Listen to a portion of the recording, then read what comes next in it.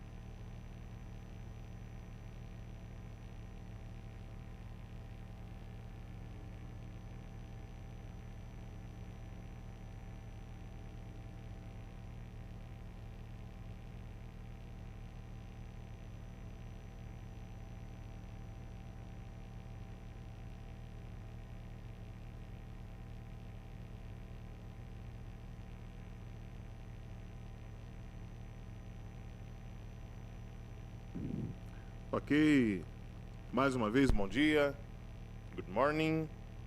Excelências, distintos convidados, estimados parceiros e todos os participantes que se juntam a nós hoje, tanto pessoalmente quanto virtualmente. Em nome do Fundo de População das Nações Unidas, da Comissão Nacional de População e Desenvolvimento da Presidência da COP30 e da Defensoria Pública da União, gostaria de dar as boas-vindas ao segundo dia do Simpósio Global 2025 sobre Justiça Climática e Populações Impactadas. Sob o tema Direitos em um Clima em Mudança, Saúde Sexual e Reprodutiva e Igualdade de Gênero. Iniciamos o Simpósio 2025 no dia de ontem, aprofundando os vínculos fundamentais entre o Programa de Ação da Conferência Internacional de População e Desenvolvimento e as mudanças climáticas, enfatizando o compromisso compartilhado com os direitos humanos e o desenvolvimento sustentável. Ouvimos testemunhos poderosos e nos engajamos em discussões sobre como a ação climática deve ser fundamentada nas realidades de diversas populações e como as evidências emergentes na interseção de saúde e direitos sexuais e reprodutivos, violência de gênero e mudanças climáticas estão moldando nossa compreensão global. Antes de dar início à programação do nosso segundo dia, gostaríamos de refletir um pouco sobre essas ricas discussões que tivemos no dia de ontem e recapitular algumas das principais mensagens que surgiram ao longo do dia. Gostaria de convidar ao palco a senhora Alice Cafaro, que está liderando a relatoria do simpósio. Por favor, Alice, fique à vontade, a palavra é sua. Uma salva de palmas, por favor, para Alice.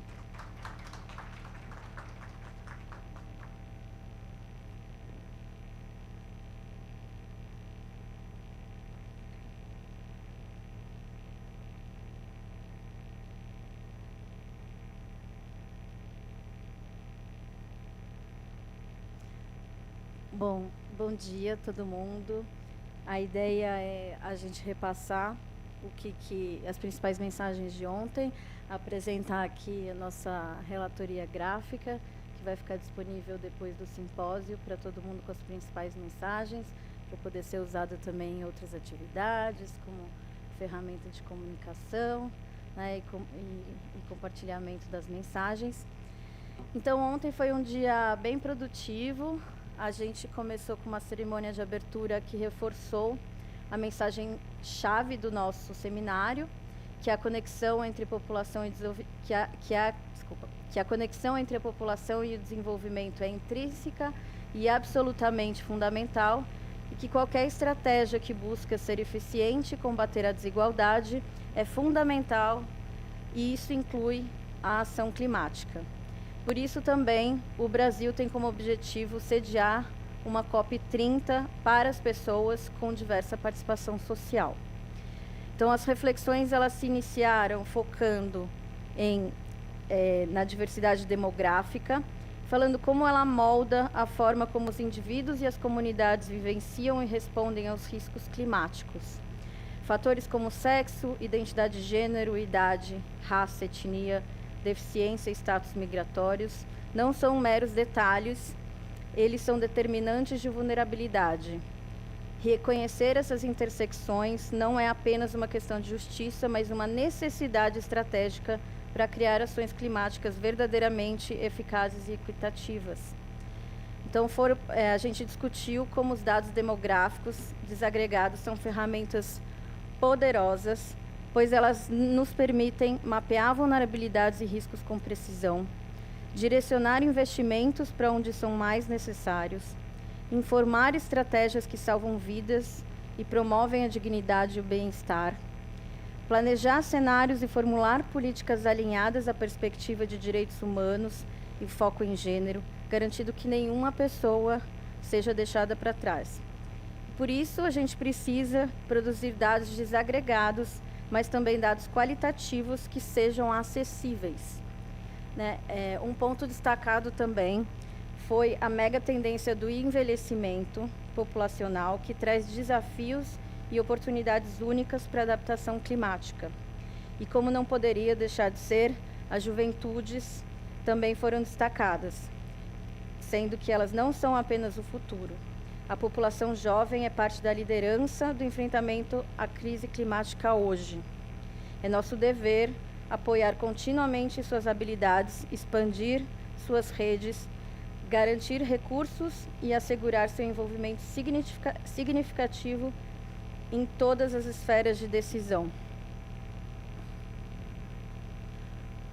Aprofundamos também o foco em gênero.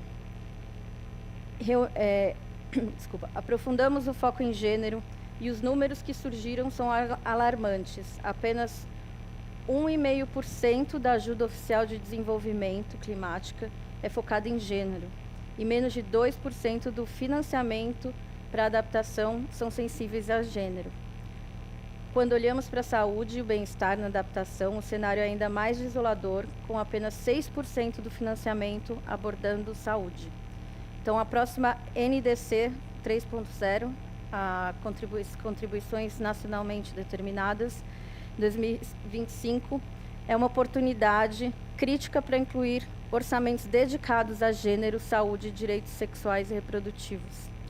Também foi apresentado os resultados do balanço global, feito pelo UNFPA em colaboração com a Queen Mary University of London e o IDR Canadá, sobre saúde e direitos sexuais e reprodutivos, violência de gênero, baseada em gênero, e mudanças climáticas, desde a CIPD, da Comissão Internacional de População e Desenvolvimento 25. E os resultados também foram contundentes. Muitos planos de ação climática e planos nacionais de adaptação mencionam gênero, mas menos de 1/3 das NDCs dos países abordam significativamente a violência baseada em gênero ou a saúde e os direitos sexuais e reprodutivos. Avançamos, mas ainda falta traduzir os compromissos em financiamento, orçamento dedicado e ações concretas. Um levantamento também sobre pesquisas ao redor do mundo confirmou que existe uma associação entre mudanças climáticas e aumento da violência contra mulheres e meninas.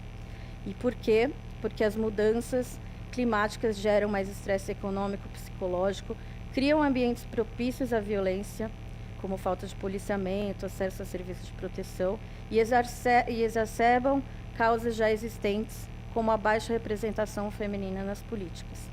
Essas e outras pesquisas apresentadas ao longo do dia mostraram que, ao redor do mundo, meninas e mulheres sofrem com o aumento da violência, a exploração sexual, o feminicídio, mutilação genital feminina, casamento precoce e forçado, gravidez precoce, trabalho doméstico excessivo, insegurança alimentar, abortos espontâneos causados pelos desastres, deslocamentos forçados, conflito e a necessidade de percorrer longas distâncias para buscar água, madeira e até acessar a escola. A mensagem não poderia ser outra: não haverá adaptação climática se saúde e direitos sexuais e reprodutivos, violência baseada em gênero e práticas nocivas não forem incorporadas nas políticas e ações climáticas. As mudanças climáticas, quando pensamos os sistemas de saúde, geram um aumento alarmante de doenças físicas e mentais, elevam a demanda por esses serviços e, ao mesmo tempo, causam a suspensão desses mesmos serviços. Foi enfatizado que as vozes e os conhecimentos locais, especialmente dos grupos mais vulneráveis em risco, são cruciais para entender esses impactos. Também foi destacado que a saúde básica é a primeira linha de defesa contra a crise climática e ela precisa ser repensada e fortalecida com recursos e capacitação. Partimos depois para destacar a interseccionalidade, o feminismo e a justiça climática no contexto dos movimentos sociais, e a discussão avançou focando o olhar nas vozes femininas que já existem e que precisam ser amplificadas. Sem o reconhecimento das desigualdades interseccionais, não há justiça climática, uma perspectiva, inclusive, que foi criada por mulheres afrodescendentes.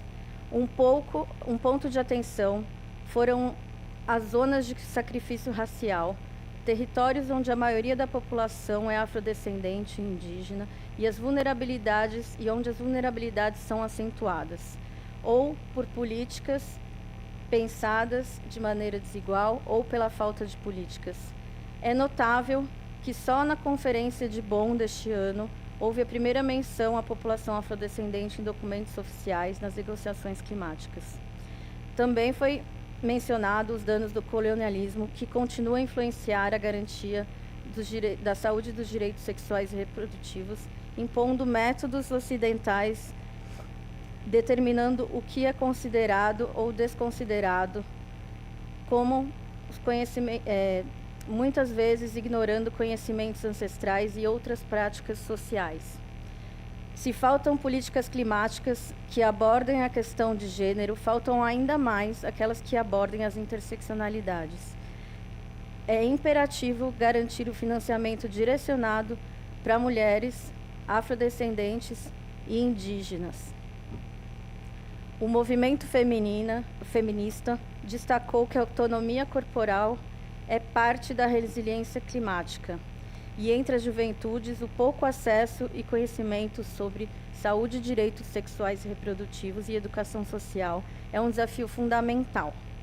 Um exemplo de resposta local importante é a articulação para o combate à violência de gênero em abrigos, algo ainda pouco abordado na resposta a desastres e que muitas vezes é liderado por movimentos feministas locais. O movimento também foi destacado que o movimento feminista... Desculpa, gente, olha essa parte. Também foi destacado que em 2025, a Corte Interamericana de Direitos Humanos afirmou que os Estados têm o dever reforçado de proteger os direitos humanos em contextos de crise climática.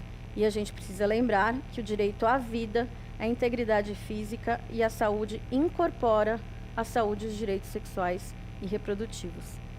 Então, também é fundamental descolonizar espaços institucionais e os Estados precisam facilitar a participação de coletivos locais nas negociações globais. Finalmente, foram abordadas a segurança alimentar e hídrica causadas pela mudança climática, que são fatores que aumentam a falta de acesso à saúde, os direitos sexuais reprodutivos, a violência de gênero e as práticas nocivas que precisam ser entendidos com mais profundidade. Esses fatores também levam à retirada de meninas da escola e de seus momentos de diversão. Em contextos extremos, temos consequências extremas, como a barganha associada à violação, onde comida e água se tornam moeda de troca. Já existe a violência e o vazio essencial, e isso se somam aos eventos extremos como a seca. As mulheres e meninas são desproporcionalmente mais propensas a sofrer insegurança alimentar moderada ou grave, por causa das normas de gênero arraigadas, acesso desigual, recursos e responsabilidades de cuidado. A integração de dados desagregados de gêneros mencionados inicialmente é essencial, pois elas ainda não estão nos sistemas. Foram apresentadas ferramentas como a classificação integrada de fase de segurança alimentar, o IPC, na sigla em inglês, reconhecendo que o gênero pode influenciar a vulnerabilidade, mas carece de indicadores específicos relacionados à violência baseada em gênero, à saúde sexual e reprodutiva ou às disparidades intradomiciliares. Também foi apresentado uma experiência importante nesse contexto, como a de linhas telefônicas gratuitas de ajuda, que são importantes para oferecer aconselhamento psicossocial e encaminhamento de serviços. Bom, esse foi um resumo e uma recapitulação. Gostaria também de saber se alguém aqui gostaria de destacar alguma mensagem, alguma coisa que ficou para vocês de mais marcante do dia 1, para a gente continuar para a nossa primeira sessão e um dia mais produtivo de simpósio.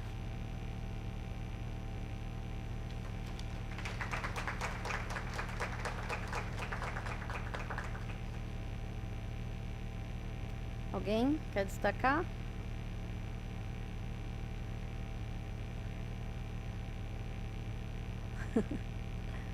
Não. Então tá bom. Então, por favor, vamos continuar. Bom dia.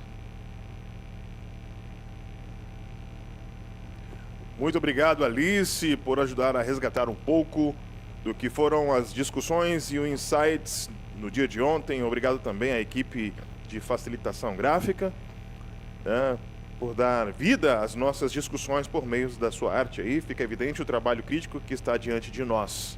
Uma salva de palmas para Alice, mais uma vez, de forma mais calorosa. À medida que avançamos para o segundo dia, mudamos nosso foco para uma integração mais setorial e interseções temáticas, explorando soluções práticas e abordagens inovadoras que construirão resiliência e impulsionarão a justiça climática para todos. Muito bem, seguimos para a sessão 4, proteção social, meios de subsistência, alternativos e resiliência climática. Nossa primeira sessão do dia explorará aspectos de proteção social, meios de subsistência, como já foi dito, meios de subsistência alternativos e resiliência climática. Diante da intensificação dos choques climáticos, do aprofundamento das desigualdades, das crescentes mudanças demográficas, os sistemas de proteção social são mais vitais do que nunca. Esta sessão revelará abordagens práticas para a proteção social e meios de subsistência alternativos que constroem a resiliência de mulheres e meninas nas comunidades que estão na linha de frente. Exploraremos como melhorar o acesso ao financiamento climático para a proteção social e discutir a transição para sistemas de proteção social mais amplos e sustentáveis, considerando os impactos da evolução demográfica. Tenho o prazer de apresentar a moderadora desta sessão, a senhora Imali Ingusali, estrategista-chefe do Centro Africano para a Saúde, Clima e Aliança de Justiça de Gênero, o Ashoga, lá do Quênia. Fique à vontade, a palavra é sua.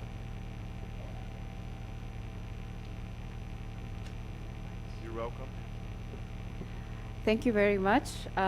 All protocol observed. I'm delighted to be moderating this session on social protection, alternative livelihoods, and climate resilience. And to help me tackle this great topic, I have a list of panelists who I will be calling, and I would request that they would be able to join me in these seats. I'll first start with Hugo Ronaldo Aguila.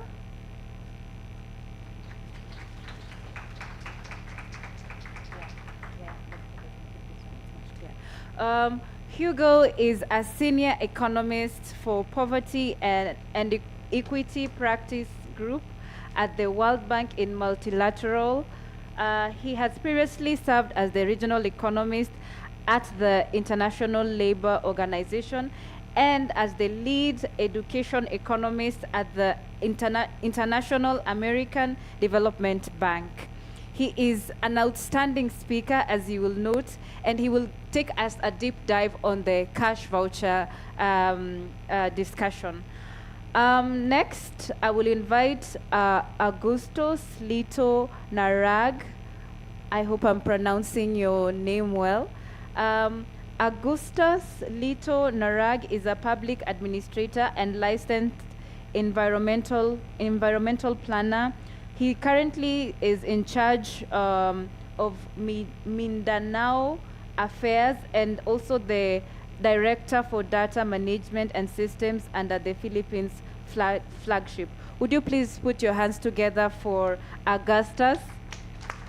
I hope I'm pronouncing your name correctly. And then we'll also be joined by Mohamed Agiz. Mohamed Agiz was here with us yesterday for the last session, for those who remember. He's from Egypt.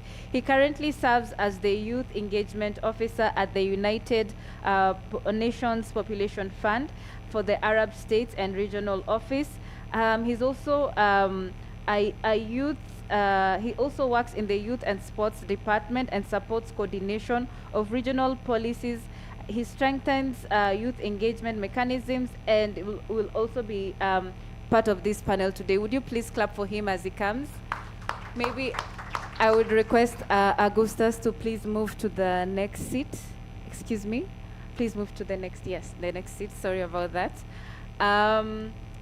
And then last but not least, oh wait, I have a new panelist who will also be joining us online.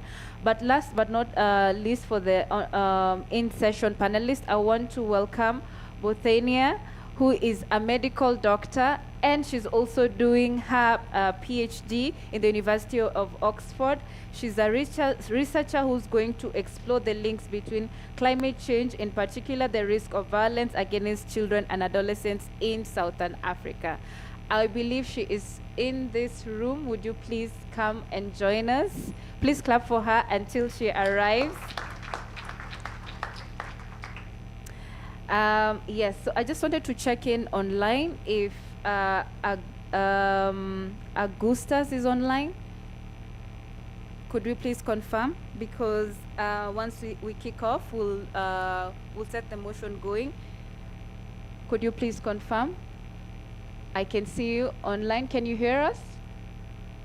Or could you please maybe say a word so that I can know you are okay? I can't hear you. Okay, maybe I will request that his mic be okay, fantastic. Maybe as they do that, I'll go.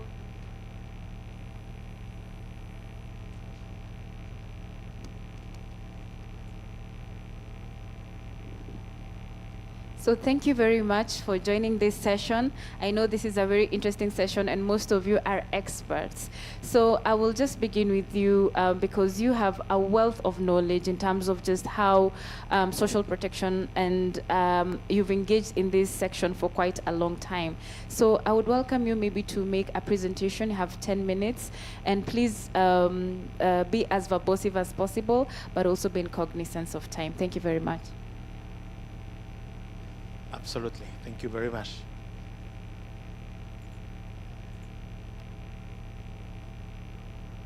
Okay.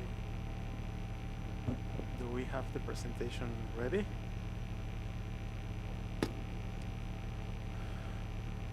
Well, while the presentation is ready, let me just say hi. Bom dia. É realmente prazer estar aqui. Fico muito grato, muito obrigado pela oportunidade de estar novamente no Brasil, novamente falando destes tópicos de integração social.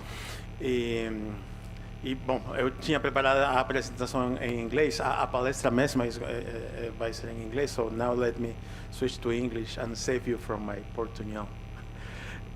So, good morning, and thank you all for this opportunity to present. So we have this presentation prepared with the team from the World Bank about integrating social protection and climate resilience from a Brazil perspective. Next, please. And very briefly and very succinctly, let me give you a roadmap and then a summary of what do we have for this presentation very quickly. The three topics we have for this presentation are in this roadmap. First, we're going to talk about social protection in Brazil, then about natural disasters and government responses, to finally talk about opportunities for integration. Next, please. And this is a summary. What's the takeaway? What do we have for you in this presentation? The main characteristics of the social protection system in Brazil that contribute to this enhanced integration with climate adaptation and resilience strategy. Main highlights, the four main highlights we have for you in this presentation. First of all, it's important to recognize that the current social protection system in Brazil and in many benchmark countries that we have are particularly targeted at women, at least in the design and all the way the programs are designed. The targeting is women-centered. This is important. And some of the most important programs providing financial support to families displaced by natural disaster are actually more access to women. The missing link, perhaps, the missing link here is these government responses to climate disaster that often rely on protocols that are only activated in emergencies rather than actually embedded in the current system of social protection.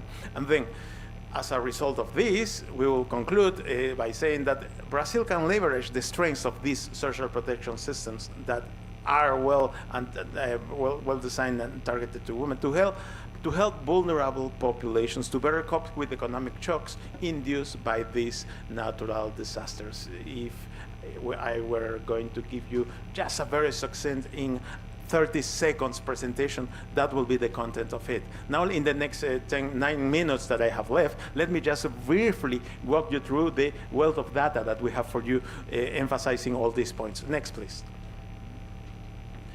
Social protection in Brazil. Next, please. And here the point is this. The social registry covers an important share of the population, actually 40% of the population. It's pretty high, pretty substantial. It covers most of the impoverished population. But if we put that in a benchmark of where Brazil stands regarding benchmark countries in the region, outside the region, in the BRICS, everywhere, anywhere, well, there are many other countries that are doing a higher coverage of a more interesting job in this way. So there are good news in terms of the coverage, good coverage, but also there is room for improvement. There is an important and substantial room for improvement there. This is in terms of coverage. Now let's get into the gender split, which is important here. Next, please. And in terms of the gender composition of that registry, Brazil stands out as one of the countries with an important share of women receiving this program and registered, etc. Only Kazakhstan, Ecuador, Colombia, and Moldova will show social registers with a slightly higher participation of women in the registers. Next, please. So there are strengths, there are important strengths, and also it happens to be that when we look at the progressivity of the system and we compare male to female ratios of participation across the income distribution, it turns out that in the lower income quintiles, the female participation substantially surpasses that of males, and this is another signal of the strength of Brazilian system. Next, please. So let's go to the second part about the linkages between that system that already exists with the other system that activates during emergencies, during these particular circumstances. And let's start recognizing this issue that has been in the table here for a while. The climate events are growing, are substantially growing, not only in numbers, but also in terms of the casualties they generate, also in terms of the cost they have for the societies. Next, please. And these are the costs. Before we had the numbers, the number of events, now we have the cost. And they are increasing. That is an issue of concern, and we should be paying closer attention to this. Next, please. And one of the most impactful disasters in Brazil is the one we had in Rio Grande do Sul in May 2024.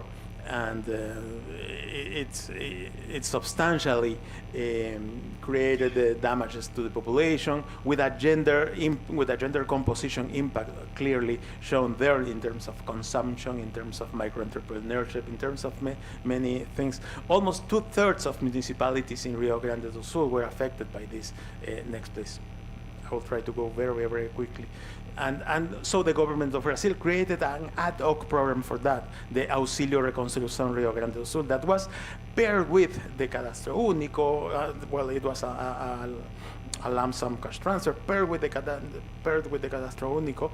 And next, please. It was complemented by another program that the federal government created there. And again, female were the majority of the recipients of this Auxílio Reconstrução. Next, please. And this is the paired government program that I was referring to, the Volta por Cima, that was also there, created from some previous circumstances that, in a way, it overlapped and complemented the efforts that we had there.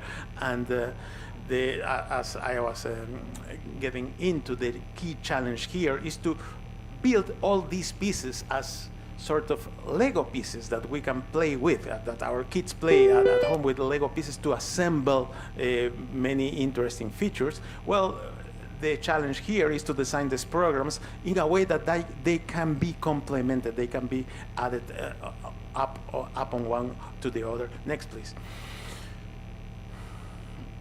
and women were also higher beneficiaries of this. Next, please. Let me just quickly run to this final rush of the need for integration. Next, please. And so the need for integration, the key argument for this is that not only the poor is disproportionately affected by natural disasters, also they have less tools to cope with it. And so the final impacts that natural disasters have on their livelihoods are more harmful, and the fluctuations on their income will be higher, and so they need these supports in a much dire situation than other segments of the population. Next, please. And so the cash transfer serve to stabilize incomes, and they can incentivize incentives for the short, the medium, and the long run. And so in this context, these cash transfers that we have and that are well designed in countries like Brazil can also help incentivize households to invest in climate resilience, invest in climate prevention. Next, please. So the opportunities for further integration are based in basically 3 points, three pillars. Pre-identifying families at the Cadastro Único, being preemptive in terms of the disasters. Then establishing clear national ex-ante protocols to identify these families in those cases. And then the third point about the importance of coordination and collaboration for all these instances. These are the basic points that I wanted to deliver. Next, please.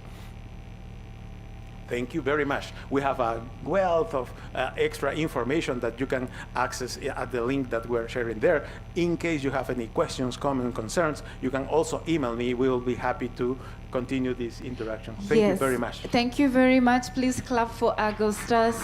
We will be having a round of questions. I'm going to get to our next speaker, but before I do that, I wish to also introduce Thais Lemos Ribeiro. I'm so sorry I missed out on your name. I was informed that there was someone who was in our panel and left. I am really sorry. I thought it was you, and I'm really sorry about this. Please clap for her.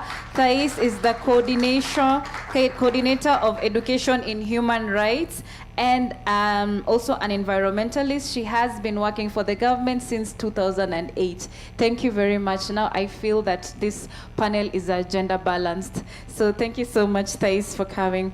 So for our next speaker, Mohammed, is gonna take us a deep dive on youth participation. And after that, we're going to take a plane and fly all the way to Zimbabwe, because there is a very interesting discussion on what's happening down there.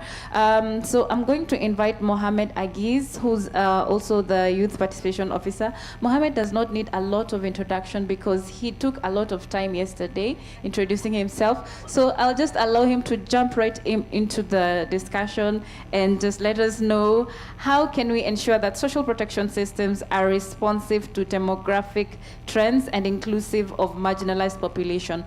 And also for those who are joining us online, please feel free to ask your questions using the hashtag Climate Symposium. I'll also be reading some of the questions at the end. So please, if you have questions from Mohammed, Agustin, or Thais or Botania, do not worry. I will give you sufficient time to ask. You have the floor. Always humbled by your introduction. Thank you. Thank you so much. So regarding your question, I would like to start and saying that we can talk about responsive systems if the people who are most affected by climate stressors, young people, displaced women and informal workers, and persons with disabilities are not involved in the conversation. This is very important. The idea of the co-creation and co-validation and co-experimentation of any work on ground should include these communities first. We are talking about social protection, and I remember one of the projects that I worked on was with the refugees in Egypt in 3 different governorates or demographic areas. It means to give a support for these communities in order to start raising their cards for their livelihoods ways. The problem is no one from those people were asked what they want. before they start the projects. And this is one of the main headlines that I would like to highlight. If we need to create responsive systems, that we need to ensure that these communities are included in the discussion and the co-creation before we go to say this. So the social protection and making a response should also include that the specifications of the demographic areas. And if we're talking about youth, for example, one way that we should treat the demographic diversity as a foundation, not as a complication. So this is a couple of things. We need also to ensure that the projects that we are working on in order to create social protection for these communities is ensuring the demographic diversity as foundation. One more thing, I think also doing a localized delivery matters. And I say that we need a social protection that works not only for the capital cities, it should also include the rural areas, the conflict-affected zones, and refugees hosting communities in order to create a social cohesion for these communities. And this requires a real-time disaggregated data and trusted community-based mechanism that can deliver support with dignity. And I would stress on this, one of the most essential things that we need to ensure is to take the data and the needs of the users or the citizens from their side. So I always say that we need to highlight what we called a citizen-centric approach. We need to ensure that everything is circulated around the beneficiaries. Social protection systems is one of this. If we need to understand what people need in order to create a system for them, this means we need to go for their basic needs, asking them what you want, asking them how they live, and ensuring with that we are doing a programmatic response for that site.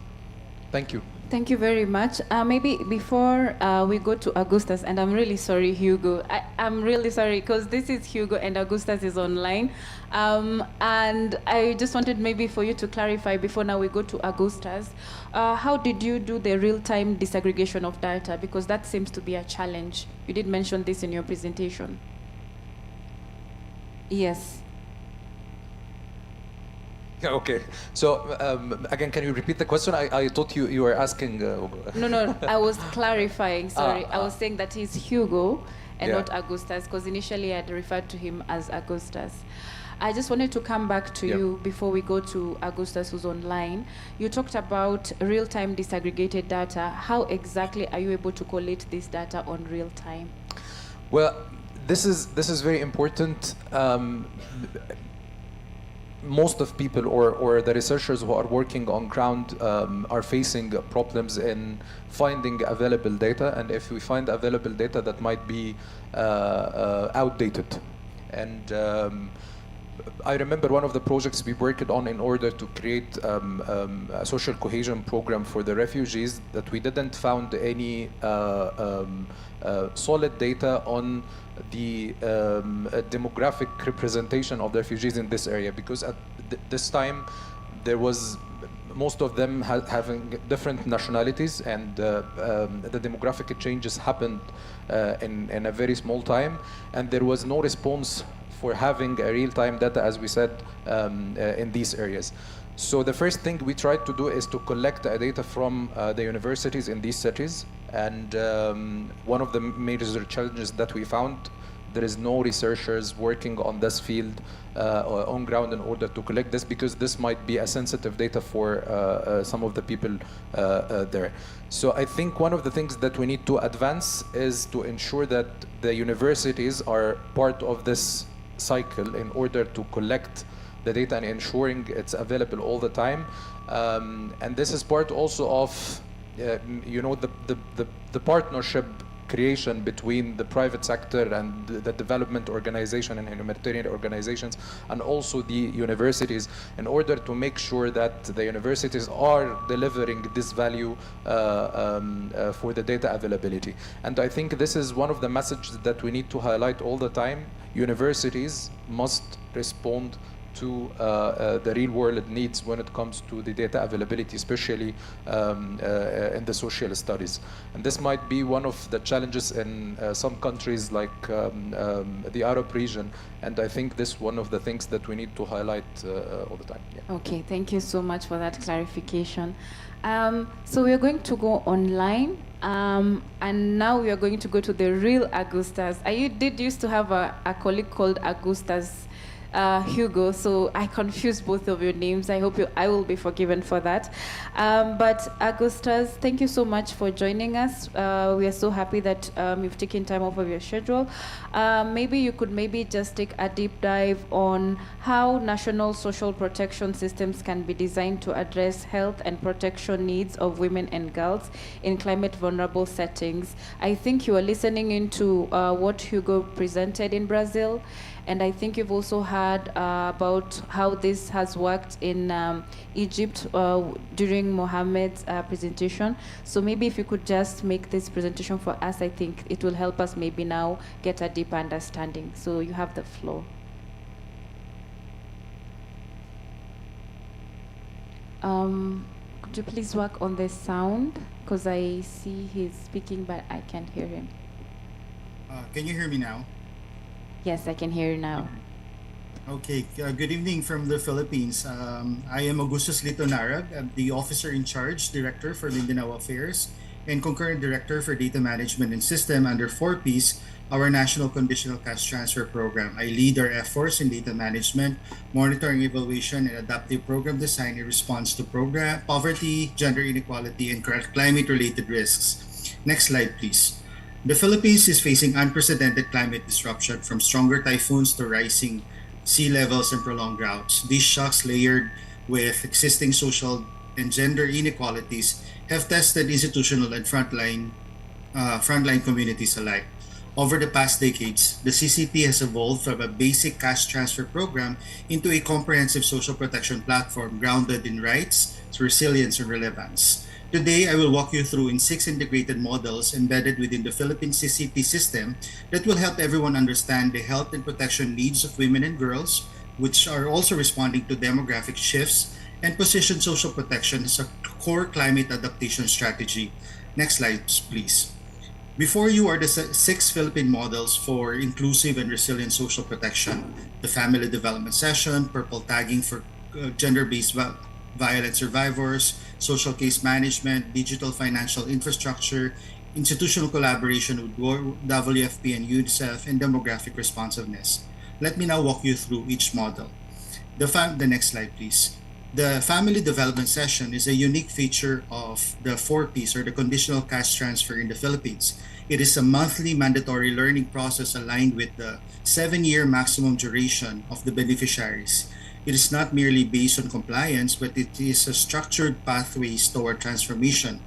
The modules promote health-seeking behaviors like timely immunization, nutrition, hygiene, and prenatal care, women's empowerment, climate preparedness like safe shelter awareness, disaster drills, and use of referral pathways, and effective use of assistance for anticipatory action and rapid response.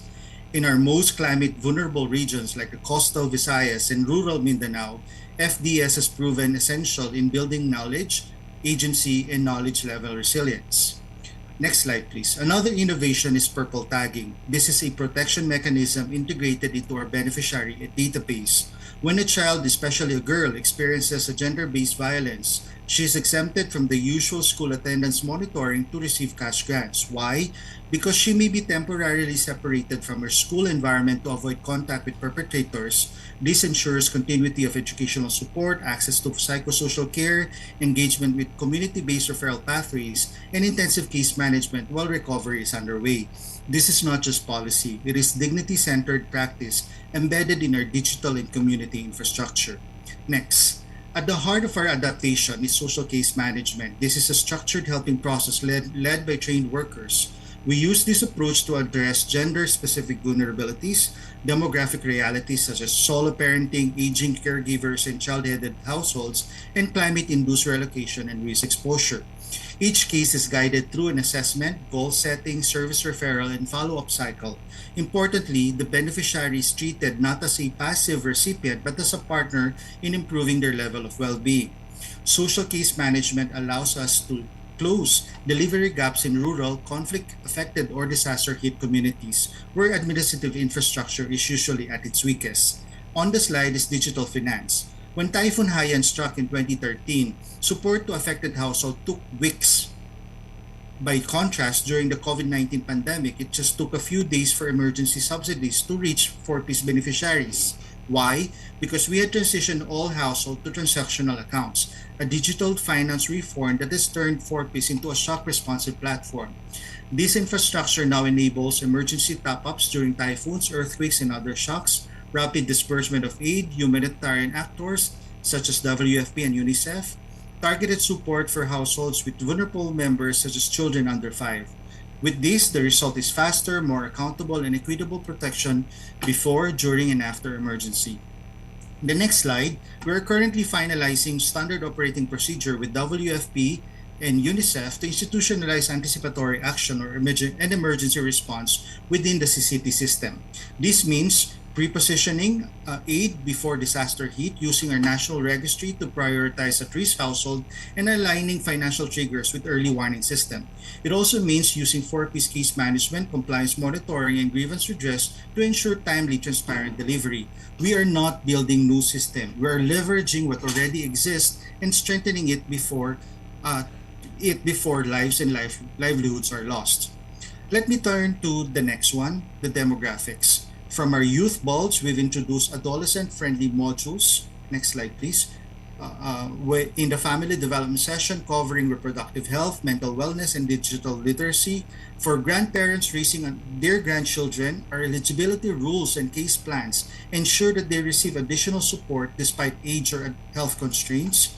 For climate-displaced household, we implemented a transfer of residence protocol, allowing families to continuously receive their grants despite their dislocation. This protocol was critical during Typhoon Odette. In fact, a study in 2023 found that families who relocated to climate shocks retained their access to services, unlike non-CCT households who face delays or exclusion. And we're not stopping there. We are integrating with the Philippine Identification System and the community-based monitoring system to improve real-time demographic tracking, especially for indigenous people, solo parents, persons with disability, and gender-diverse households. Next slide, please. Despite the proven role of CCT's resilience, less than 2% of global climate goes to social protection. This is not only a funding gap, it is a justice gap. The Philippine experience shows that when you combine cash transfer, social casework, community education, digital delivery, interagency convergence, we create a resilience ecosystem, not just a safety net. So if we want to uphold the sexual and reproductive health rights, prevent gender-based violence, and support adaptive livelihood, we must fund social protection accordingly as a pillar of social protection, not an afterthought. In closing, the message is clear. Next slide, please. Social protection is climate protection. Cash transferred when gender responsive and socially managed can definitely prevent harm, protect rights, and promote dignity, especially for women and girls in the eye of the storm. Thank you for the opportunity. Thank you so much. Wow, that was such an interesting presentation. I'm happy to see that you've done so well even after COVID. I hope that we will be having an interaction with you because the presentation was really, really comprehensive. So now we're going to fly to Zimbabwe, and I'm pleased to present our next panelist. She is Bothania, and Bothania will be sharing with us about her work on drought and violence against adolescents in Zimbabwe, Mozambique, and Lesotho. So you have the floor. You can either sit there or stand here. It's up to you. So the honors is yours. Great, thank you, Emali. I just want to check if my slide is ready. Could you please confirm?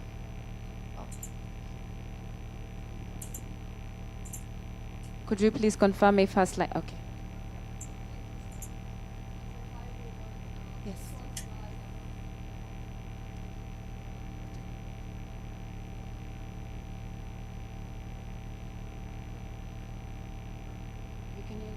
Okay, I can, yeah, okay.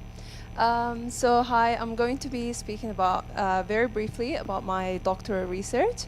I look into the relationship between climate change, specifically droughts, and the risk of violence, different violence forms, so gender-based violence, emotional and physical violence against adolescents in Southern Africa. So it's a pooled data analysis looking into 3 countries, Zimbabwe, Lesotho, and Mozambique.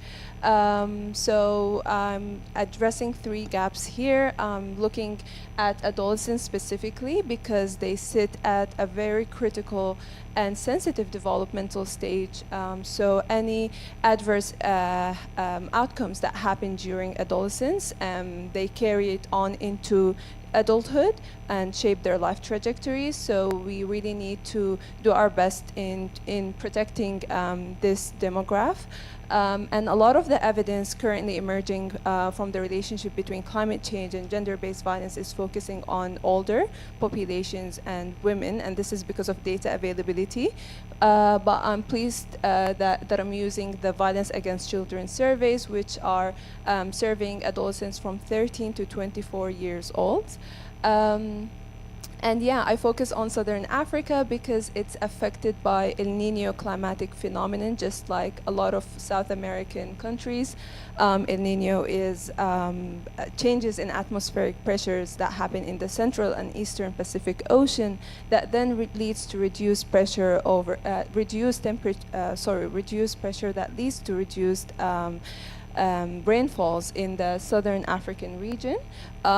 So if we look at the first graph here I have on the right, it shows a gender moderation analysis, and my data includes males and females, and this gives me the opportunity to compare the risk between males and females. So the purple we have the risk for females, and the orange is males. And as you can see in the x-axis, we have drought severity, and the y-axis is the risk of sexual violence. So as the drought severity increases, we can see the purple line going up, showing that females are 35% more at risk for sexual violence as drought increases compared to their males counterparts.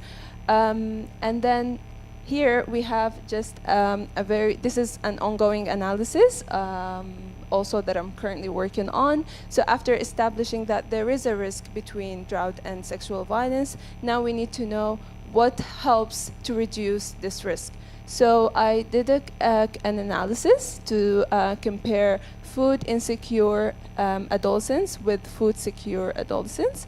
And as you can see that the food secure adolescents are much less affected by physical IPV, which is intimate partner violence. And this is looking into adolescent girls only in Zimbabwe to just provide a context-specific evidence and looking at one country rather than a pooled data analysis. And as you can see, for the food secure adolescents in drought settings, we have much less risk going from up to 4% to as little as 2%. So we have a 2% decrease in the risk of physical intimate partner violence against adolescent girls in Zimbabwe. So I hope this evidence can be translated into policy and showing that there are some ways to reduce the risk faced by adolescent girls who are affected by droughts. Thank you. Thank you very much. I hope we will be able to come back to you so that maybe you could maybe express and maybe talk about how this can be translated into a program. But without much further ado, I would want now to welcome Thais.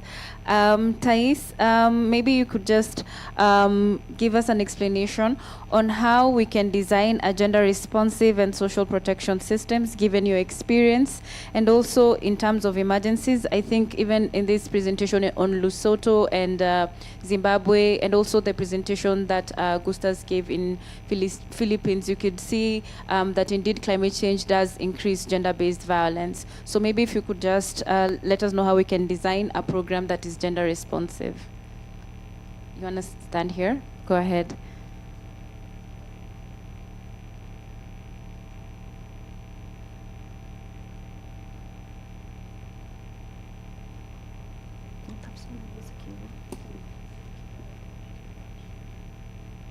Bom dia a todos e a todas e a todos. Eu vou começar primeiro fazendo a minha descrição, caso tenha alguém, né, nos acompanhando online. Então, eu sou uma mulher branca, de calça vermelha e blusa preta, cabelo na altura dos ombros, castanhos, e utilizo óculos.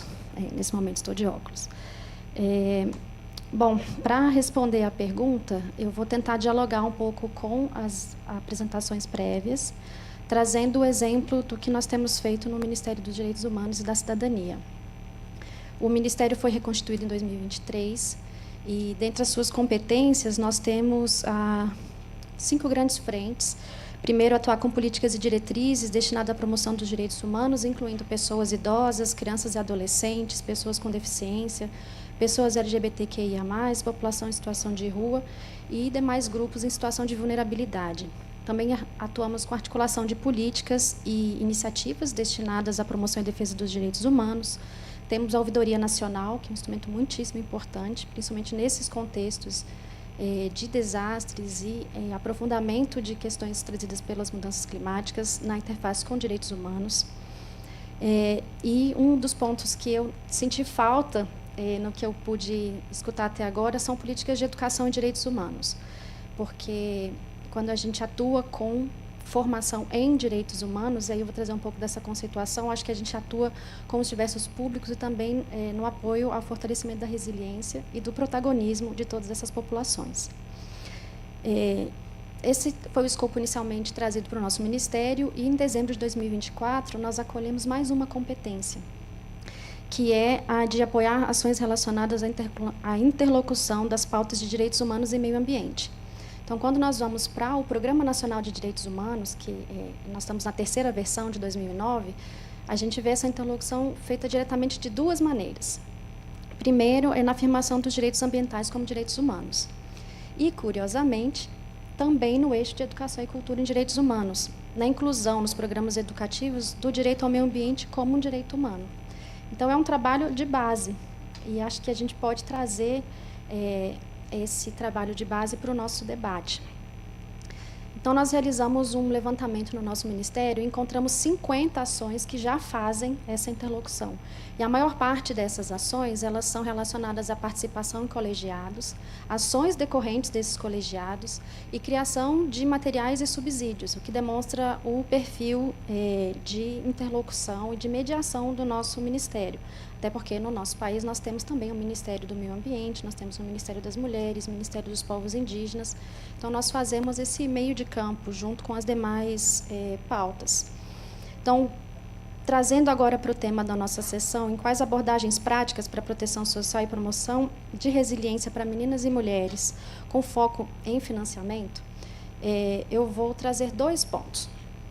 O primeiro se refere à questão de trabalhar com dados de qualidade e a sua relevância para o desenvolvimento de políticas públicas. Isso está na competência do nosso Ministério. Nós temos uma área específica de indicadores e evidências, demonstrando a importância dessa frente para a elaboração de políticas públicas.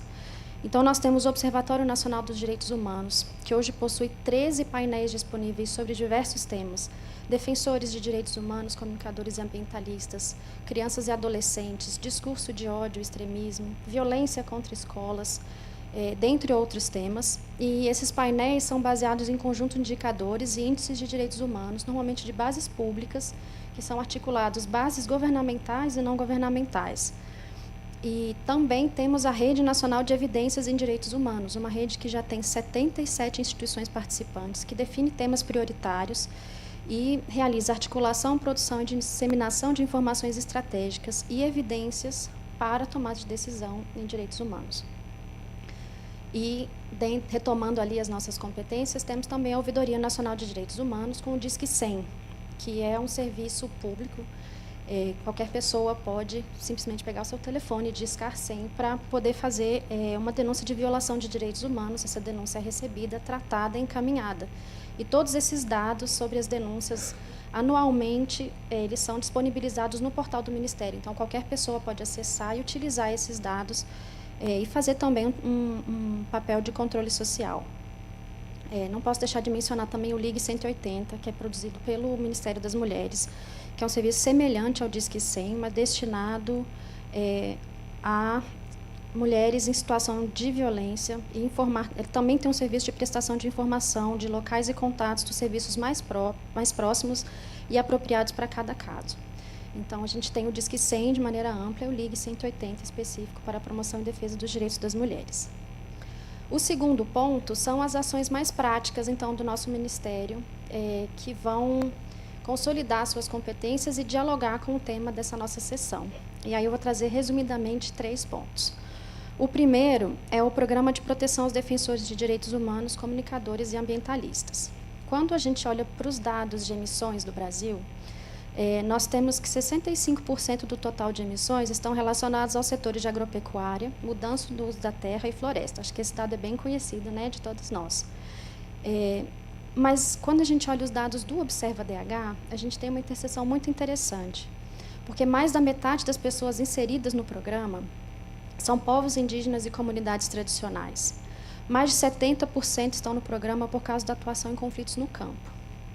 E naqueles casos em que nós temos a informação de raça ou gênero da vítima, nós temos 51,4% são mulheres e 50% são pessoas negras.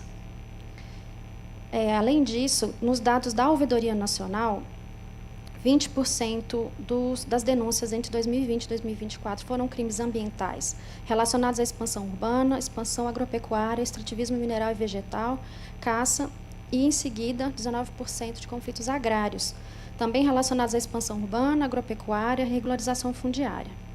Então, a gente tem aqui uma relação entre o nosso perfil de emissões e um perfil de violação de direitos humanos. O Observa-DH também trouxe uma pesquisa chamada Percepção Social sobre Mulheres Defensoras de Direitos Humanos no Brasil, que foi publicado pela ONU Mulheres. 8 em cada 10 pessoas acreditam que muitos avanços só foram possíveis devido aos esforços de mulheres que lutam pelos direitos humanos. Então, aqui, quando a gente desce mais um nível, né, na nossa reflexão, a gente vê que mulheres defensoras são fundamentais nessa luta e também são as principais vítimas.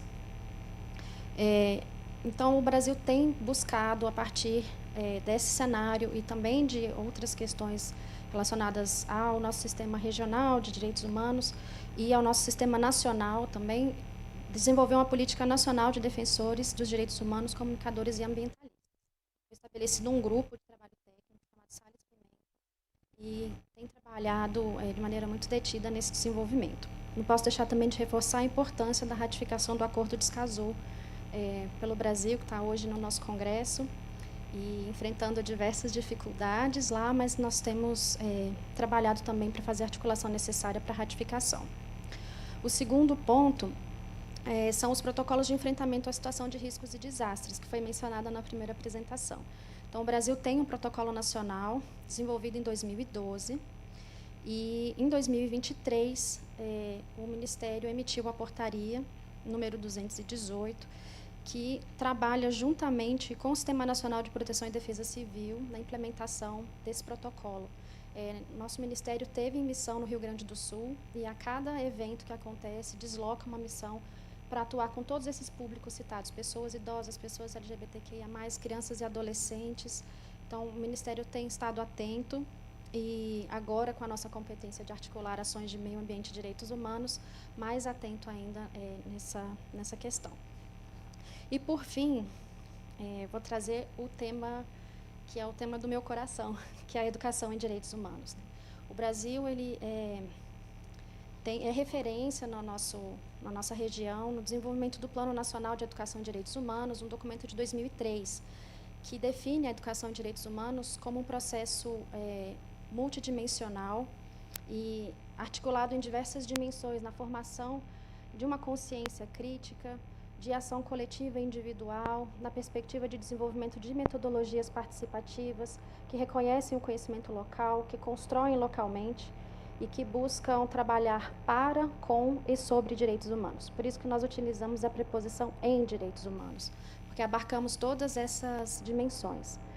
O nosso documento referencial, então, foi elaborado em 2003 e organizado em 5 eixos: educação básica, educação superior, educação popular, chamada não formal, mas é baseada na educação popular, educação de servidores do sistema de justiça e segurança, que a gente sabe que tem, às vezes, um paradigma que precisa avançar em direitos humanos, e, por fim, educação e mídia.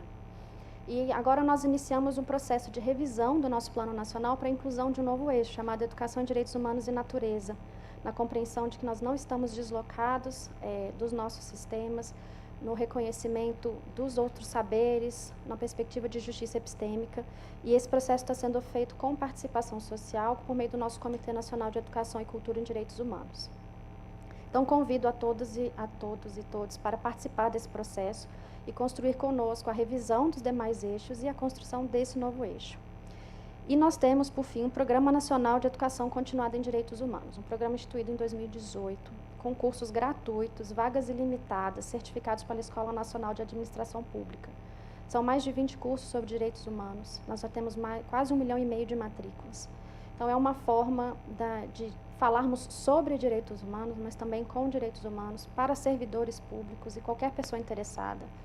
Temos muita participação de movimentos sociais, então essa é uma forma de construirmos resiliência e apoiarmos essas populações para serem protagonistas. Obrigada. Thank you so much, Thais. That was a very interesting and comprehensive presentation. I'm now going to, sorry, let me remove this. I'm now going to invite us to kindly ask questions. I will be taking 3 rounds, and I would encourage us maybe to be succinct in the questions so that we can have as many questions as possible. Our panelists are here, and also we also have questions online. So who wants to take the first shot? I'll take only 3 questions now. I see who raised their hands first. Okay, 1, 2. Do we have one? I saw her. I saw her hand. So 1, 2, 3, and then we'll go to the second round. Do you have a mic? 1, 2, and then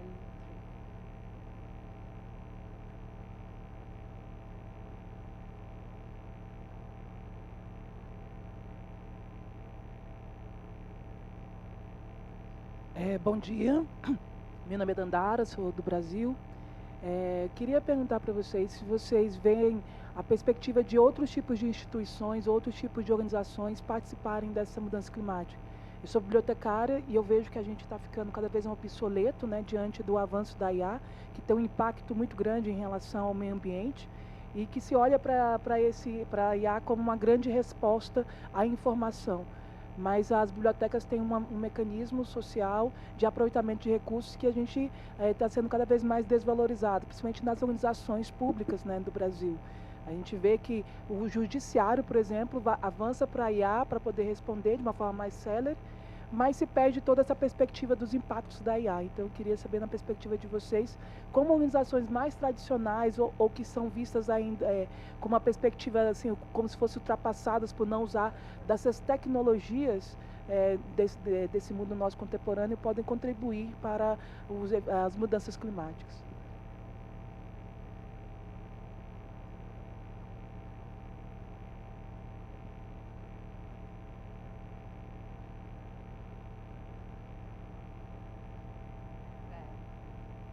Hi, I appreciate the panel a lot for a lot of people who don't understand social protection that exists for people who need it.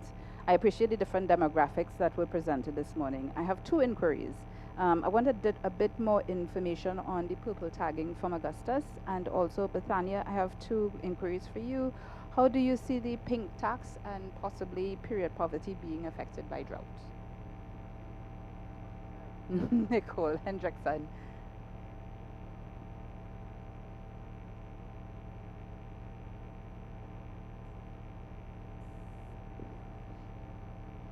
Let's take one last one. I think I saw her hand. This first.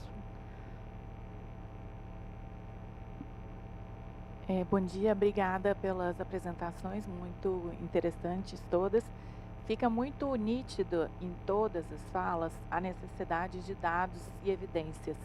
para conseguir aferir a intersecção, a correlação entre a violência baseada no gênero e os riscos, desastre e na perspectiva ambiental.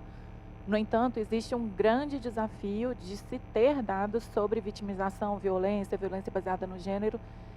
E aí eu queria ouvir de quem possa, mas necessariamente na exposição do Banco Mundial, como favorecer esse tipo de informação, esse tipo de dado, quais são as perspectivas que podem ser efetivamente postas em práticas, haja vista que essa produção de evidências ela não está disponível para a maioria dos países do mundo, ficando, portanto, muito difícil advogar pelos resultados quando você coloca dos programas de transferência condicionada de renda, outros programas de benefícios sociais, a possibilidade de focalização. É isso. Obrigada. Thank you so much. So I'll read one last question online, and then I will allow for the panelists to respond. There's only one question, and I think this is directed to you, Augustus. Thank you. What is the penetration of the social registry in terms of percentage of population and vulnerable population? And then the other question is, do you target everyone to have a social security number and account to receive the payment? I think this is also on the CVA. Maybe also, Hugo, you could answer a bit of this question. So we'll start with the first question. I think on AI, did you want anyone in specific to answer this question, or should I pick whoever? You want to answer this question? Please go ahead.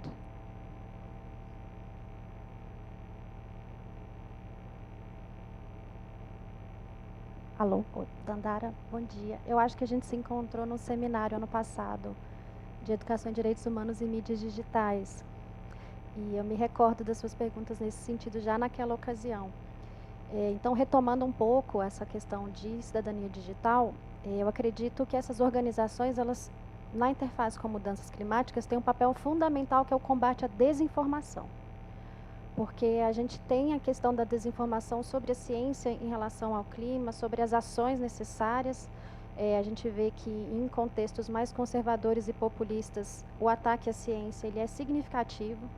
Então, essas organizações, e eu vejo bibliotecas como organizações de base, que estão em contato direto com a comunidade, elas são fundamentais na divulgação da informação adequada e no combate à desinformação.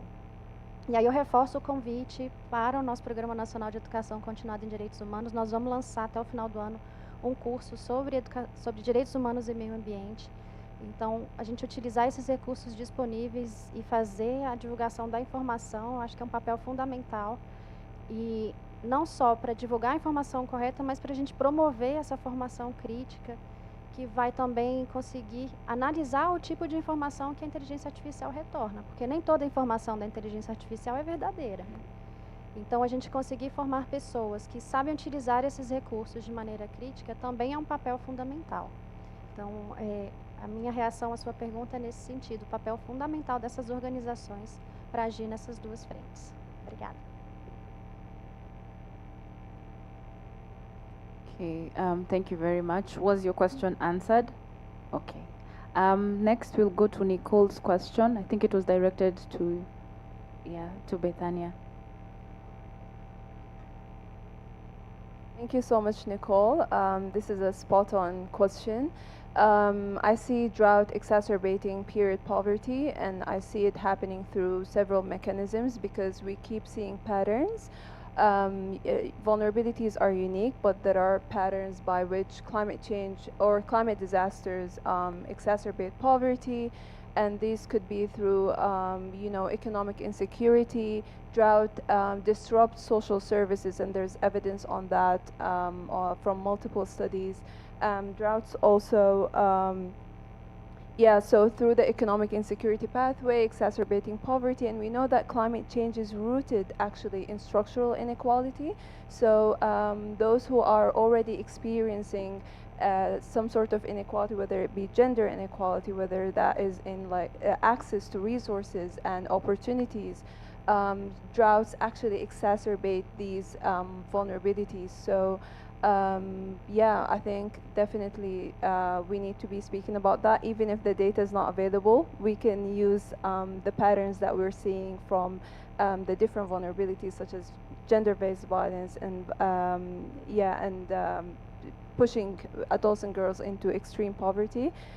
So we can just advocate using the evidence that we have right now. Sorry, could you come again?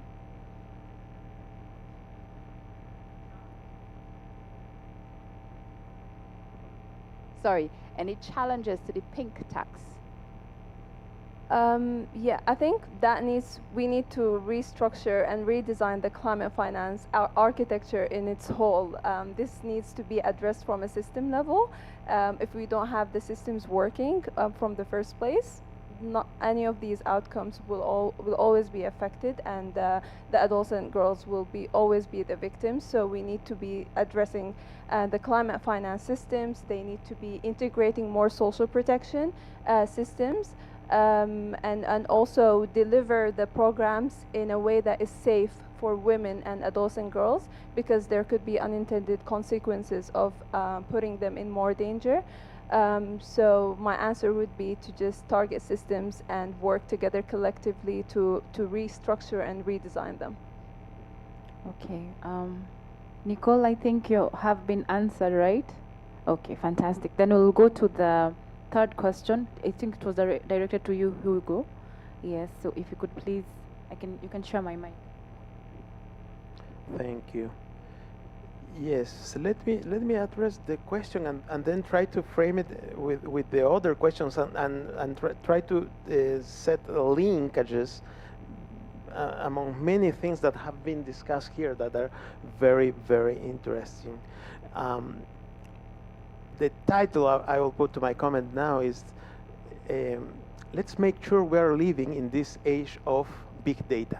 The age of big data opens a whole set of opportunities for us,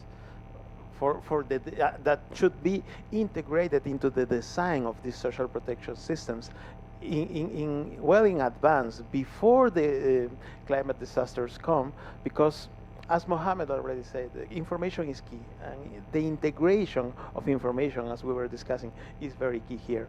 And it is the case that nowadays, not only we have information, but we also have sort of preemptive information, as the one that Bothania was sharing with us. We know the likelihood of events that will happen or may happen, and we know the gender split of them, and we know that those sets of possibilities, and integrating the current multi-layer data sets we have now with artificial intelligence, we can create sort of plausible scenarios, plausible circumstances where we can put the machinery of social protection systems, the states, and the social cohesion and integration to work in place. And let me link this to the comment about the role of libraries, o espaço que as bibliotecas têm na formação do tecido social.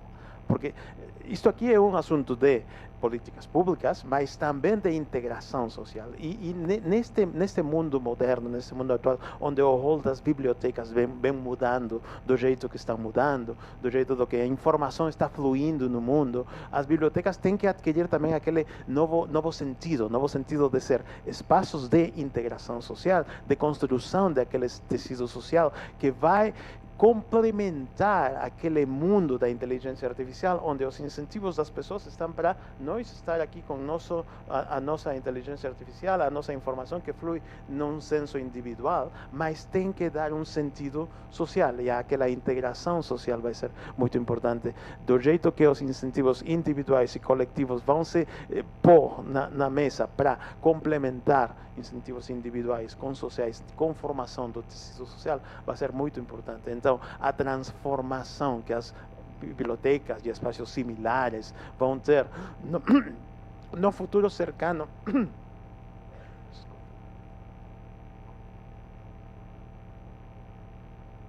no futuro cercano, para a formação daqueles espaços, porque também temos que pôr na mesa que a maneira óptima de enfrentar os retos climáticos também tem que ser social, tem que ser coletiva. Temos que ser uns conjuntos de sociedades bem cohesionadas para enfrentar os retos sociais. Então, as mudanças daqueles espaços coletivos vão ser muito importantes. Muito obrigado. Thank you very much. Your question has been answered, right? Oh, fantastic. A little bit. Okay, maybe you can have a joint discussion after this so that we can also give other opportunities. So Augustus, sorry, there's someone here who's written your name, Agustin, Augustine. Augustus, there was a question for you online. I think I read it out. Do you mind responding to this one? Thank you very much, Imali. There are two actually questions that have been raised towards to me. The first one was regarding the purple tagging. We want everyone to understand that in the course of the implementation of the 4Ps or the CCP, there has been an observed pattern of children, particularly girls, who were survivors of gender-based violence or trauma, were either dropping out of school or frequently missing classes. As a result, these households became non-compliant with program conditions and they stopped receiving education grant despite the fact that the child's absence was due to abuse or psychosocial distress. Recognizing this gap and the risk of further marginalizing already vulnerable children, the program introduced the purple tagging. Through purple tagging, these cases are identified by our caseworkers and flagged in the compliance system.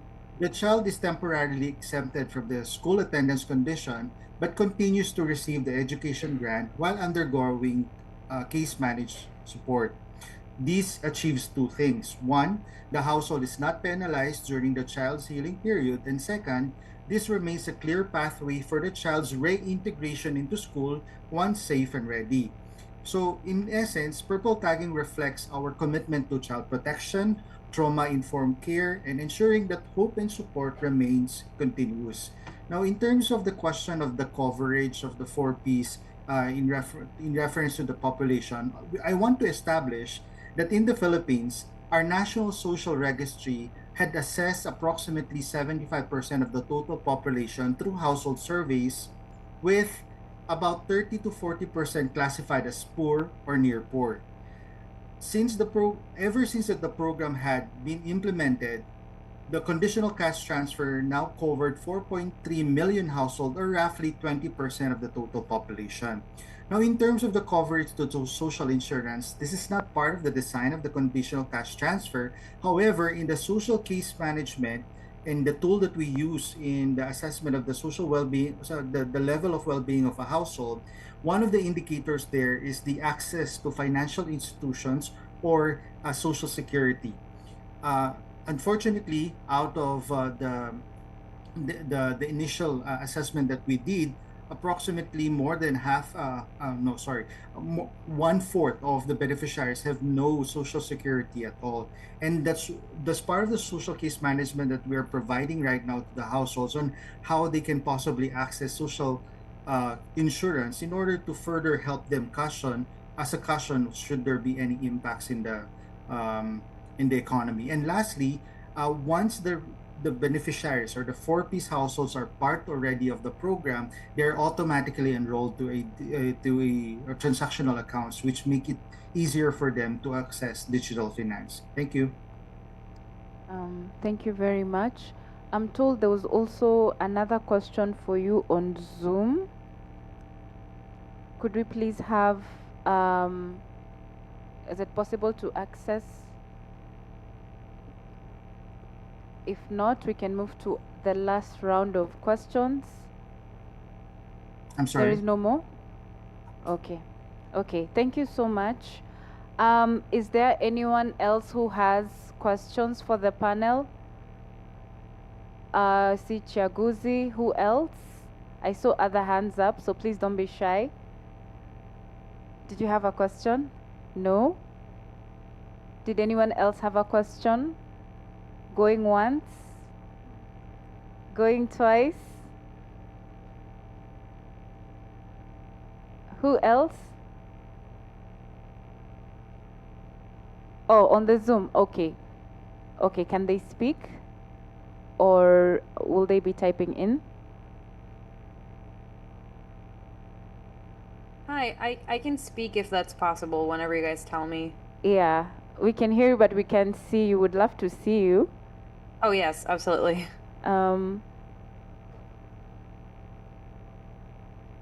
Okay, you're gonna be on in a few seconds, so we're gonna wait on for. Okay, fantastic. Go ahead. Now we can see you and hear you. Okay, thank you so much. I just wanted to thank everybody for such amazing contributions. My name's Marina Madara. I am from Argentina originally, but I am living in Europe, and I manage a project where we have also been tackling disinformation. As it was mentioned during the panel, it's one of the key elements that we need to tackle in order to really solve some of the problems, right? So I shared in the chat, in case anybody was curious, what we developed, which is an academy to fight disinformation. The main problem is that it is not something we can do in one language and translate automatically. We need to really pay attention to every country, even if they speak the same language. What are the elements that are being used for the narrative that kind of promotes disinformation? So I would really like to know, in the different frameworks where the panelists have been working so far, how do they see that we can better tackle disinformation? Do they think that, this is a general question again, do you guys think it's something that we need to start, from a really young age in our educational systems? Is it possible to influence and impact in the frameworks where you have been so far working, adults, right? Because sometimes I have more discussions with adults rather than younger generations. So I would really like to know that. Thank you. Okay, thank you very much. Chiaguzi, did you also have a question? I think maybe it could come in the light so that we can see you. As we wait for Chiaguzi, this question is very interesting. I know no one asked you a question, Mohammed. So do you want to take on this one? Yeah, we'll take Chiaguzi first and then we'll take this one. Okay. So you have a question? Yeah, thank you. Thank you very much, the panelists. I think it was excellent. First, I wanted to ask for Augustus. We hear from countries a lot about the importance of increasing the financing portfolio on social protection. And I would like to know, what is Philippines doing in this case? You have a huge social protection program. It's very limited funding on the climate finance portfolio. From the financing you are accessing, how are you advocating or pushing to ensure that this is increased?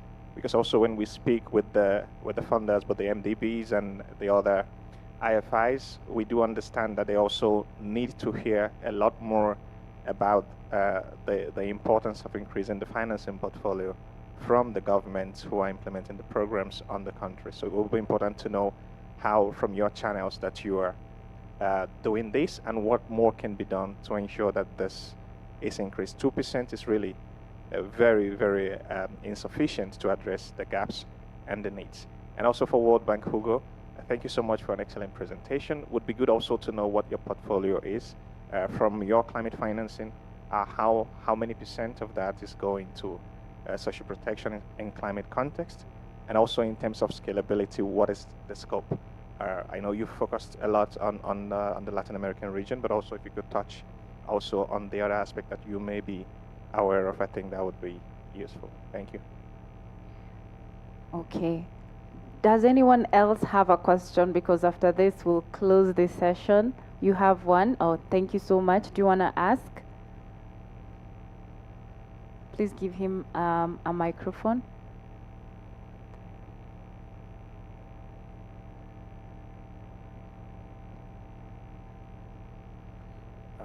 Merci pour la présentation. Alors, je voudrais juste m'atteler et m'aligner à la question de collègue qui a demandé tout à l'heure le portefeuille de la Banque mondiale en ce qui concerne le financement, en tout cas pour mener des actions de lutte contre le changement climatique. J'ai vu qu'il y a beaucoup de choses intéressantes qui se font dans l'Amérique latine. Alors moi, je viens de l'Afrique, précisément au Bénin, où il y a beaucoup d'influence de l'avancée du désert, j'allais dire, de l'avancée du désert, la sécheresse, qui influence beaucoup et qui impacte justement l'autonomisation des filles et des femmes. Il y a des actions qui sont déjà menées pour maintenir les filles et des filles à l'école, mais il y a beaucoup moins d'actions en ce qui concerne en fait comment est-ce qu'il faut autonomiser les filles et les femmes face à l'impact en fait des sécheresses, notamment du changement climatique dans mon pays. C'est de savoir en fait comment est-ce qu'il y a des programmes de la Banque mondiale qui sont également dirigés vers mon pays, ou sinon est-ce qu'il y a l'intention de mener des actions dans ce sens-là pour pouvoir soutenir mon pays également à faire face en fait à l'impact du changement climatique. Merci.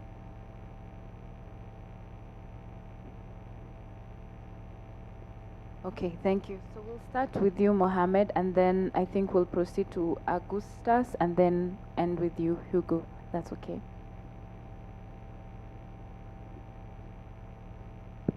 Yes. Okay, so I would say that the role of youth and in general the young people is essential in any movement in order to create a change. Let's have it from the perspective of the advocacy first. Historically, the feminist movement and the youth movement made a lot of progress in terms of advocating for the human rights, for climate action, and beyond.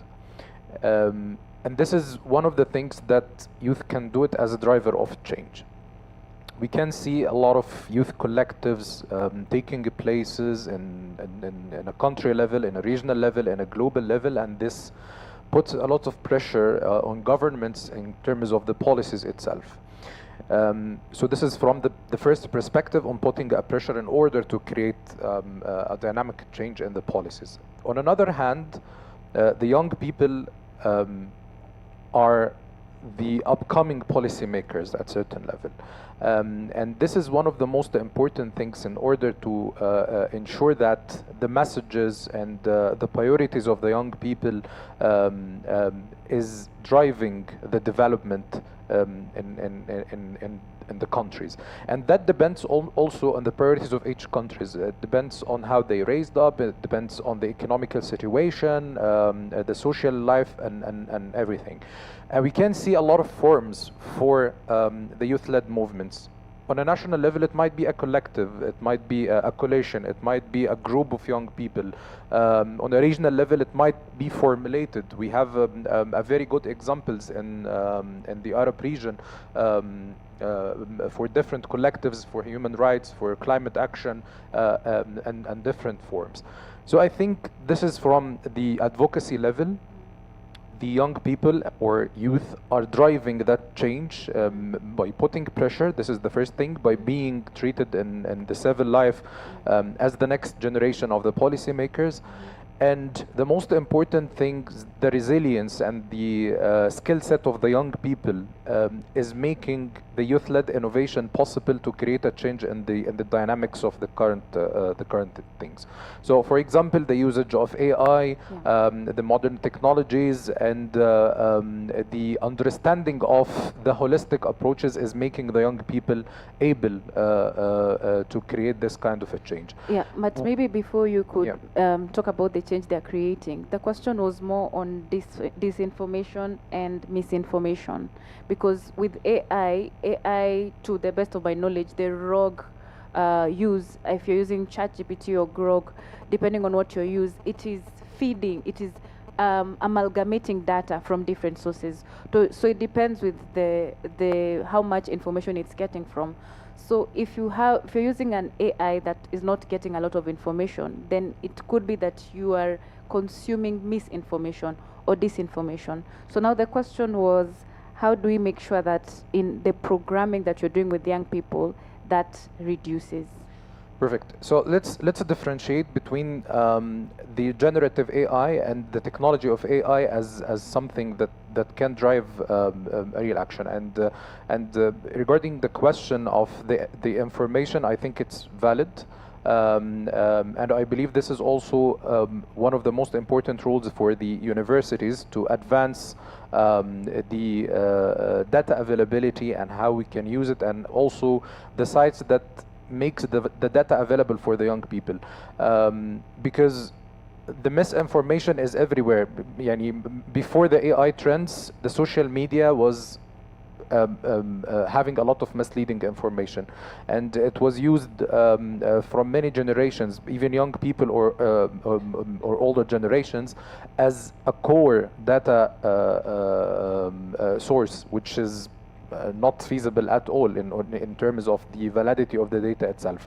So one of the things that I think it's important in order to have a valid data that can be used by young people and also the other generation is to have a collectives between the actors in general. So for example, the World Bank are having a great sources of data, and we have seen an example from the presentation here. But I would ask, is it readable for the young people? Is it giving them an interest to read it that way? So simplifying the language is very important. And what kind of data or information the young people need to read in order to take an action? This is something very important. And again, this takes us to that sort of the collectives when it comes to the advocacy for climate finance, for social protection, for putting the text of the gender-based violence in the negotiation rooms. This is very important.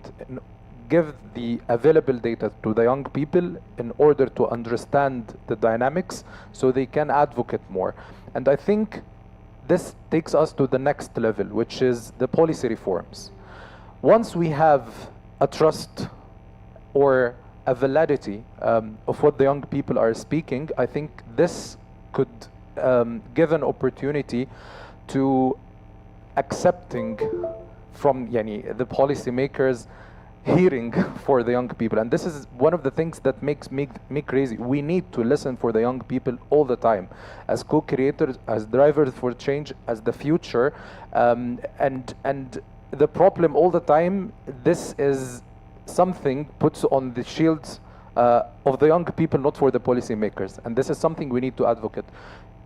The governments, the policymakers should know that the young people are co-creators and drivers for change, and they need them in order to know what is the solutions. But at the same time, we need to make this kind of balance between the availability of the resources and that kind of dialogue between the policymakers and young people in order to ensure that there is a development of the advocacy to be translated into a reforms of policies. Okay, thank you very much. I think that was a very comprehensive feedback. I think we'll go to Augustus and then finish with you, Hugo. Augustus, are you still with us? Yes, of course. Fantastic. There were two questions. Were you able to get them so that you could respond to them? Fantastic. Of course. Okay, we can hear you, but we can't see you. Maybe if you could. Okay. From the experience in the Philippines, conditional cash transfer is very vital but not sufficient. At the core, CCT is designed to invest in the future through education, health, and behavioral change. In the case of 4Ps, we've seen measurable gains in school attendance, maternal health, and women's participation in community life. These are long-term human capital outcomes. But climate shocks, displacement, and rising vulnerabilities are happening now. A child who goes to school but lacks food, shelter, or protection during disaster cannot thrive. A household that receives cash but lacks a livelihood pathway cannot transition to self-sufficiency. That's why I want to emphasize CCT must be treated as the entry point, not the end point of inclusive social protection. We need to move beyond cash transfer, or we need to move beyond cash and toward a convergence model of social protection. that brings together adaptive livelihood, health system, disaster preparedness, and case management support. In the Philippines, 4Ps works best not because of cash transfer alone, but it is paired with other services such as referrals for gender-based violence cases, housing improvement, school feeding, sustainable livelihood, and anticipatory cash assistance. Yet, these linkages, everything that I've discussed to you, remain underfunded. As of 2024, total social protection spending only 2.6 to 2.9% of the gross domestic product, far below what is needed. The challenge is not just about scaling CCP, but embedding within a broader climate resilient and right-based protection ecosystem. To truly leave no one behind, we must finance convergence, investing not only in the future schooling, but in present day dignity, safety, and income resilience. And I also want to add to the conversation of disinformation. In the Philippine CCT, disinformation and misinformation are actively addressed through a multi-layered communication strategy aimed at both preventing false narratives and promoting program transparency. And here is how we address disinformation. First, we have official Viber groups and regional messaging channels. The National Program Management Office managed the official Viber groups with 20,000 municipal links, workers at the municipal level, where we are able to quickly address or debunk misinformation and we issue standardized talking points. These are also used to share verified updates in real time, especially during times of disaster or public controversy. Also, we optimize the social media. We use the official Facebook page, both national and regional, to post public advisories and myth-busting infographics, publish success stories to combat narratives of dependency, or have a live stream forums and town hall to promote transparency and accountability. This is very crucial in addressing fake posts that often circulate about delisting, increased grants, or political misuse of funds. Also, we use press releases and media engagement. The department regularly releases official statements, press briefing, and media kits to mainstream outlets, especially during payouts or after viral misinformation. Program data and clarifications are provided proactively to journalists, radio commentators, and local media influencers to correct misconceptions at the community level. And lastly, we take pride of the Family Development Session. The Family Development Session modules include discussions on citizen awareness, fake news identification, and rights education to help beneficiaries discern credible sources and report fraud or misinformation. Thank you. Thank you very much. That was really comprehensive. I'm now coming back to you, last but not least. Thank you. Thank you. Let me try to summarize them because the discussion has been very, very interesting. Mohammed just pointed this idea of how do we move from data to information, and let me complement that approach by asking ourselves, how do we move from data to information to narratives and to action? And on all this train of thoughts, what's the role of misinformation? Let me also frame it in the context of what we are discussing, because in that train of thought on moving from data to information to narratives to action, there is plenty of space for misinformation, and there is plenty of space for manipulation of all these narratives and all these actionable responses that we need to get into. And what's the antidote for misinformation? Trustable experts, a community of trustable experts. And this is what we are. What we are is actually that, a community of trustable experts. And this is where our privilege becomes a responsibility. Every privilege comes with a responsibility. So we must face that responsibility of being that community of trustable experts that will be the sort of curators, data curators, information curators, narrative curators, and this is perhaps the key aspect of it, such that everything can be converted into actions. And this is very, very important. And so on that process of moving from data to information to narratives to action, there are many layers. Let me go back to this question about the big data age that we're living now and how things integrate. This is something that for geographers, for instance, is very crisp and clear in terms of concepts. The multi-layer nature of working with the maps geographers work can and should be applied here, such that we can cover in multi-layer facets the information that we have for every single setting, for every single circumstance. And this is where one of Mohammed's previous comments at his very first points was very key here on understanding that one size clearly does not fit all. And solutions that works in cities perhaps will not work in rural settings, and even within cities, perhaps solutions that work in the core of the city, in the center of the cities, will not work in the peripheries. And so to customize all that huge heterogeneity of circumstances and settings should be managed with this rich and multi-layer, multifaceted information maps that should inform actually the designs of all these systems, such that we integrate all. We keep integrating every single aspect of the action that we need, even the rights approach, or actually not that, starting with the rights approach, to conceptualize in the design that the rights are very important, but we tend to forget that they should be integrated into the systems, but they cost. And they are cost, and they have a cost.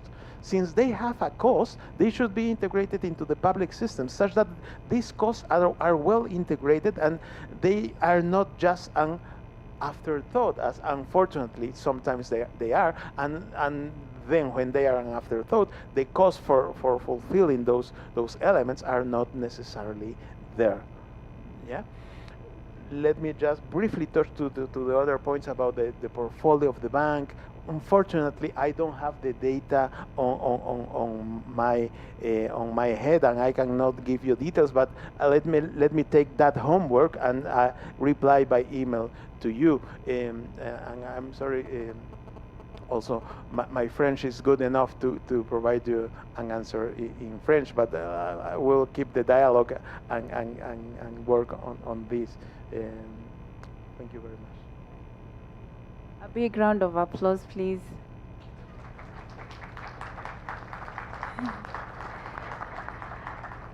Yes, I see that you have one pressing point. I will allow you to do that, but as you do that, please also, after you've given your point, please give your closing remark, because we only have 6 more minutes, and I'm not willing to keep any person here longer for the tea break. So please feel free to comment. And then after commenting, you can give your parting shot. After you're done, you'll give the microphone to Bethania. And then after she's done, I'll allow Augustus, sorry. And then we'll come to you, Mohammed, and then we'll finish with Hugo. I'll use my final remarks then just to stress the importance of human rights education in combating disinformation. Human rights education is a very important tool in this regard.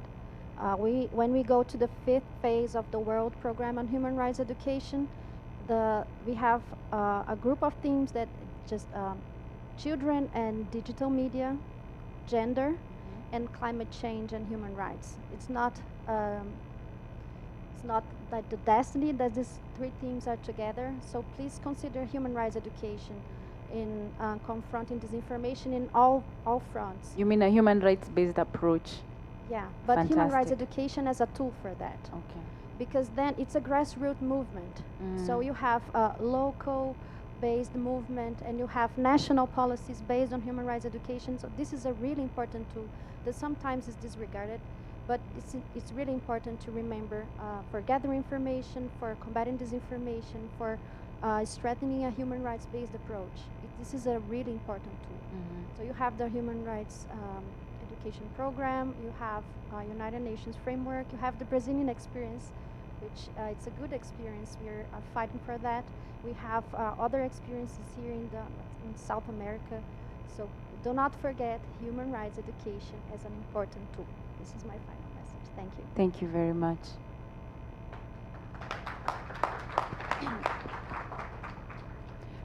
I think I have several key points that I'd like to advocate for using this really great platform. I really want to say that climate finance needs to move beyond considering physical infrastructure and technology as the sole solution to climate adaptation. There is social infrastructure that is not seen, but it's really the infrastructure that women and girls rely on for their climate adaptation measures. So more investment needs to be directed towards the social infrastructure.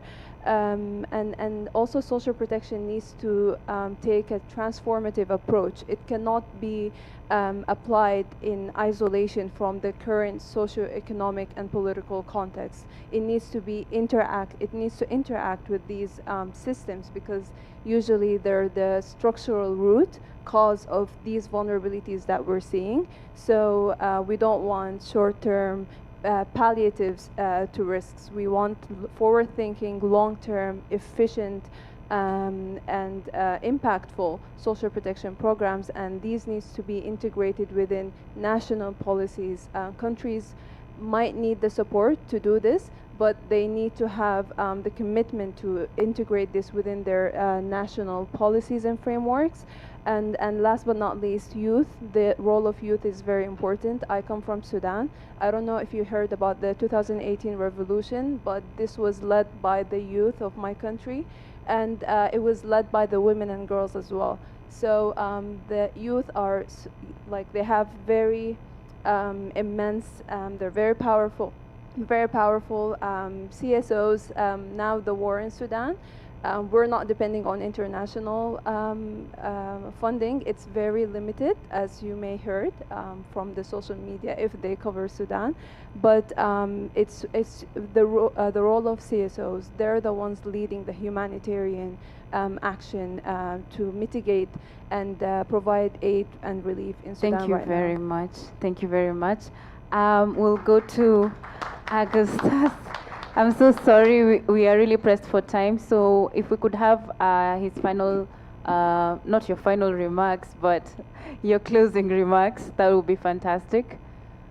Hello, everyone. I hope from the Philippine experience, I had made it clear that the urgent shift is to treat programs like CCT as core climate adaptation infrastructure.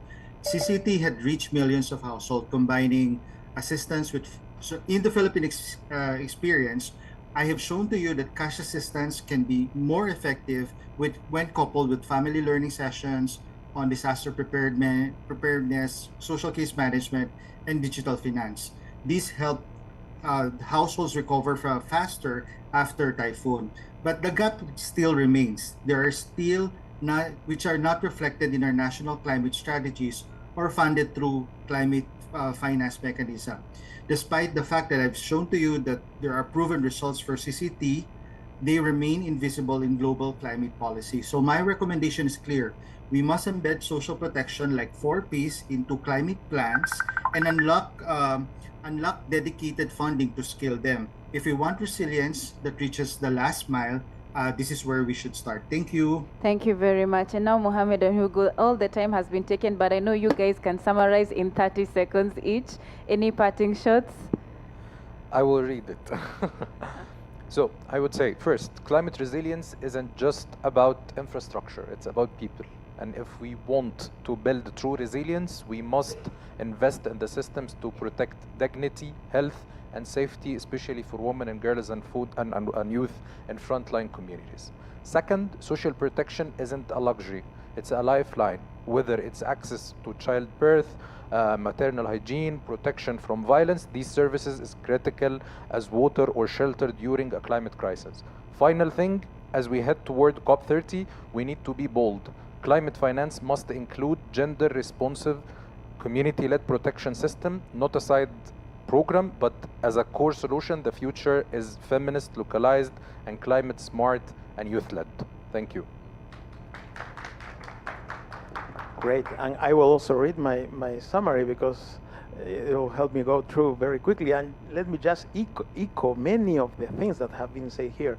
We need to embed solutions, integrate solutions, and the way to integrate solutions will be to put in the same frame short, medium, and long-term answers. We don't want palliatives, as Botina just highlighted. We don't, with only palliatives, we will not fix the long-term problems. And to really fix the long-term problems, we need to think about the urgent matters that we are dealing with in the current situation, but also the important matters, and this is where education comes from.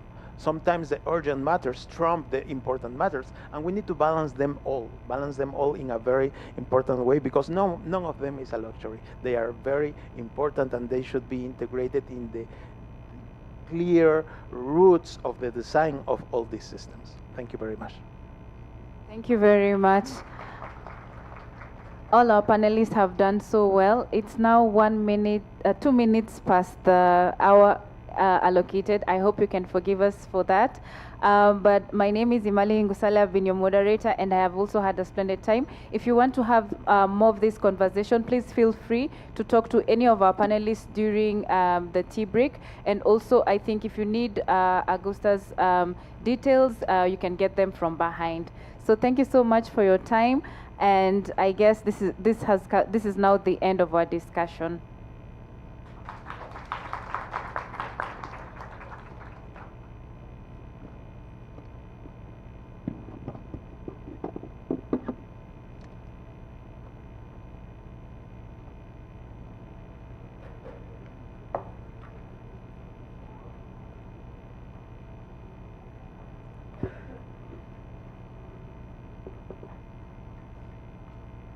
Muito bem, obrigado, Imali, e aos painelistas da sessão 4 por essa discussão sobre o papel transformador da proteção social. Vamos agora fazer uma pequena pausa de 15 minutos e vamos nos reunir novamente aqui dentro de 15 minutos para a nossa próxima sessão. Fiquem à vontade, por favor.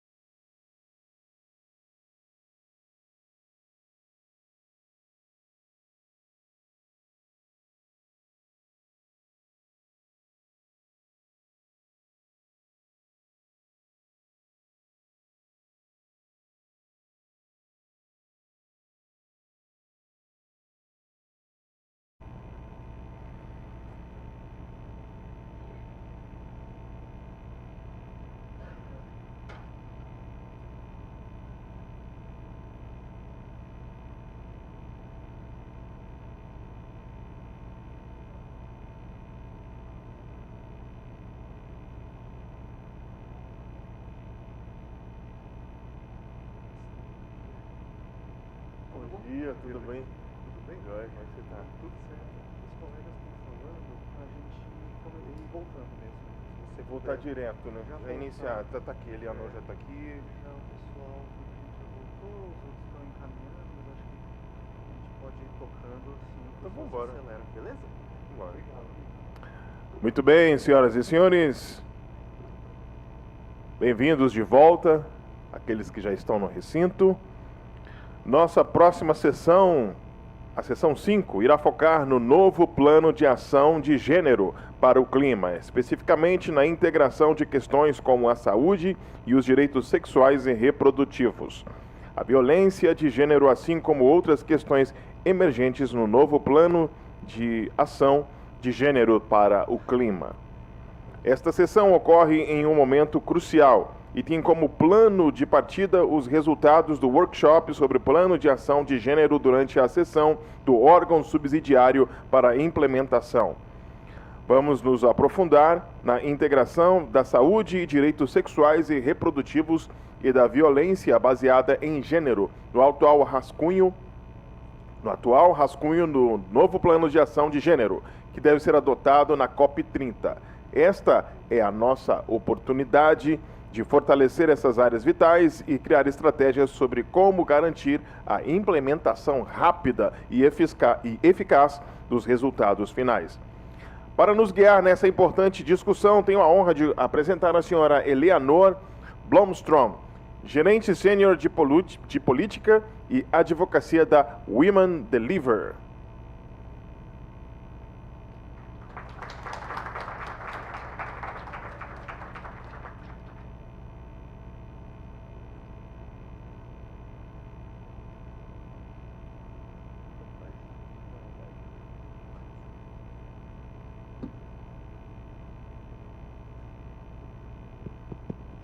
Hello, everyone.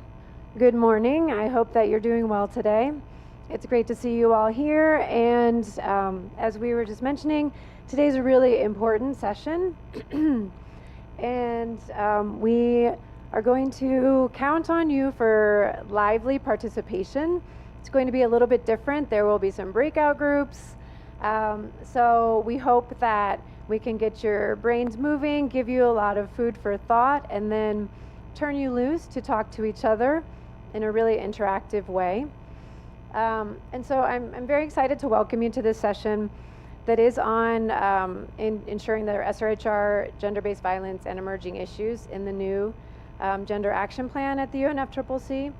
I come from Women Deliver, and our mission is really to ensure the bodily autonomy and SRHR of all girls and women, especially adolescent girls. So this kind of policy framework and tool is really important to us, so it can be implemented on the ground and be another way to ensure that that is realized. So as you know, we're getting very close to COP30 coming up here in Brazil. And this is our unique opportunity. This is our moment to shine with the expertise we have in the room to influence what the gap looks like.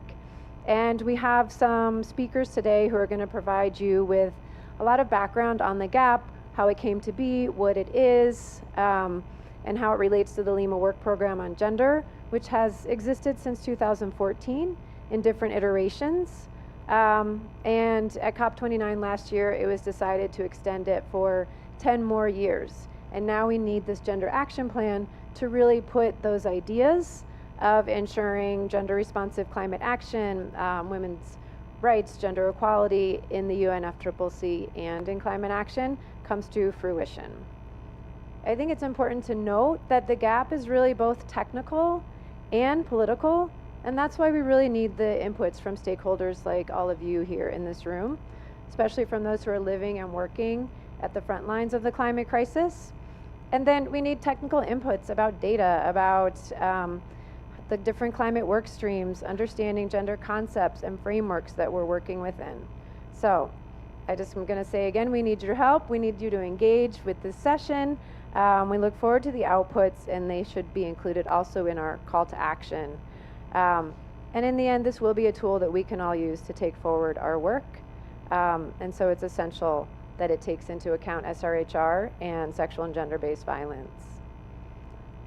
today we're going to hear from, we have multiple sections to the session, and we're going to start off with two amazing speakers who frame the Gender Action Plan and the Lima Work Program on Gender.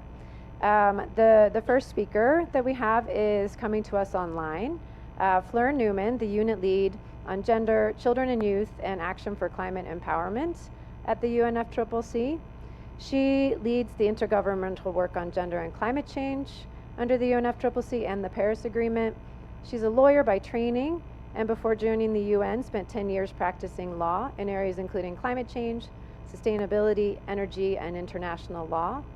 Throughout her career, Fleur has been an advocate for gender equality and the empowerment of women and girls. Following Fleur, we'll have then a civil society perspective and recap on Bonn from Hira Amjad, the founder and executive director of Dastak Women's Rights and Awareness Foundation.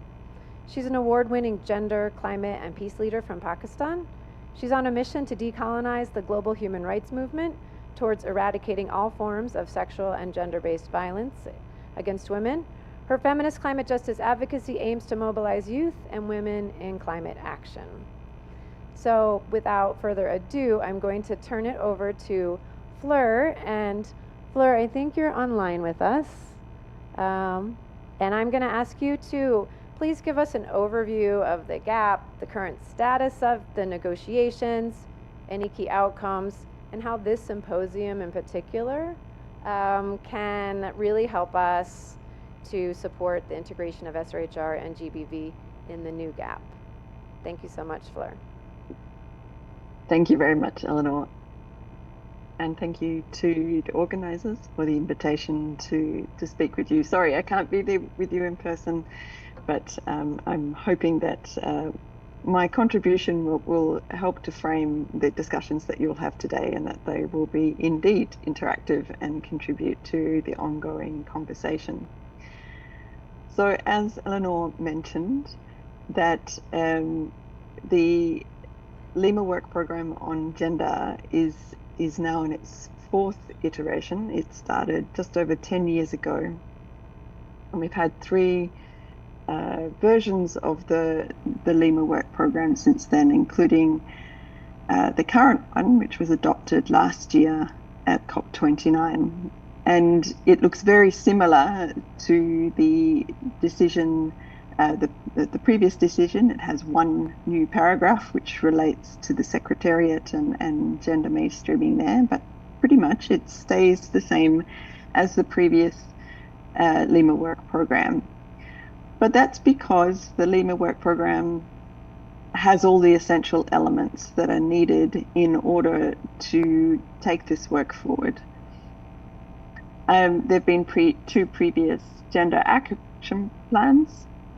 And one thing I would note is that what we've seen over the last decade is an evolution of understanding not only of why gender is relevant in the context of climate policy and action, but also how to integrate it, and also who needs to be involved. So all of this has been growing over the past decade, and we are now in a situation where we're looking to develop a new gender action plan. And the first step in that was a technical workshop held during our subsidiary body session in June here in Bonn.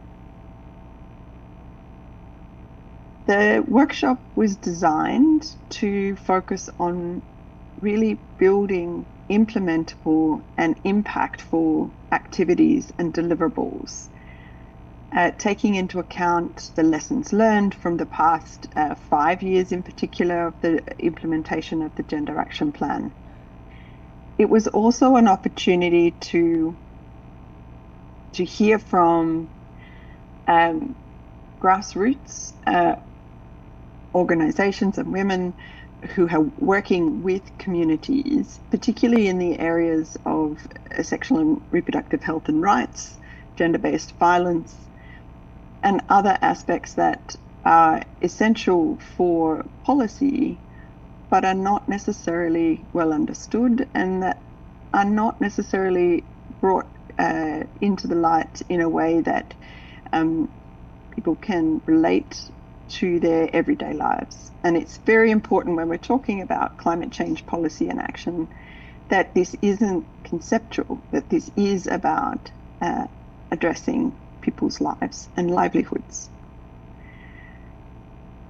One of the other aims for the workshop was to ensure that there was an understanding that the Gender Action Plan is, rather than an end in itself, a tool for delivering the objectives and goals that parties have set themselves in throughout multiple decisions within the UNFCCC and the Paris Agreement. And this is across every area of adaptation, mitigation, loss and damage, capacity building, climate finance, technology development and transfer. Across all of those areas, and others that I haven't listed, there are in fact references to gender equality and the need for its integration in the policy that's being developed. And so the Gender Action Plan is about, as a tool for delivering on those objectives and goals, and addressing in particular implementation challenges. And we know that there are challenges in implementation and that there are gaps. And that's things that might include institutional arrangements for coordination, so ensuring that there's policy coherence. It might be capacity around knowledge, this point about understanding the linkages between these topics, these important topics, and climate policy and action. It might also be around the opportunities for, or creating opportunities for the sharing of experiences between countries and between those working with communities and national governments. So creating that space for dialogue and the sharing of experiences so that the policy that is being developed is informed, in fact, by that experience. And what we have ended up with at the end of that workshop was then negotiation, and the result of that negotiation is what's referred to as a co-facilitator's note, and that is a negotiated document that will continue to be negotiated at COP30, but provides the basis for starting that negotiation at COP30. And what we see in that is a reflection of the work that was done in the workshop, but also as I say, the lessons learned from the previous 5 years. And that co-facilitator's note does make references to throughout in a couple of activities and deliverables to sexual and reproductive health and rights and other emerging issues, gender-based violence, care work. There are several references to issues that have been raised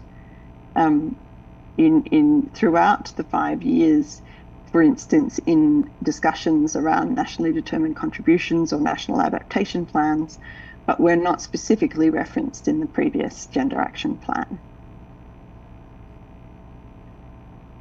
I didn't get to hear all of the last session, but I did hear in the summary a reference to a couple of words that stood out to me: integrated, important topics, and urgent and urgency in implementation.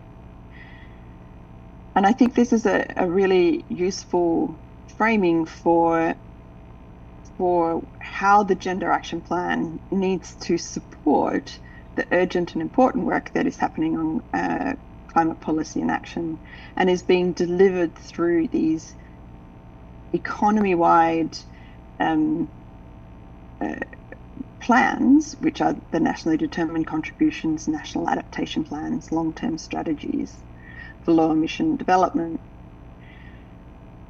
and that this is absolutely an opportunity for delivering an integrated way of dealing with these topics. So bringing gender equality into these policy documents.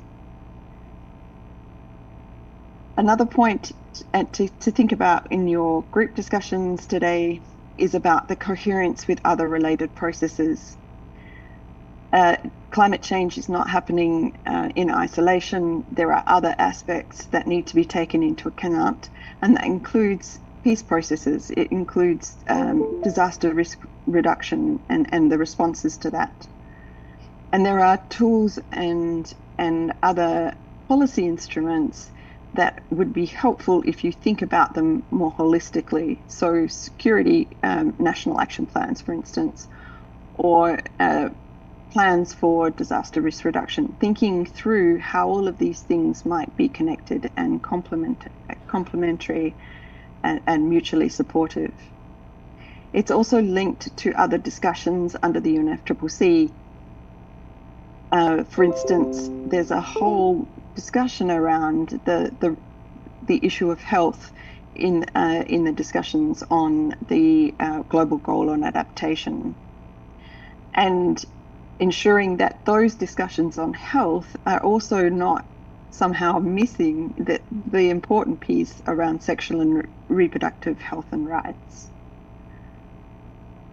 So in all, this is an opportunity and an important time. Eleanor made that point that we are in a moment in time where your discussions at this symposium can contribute to strengthening how this is built into a gender action plan, keeping in mind that the really successful pieces from the previous gender action plan were around the sharing of experiences, country experiences. This is the UNFCCC process is a party-driven process, and so it's very important to engage countries in ways that are useful and impactful for them, and thinking through what that looks like in terms of activities and deliverables. So I will stop there, but thank you very much again for the invitation to share what is happening so far this year within the UNFCCC. Thank you so much, Fleur. That was really great to hear the sort of the story that's happened and what you think is important for us to do as a group in this space. And we hope you'll be able to stay online. There will be an online breakout group that you'd be more than welcome to contribute to. And in the end, we'll have some takeaways that we'll be sure to share back with you, of course, about what comes from this. And your final point reminded me, I did not mention in the beginning, that after we have the breakout groups and some report back, we will be moving into hearing from 3 different people who work at the national level, and we'll talk about how they see their work as kind of being able to leverage their work to help with that implementation and socialization of what comes out in the gap so that it's implementable at a national level. So thank you again, Fleur. And now I'm going to invite up up here to the chair with me, Hira Amjad, who can join. And Hira is going to, thank you for the applause for Fleur and Hira. Hira is going to give us a recap from Ban, sort of adding on, complementing what Fleur said, and digging a little bit more into what we saw come out from a civil society perspective. Thank you, Hira. And you have 5 minutes. And please, if you could move the slide, bring the slideshow back. Yes, it's working now. Next one. Yes. Hi everyone, once again I'm here to talk a little bit about the work that we are doing in Pakistan and globally. So we have all heard like what happened during the GAP workshop, but I just want all of you to close your eyes And just close your eyes, please.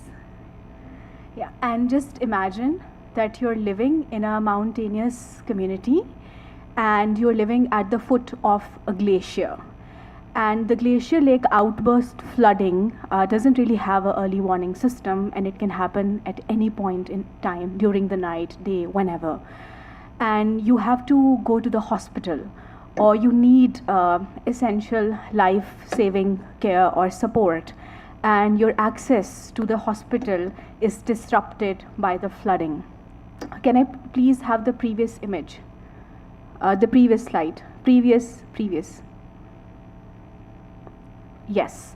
So this is a photograph of a community from Pakistan. You can all open up your eyes now. It's called Brep, Chitral, Upper Pakistan. And this is from where my advocacy work actually started. So this patch, the brown patch, the stones that you are looking at right now, this was all green. It was a beautiful, lush green village that has been completely destroyed over the course of last few years. And when the glacier lake outburst flooding happens, you see in the communities, they don't have access to the hospital. The hospital is in the middle, and the communities are spread across these localities. And we have had a lot of pregnant persons who have died because of this.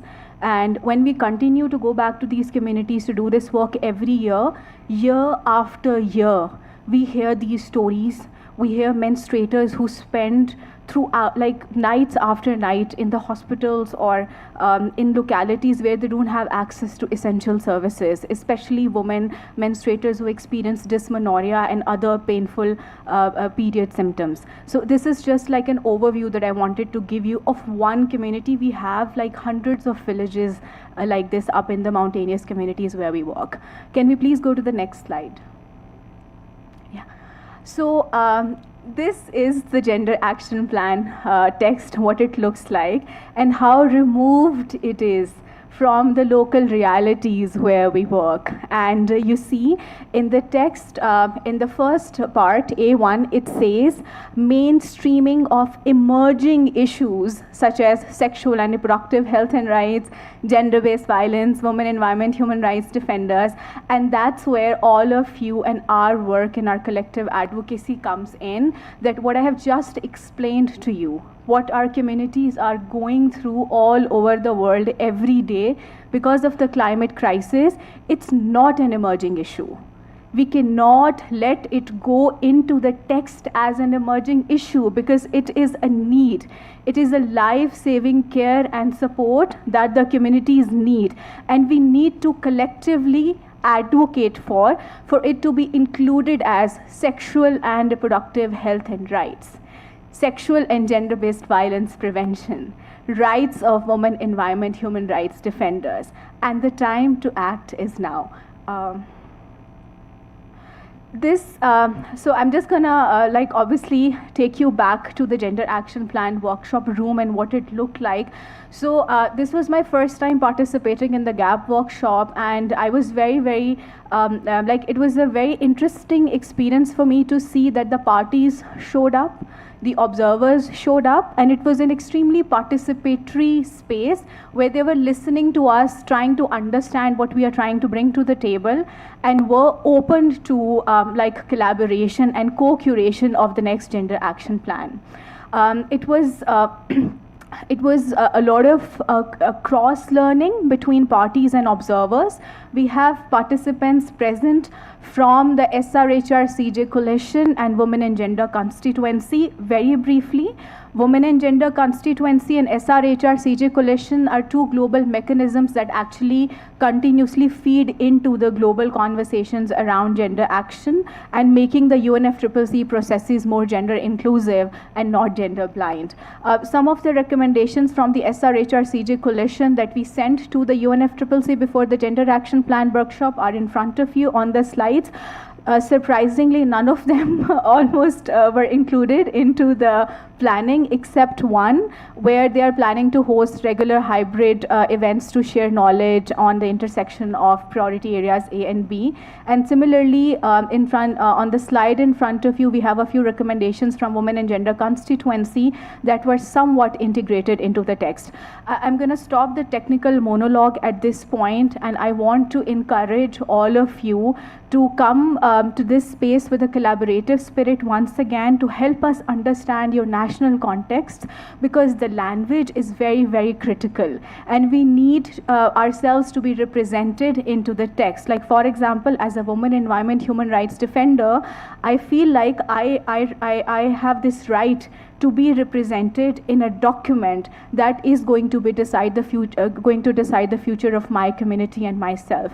So just wrapping it up, this is a brief overview of what the GAP workshop situation is at the moment, and where all of you come in to help us collectively push for language that can be adopted into national context and make the GAP more inclusive and human-centered for all of us. Thank you so much.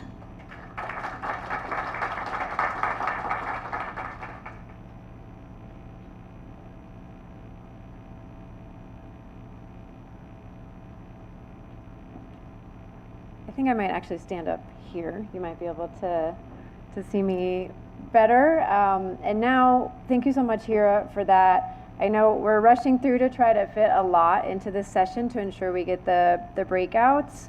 So I did actually want to go back really quickly to, oh wait, oh, the back is forward and the forward is back.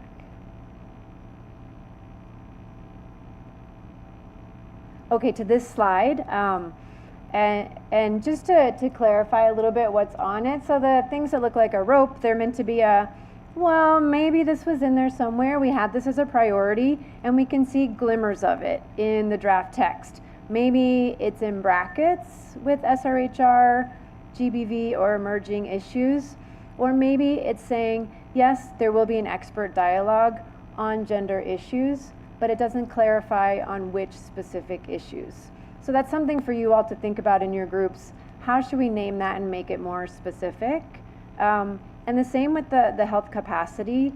The second one is about national gender and climate change focal points, which are a really important part of the UNFCCC. Each government or party, as they're called, parties to the convention, are invited to nominate a focal point who really helps to steer the gender work, and often they don't necessarily have all the capacity they need to do the work as well as possible, or the resources and funding.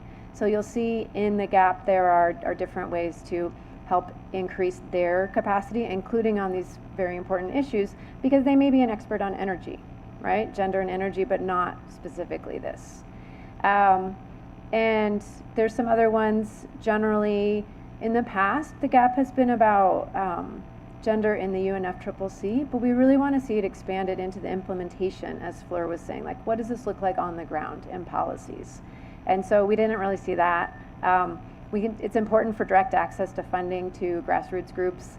Means of implementation and funding is very challenging language and discussion, so we didn't see that at all.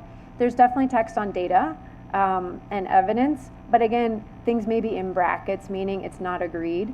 If we see brackets in the text, it basically means that either a country has put it forward and others said, no thank you, we don't appreciate that text, we would like to take it out, or it means it was added and there was no time for discussion yet.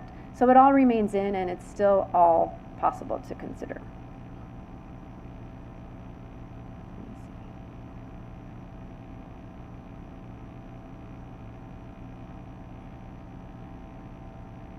So to do the breakout groups, in a few minutes, we'll move you into different quadrants of the room, and then there will be a fifth group that's going to work online. So everyone online, you'll also have a facilitator, and you'll have around 20 or 25 minutes, depending on how we see the time once we get into the groups, for you to discuss ways to strengthen SRHR and gender-based violence in the GAP. And please do keep in mind the ideas that Fleur put forward, because you're going to be given a specific section of the GAP, and yours may not touch on coherence with other spaces like peace or humanitarian, but if you think that's relevant from your experience to it, please also share that. This is definitely a space for you to bring your individual and organizational expertise. We're just showing you again the layout. You can see the first category is activity. When you look and dig into the text, you might find the activity actually feels more like an objective or an outcome. And then if you look at the fourth column, which is called deliverables and outputs, in a way it feels like it's describing the activity and a related deliverable or output. So those are the two that we'll focus on most, and really thinking about how the activities can probably get more specific than the deliverables column could get more specific than the activity. However, don't constrain yourself by being too worried about where you're putting the information. It's more about gathering the information and the perspectives that you bring. Just quickly, responsibilities. Who's going to take this work forward? And the Gender Action Plan has 5 priority areas, and we'll be looking at a few of them. The first one's around capacity building of governments, of the focal points. The second is around participation. The third is coherence. The fourth is around the means of implementation, so that might be the funding or other support to actually do the work. And then finally, the fifth area on monitoring and reporting.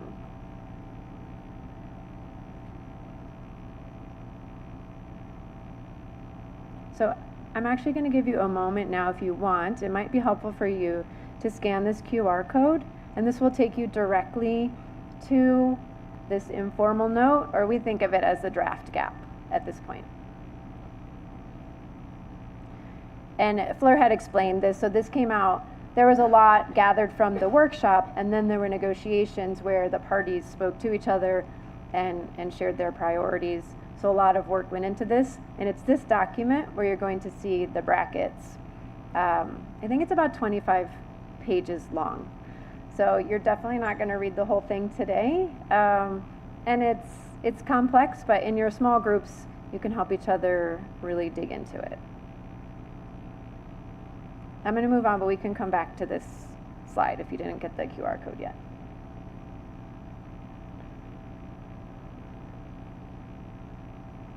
Sorry.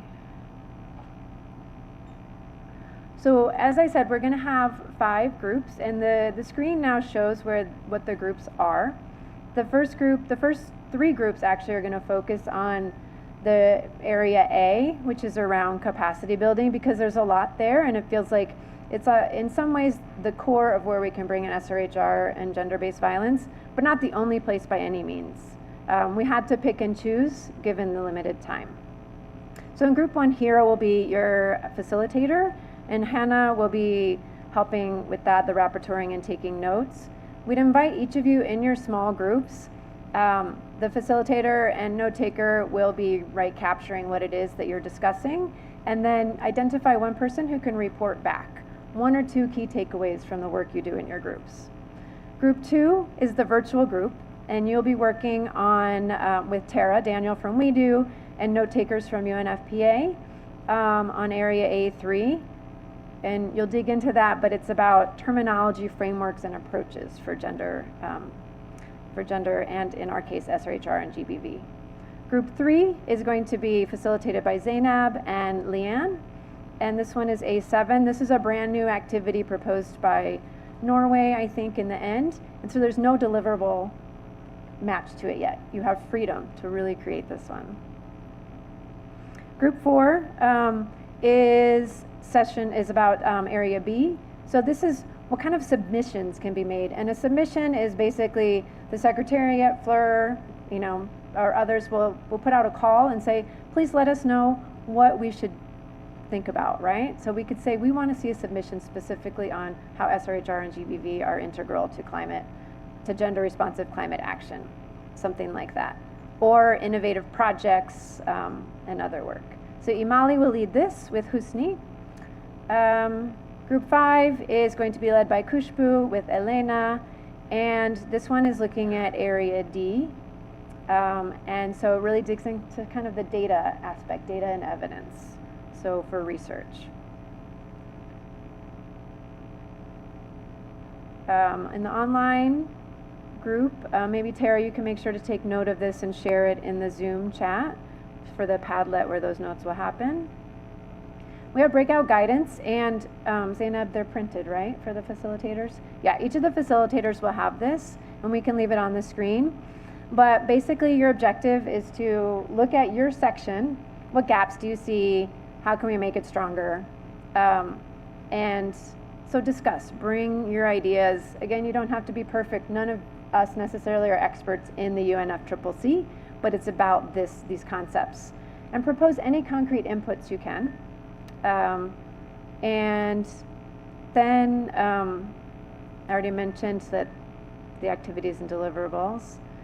So you might think about the verbs. Are they strong verbs? You might think about who's responsible and what makes sense. Is it the government? Is it relevant organizations? That could be any of us. We could be the relevant organizations leading on an activity. We've talked about the brackets, and then I've mentioned all this terminology as well. And if you find that you finish your work, we also want to use this opportunity for you to share what you're doing. And as Fleur mentioned, there are frameworks, there are tools, there are action plans that could be really helpful to this work, to the GAP, and to the parties who have to implement it. So there are a few guiding questions that your facilitators will take you through. And after that, then we'll have you report back from your breakout groups with just 1 or 2 key takeaways, but we'll capture everything in writing. And again, we'll help input that into the call to action. So what we're going to do is you're gonna have to actually get up and move. You can leave your things in your area and where you're sitting right now. We're just gonna move to different parts of the room. So all you need to do is take your computer, your brain, everything that gives you some energy. So dance a little bit on your way to where you're going. So we're gonna have group 1, which is Hira, and Hira's sitting right there. So we're gonna have group 1 go to Hira. For ease, we may just have everyone in Hira's area be group 1. If you find that there's a topic that you really want to work on, you could move to that area, but we want to be more or less divided up equally. Group 2 is online, so thank you, Tara, for taking that forward. Group 3, Zainab, where are you right now? Okay, so group 3 will be here in the front. Group 4, Imali, where are you sitting? And Imali's already over here, so group 4 will be in that section, and then Kushbu and Elena will be up in the back in that area. Zainab will bring the facilitators the papers. I'm going to put the guidance back on the screen, and I'll float around, and I hope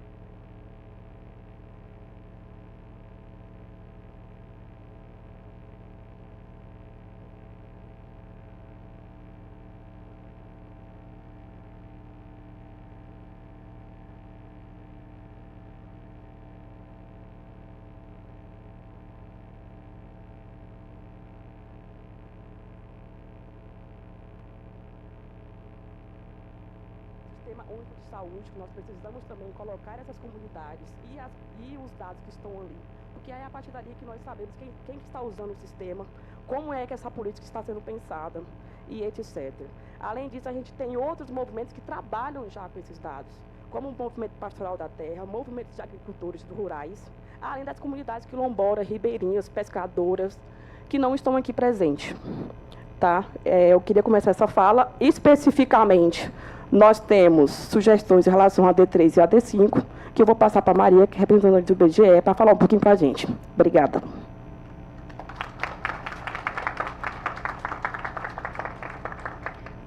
Boa tarde a todas e a todos. Eu sou Maria Luísa Pimenta, pesquisadora do Instituto Brasileiro de Geografia e Estatística, e vou tentar reportar aqui a discussão do nosso grupo.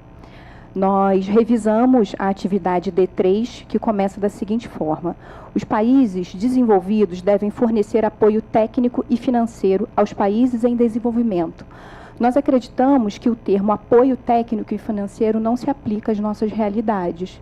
Então, sugerimos trocar esse termo por algo como intercâmbio ou similares para valorizar os nossos conhecimentos. Em segundo lugar, ainda na atividade D3, nós temos como entregável plataformas de conhecimento e especialização sobre gênero e mudanças climáticas. Sugerimos incluir aqui um entregável relacionado à democratização de acesso aos dados, que possivelmente estará conectado com questões de financiamento. Okay, thank you. We're gonna, sorry about that, very loud in my ears. In the interest of time, I'm being asked to kind of close us up and move us on. So we'll capture some of the other written ones, but I love that idea. I saw another group say yes when you were speaking, and the democratization is very important. And to all of the incredibly important points about representation, who's here, who's not here, language, after the session is over, I'm going to invite UNFPA to come up and respond to some of that as the organization. But I think from my part and for this session, definitely one of the major challenges in the UNFCCC is how the language works, that they operate on the 6 official languages of the UN, of which Portuguese is not one. And also in these kind of draft documents, they're often not translated at all from English. And that was definitely something we should have prepared this in Portuguese for the Portuguese speakers. So point taken on that, and we'll continue to do better and hope that we can respond to some of the other issues that you brought up after the session finishes. But thank you so much for that. So I'm going to move on to the other part of Group 5 now, just in the interest of time. Poderia fazer mais comentário sobre o D5? É rápido. If it's 30 seconds or less. Ok, sugerimos incluir as desagregações por cor ou raça e também populações e comunidades tradicionais que não estão consideradas apenas a questão de gênero. Obrigada. Beautiful. And her 3 points were very succinct, so thank you if you can all copy that. Appreciate it.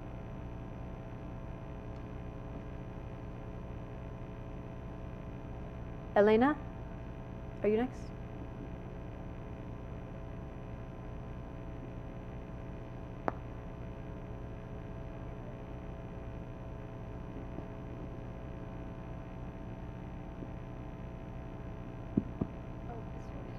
Sorry.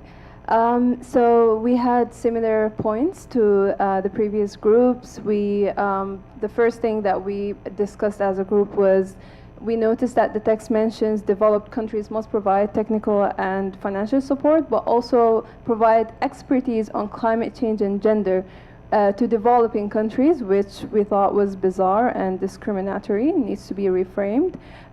We suggested to reframe it or substitute it with create a free-flowing and enabling environment where expertise can be exchanged fairly and transparently as well.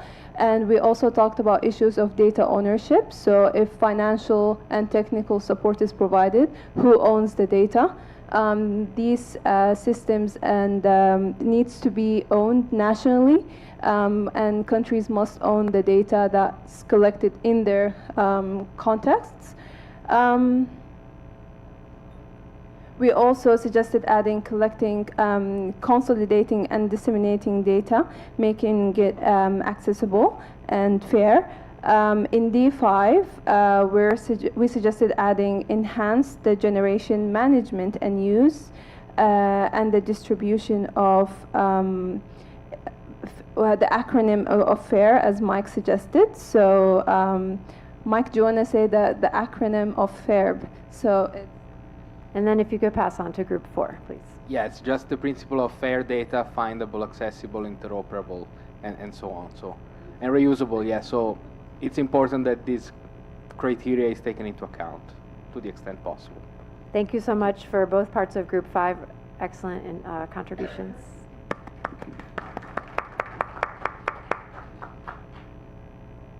Okay, group 4 is right here with Imali's group. Are you ready? No? Okay, then let's come to group 3, which is over here. Actually, in the meantime, can we have group 2 come off of mute, the online group? Yes, thank you. We had a great discussion, and Katarina will be our reporter. Hi. So from group 2, we discussed A3 and A4, and generally mainly the inclusion and collaboration of all groups, including children and youth, indigenous people, people with disabilities, inmates, and other groups to co-design the gap, as well as like generally all relevant stakeholders shall be involved. And the importance also of data that captures multidimensional factors, intersectionality, and emerging issues such as SRHR, gender-based violence, and unpaid care work.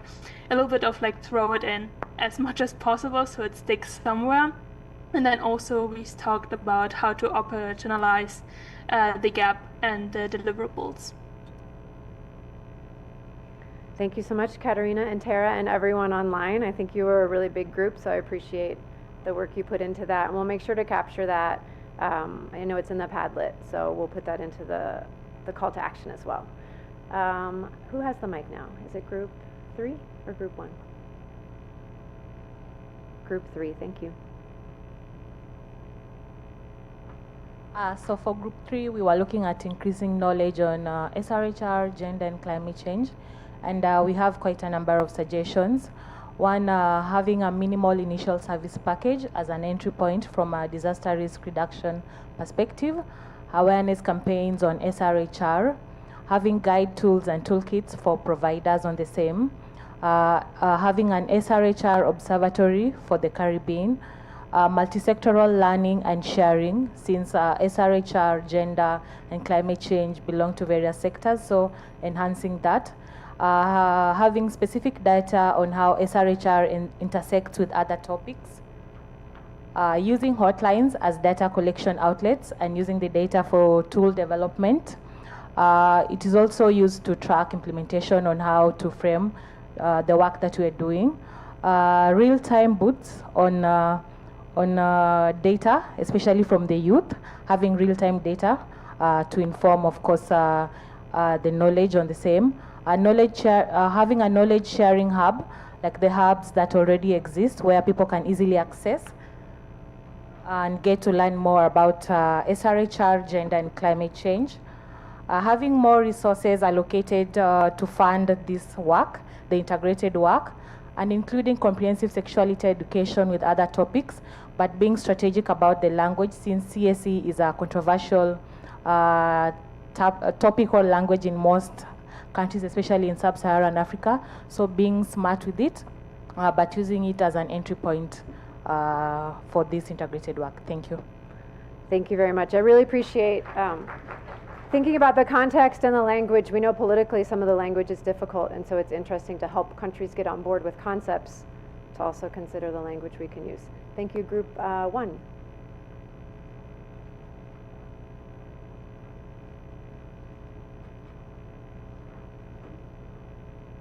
On. Thank you very much. Oh, is that Group 4? Yeah. Okay, Group 4. Fine, you have the mic and you've started speaking, so go ahead very briefly. Yeah, we're going to be very succinct. In as far as the thematic dialogues that would elicit SRHR GBV discussions concerned, the group agreed that there is no specific pathway pegged on the recommendations that were given.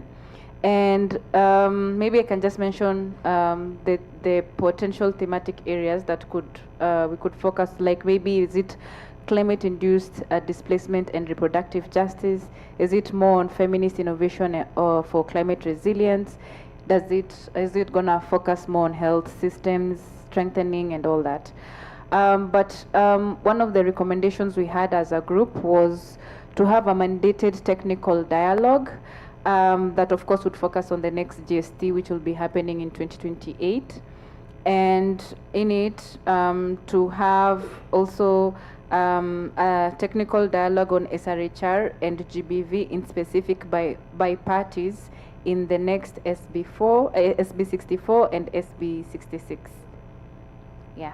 Thank you so much. I like the very technical specific to UNFCCC and then some of the bigger ideas and concepts that you brought in. Thank you so much. And finally to Group 1, thank you for your patience. Thank you, Eleanor. We had a very interesting discussion and we all had different perspectives from our different countries. So I will try to make a justice out of it. We have certain recommendations. The first one is mainstreaming and accountability, prioritizing mainstreaming of SRHR and gender-based violence, including implementation of this within the action plans, and also leveraging national action plans or NAPs in some countries and the global gender action plan to hold governments accountable for SRHR integration, and also key inclusion areas for SRHR, ensuring the inclusion of SRHR, GBV, and the rights of women, environmental and human rights defenders within the NAP context, and also determining the most effective language to ensure inclusion without causing sensitive language issues, because it's an issue in different country settings, and also strategizing for integration and implementation, framing the LGBTQ community as human rights, emphasizing the inclusion of these issues as fundamental human rights because it's an extremely sensitive issue in different countries such as Africa,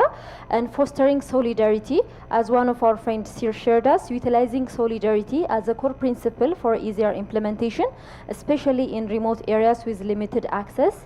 And also understanding local SRHR issues. We all have different kinds of SRHR issues, so we do not have one shoe fits all kind of solution.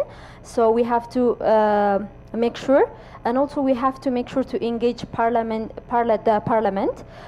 We have to initiate discussions with the members of the parliament because those people might not have the understanding of the SRHR issues, but they do have the power to implement it.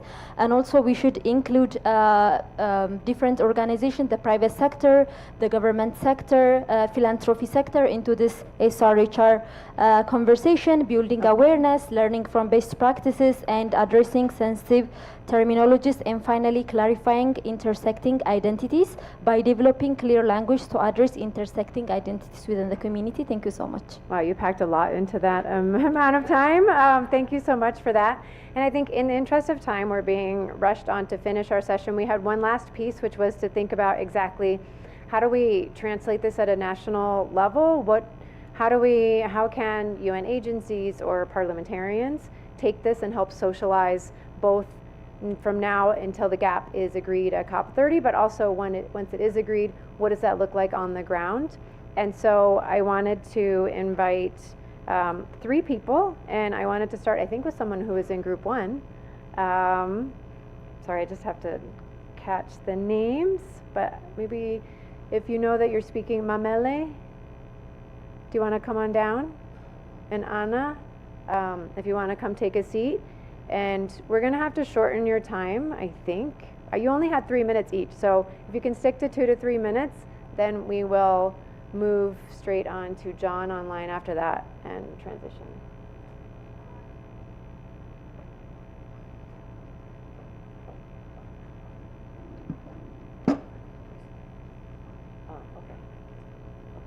Sure, and we'll just have a brief response from UNFPA to our colleague in the Portuguese-speaking group. Oi, bom dia. Obrigada, eu quero agradecer o comentário da nossa participante da crioula. Eu esqueci seu nome? Haria.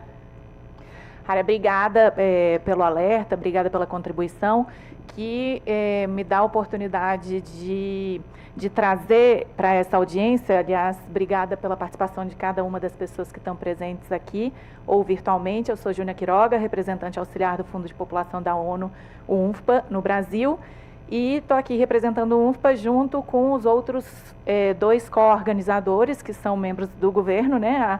A Comissão Nacional de População e Desenvolvimento, aqui representada, entre outras participações, pelo seu presidente Charles Martins, e a Defensoria Pública da União, a DPU, que ontem esteve igualmente representada e amanhã estará novamente.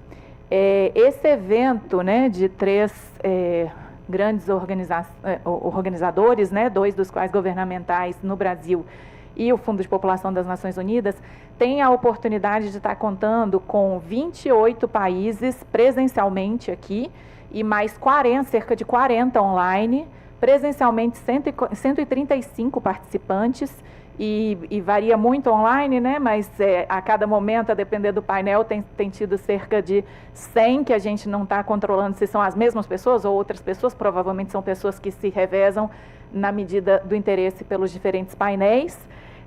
Ao estarmos falando, né, dessa diversidade de pelo menos, vamos supor, né, de 40 ou mais países, estamos falando também da diversidade étnico-racial, né, e de povos e comunidades tradicionais, não só do Brasil, mas de todos esses países tendo podido estar representados.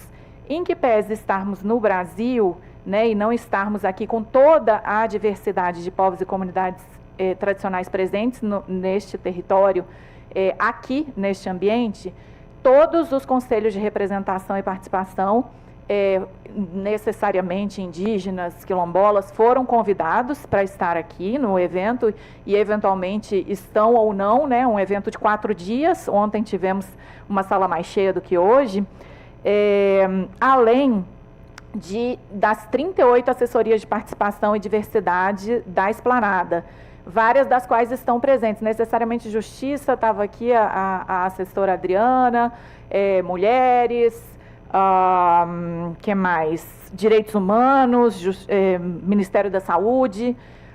Então, como é um evento bastante longo, né, assim, é difícil as pessoas estarem 100% do tempo, mas eu quero agradecer muito a contribuição que me trouxe a oportunidade da gente trazer até os números do simpósio, que acho que era um momento que estava faltando na programação. Agradeço por chamar essa atenção. E, em que pese tenhamos a tradução para né, estamos, né, num ambiente de interpretação para inglês, francês, espanhol e libras, que foi um zelo e um cuidado que a gente quis ter. De fato, agradeço a contribuição e lamento que a gente não tenha provido a tradução dos materiais de suporte, né? Então, faltou, né, assim, só a tradução Whisper Translation, né, para grupos, para trabalhos de grupo, de fato, pode não ter sido suficiente, nos desculpamos por isso, assim como vamos providenciar para envio posterior a tradução dos materiais, documentos de suporte dos grupos de trabalho. Acho que de fato nos faltou e agradeço por essa contribuição. Chamando a atenção por último, a programação. Ontem tivemos mesas específicas sobre sociedade civil, né, tendo tido representação, né, de mulheres negras nos diversos continentes. Necessariamente para o Brasil estava até o Gueledés na mesa, Ilaeta, e amanhã, hoje, mais tarde, temos também uma mesa sobre povos indígenas. Vamos ter, entre outras participações, Putira Sacuena, Cineia do Vale, enviado especial da COP para povos indígenas. Então, buscamos muito essa representatividade, queremos mais e melhor que as pessoas se manifestem, inclusive não só com trazer essa diversidade, assim, deixá-la mais evidente, mas também agregando com essas críticas e colaborações para que a gente possa crescer mais e melhor. Obrigada.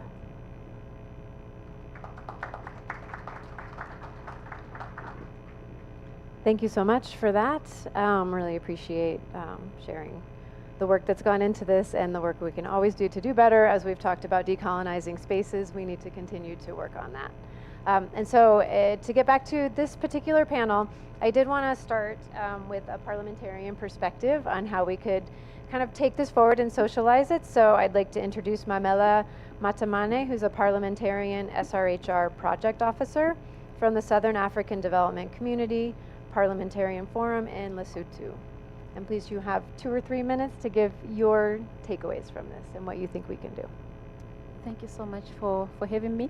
I feel like I've already said what I needed to say during the group session. From the parliamentarian perspective, I think it's very much important to engage parliamentarians at all levels. As we were discussing in our group 1, we highlighted the importance of engaging with members of parliament. From the experience, I work with members of parliament, and I have realized that it becomes much easier for members of parliament to champion certain issues if they have the full understanding of subject matters.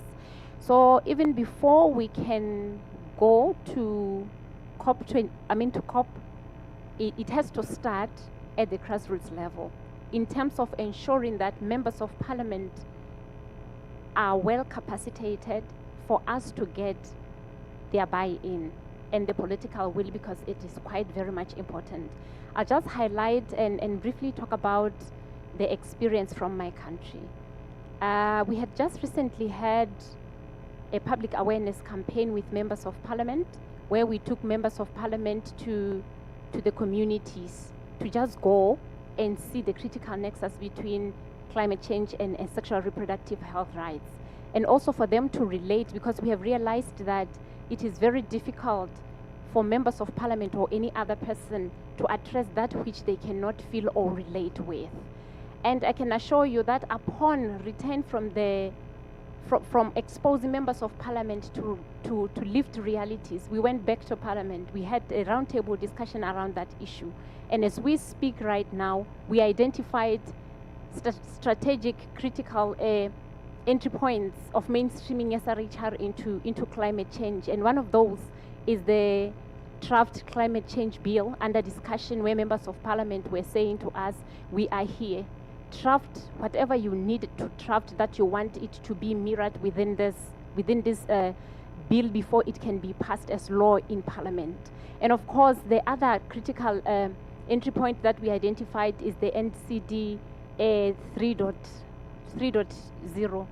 So basically, what my takeaway from all these sessions is that members of parliament play a very critical role in terms of changing the narrative. So if we don't have their buy-in, it becomes very difficult to change the narrative, especially from the national level. And if we don't have that at the national level, it becomes very difficult for them to support the negotiations at that level. Thank you. Thank you very much for that insight. I think it's really important to connect and understand what parliamentarians need and how we can support them. I've been told we have about 5 minutes left, so I want to quickly go to Ana Claudia Pereira, Deputy Head of Programs at UN Women here in Brazil. Boa tarde, vou tomar a liberdade de falar em português. Eu acho que a gente teve uma discussão agorinha que foi excelente para me contextualizar o que eu vou falar sobre o trabalho da ONU Mulheres do nível local, impactando, contribuindo também para as discussões sobre o GAP, bem brevemente. É um exemplo, em 3 minutos eu vou trazer um exemplo. A gente tem esse grande desafio de apoiar a construção de uma linguagem comum, dados, percepções, posições comuns, em um mundo que é tão diverso e com grupos que têm necessidades específicas. Então, eu acho que a gente trabalha em níveis múltiplos. A ONU Mulheres no mundo todo trabalha para fazer ecoar a voz dos diferentes movimentos de mulheres e feministas, e parte desse trabalho feito no Brasil, nessa agenda, é feita em conjunta com o México e o Chile, por exemplo. Nós temos um programa conjunto sobre o nexo sobre gênero e clima, que foca em troca de experiência entre os governos, produção de dados e estatísticas e contribuição, apoio, inclusive financeiro, para a sociedade civil. E a partir desse trabalho, a gente busca identificar áreas comuns de trabalho. Estou olhando aqui para Maria Luísa do IBGE, que é uma das nossas interlocutoras, porque a experiência de um país, e sendo países semelhantes em uma região e países em desenvolvimento, inspira muito outros países a se buscar alternativas, né? E isso cria posições comuns, mas ao mesmo tempo permite respeitar as especificidades locais. Então a gente, esse programa comum trabalha particularmente esse eixo de dados, só para citar é um trabalho feito em conjunto com o Escritório do México, onde a ONU Mulheres tem um centro de excelência na produção de estatísticas de gênero, e aí isso com sistemas que às vezes são muito diferentes, que requerem ajustes, possibilidades de financiamento bastante diferentes, mas ao mesmo tempo a gente entende que essa colaboração é capaz de criar uma linguagem comum que depois precisa estar em um documento que vocês viram que é uma tabela, né? E mudar tudo isso, a gente tem que lembrar que são fóruns da ONU onde estão ali, às vezes, 193 países reunidos. Então, existem muitos desafios inerentes e eu acho que a possibilidade é a gente encontrar a multiplicidade e, ao mesmo tempo, encontrar linguagens comuns que permitam um advocacy robusto e que permita avançar a agenda de gênero num contexto muito desafiador.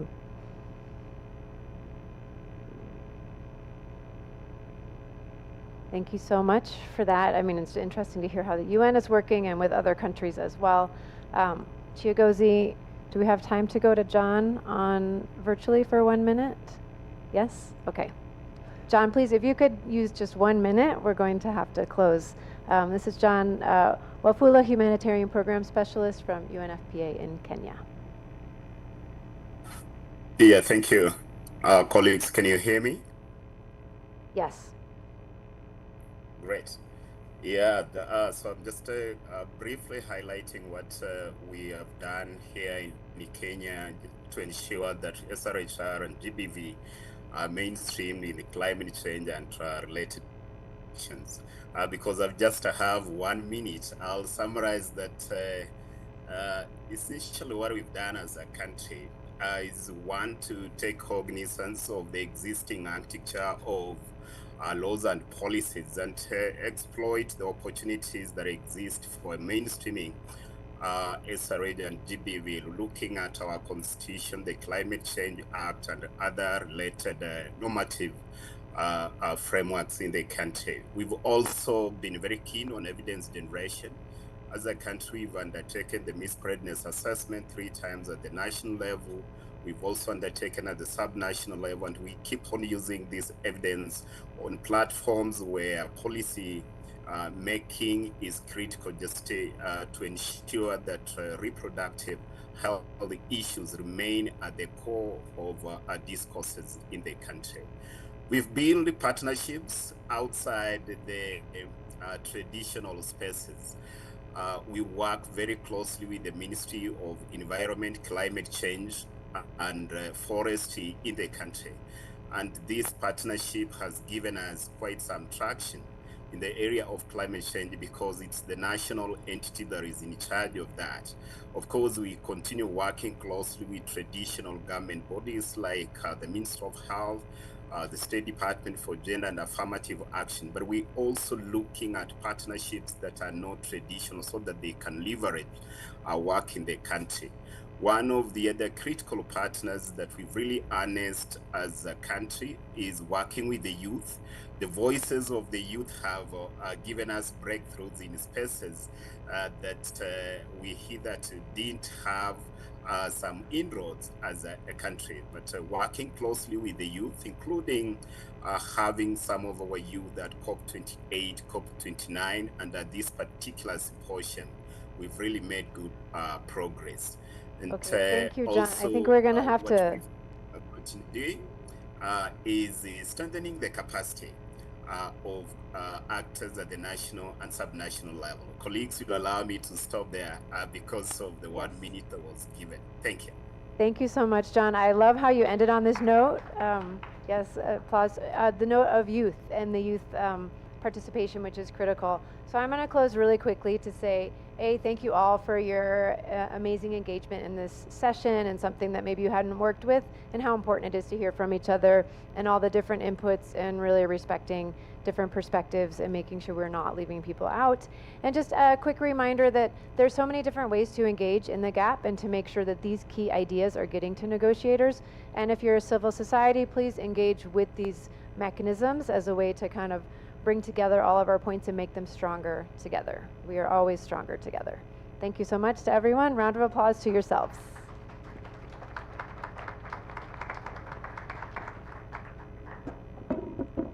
Muito bem, agradecemos, Eleanor, pela condução deste painel. Pedimos que se posicionem para a foto oficial deste painel.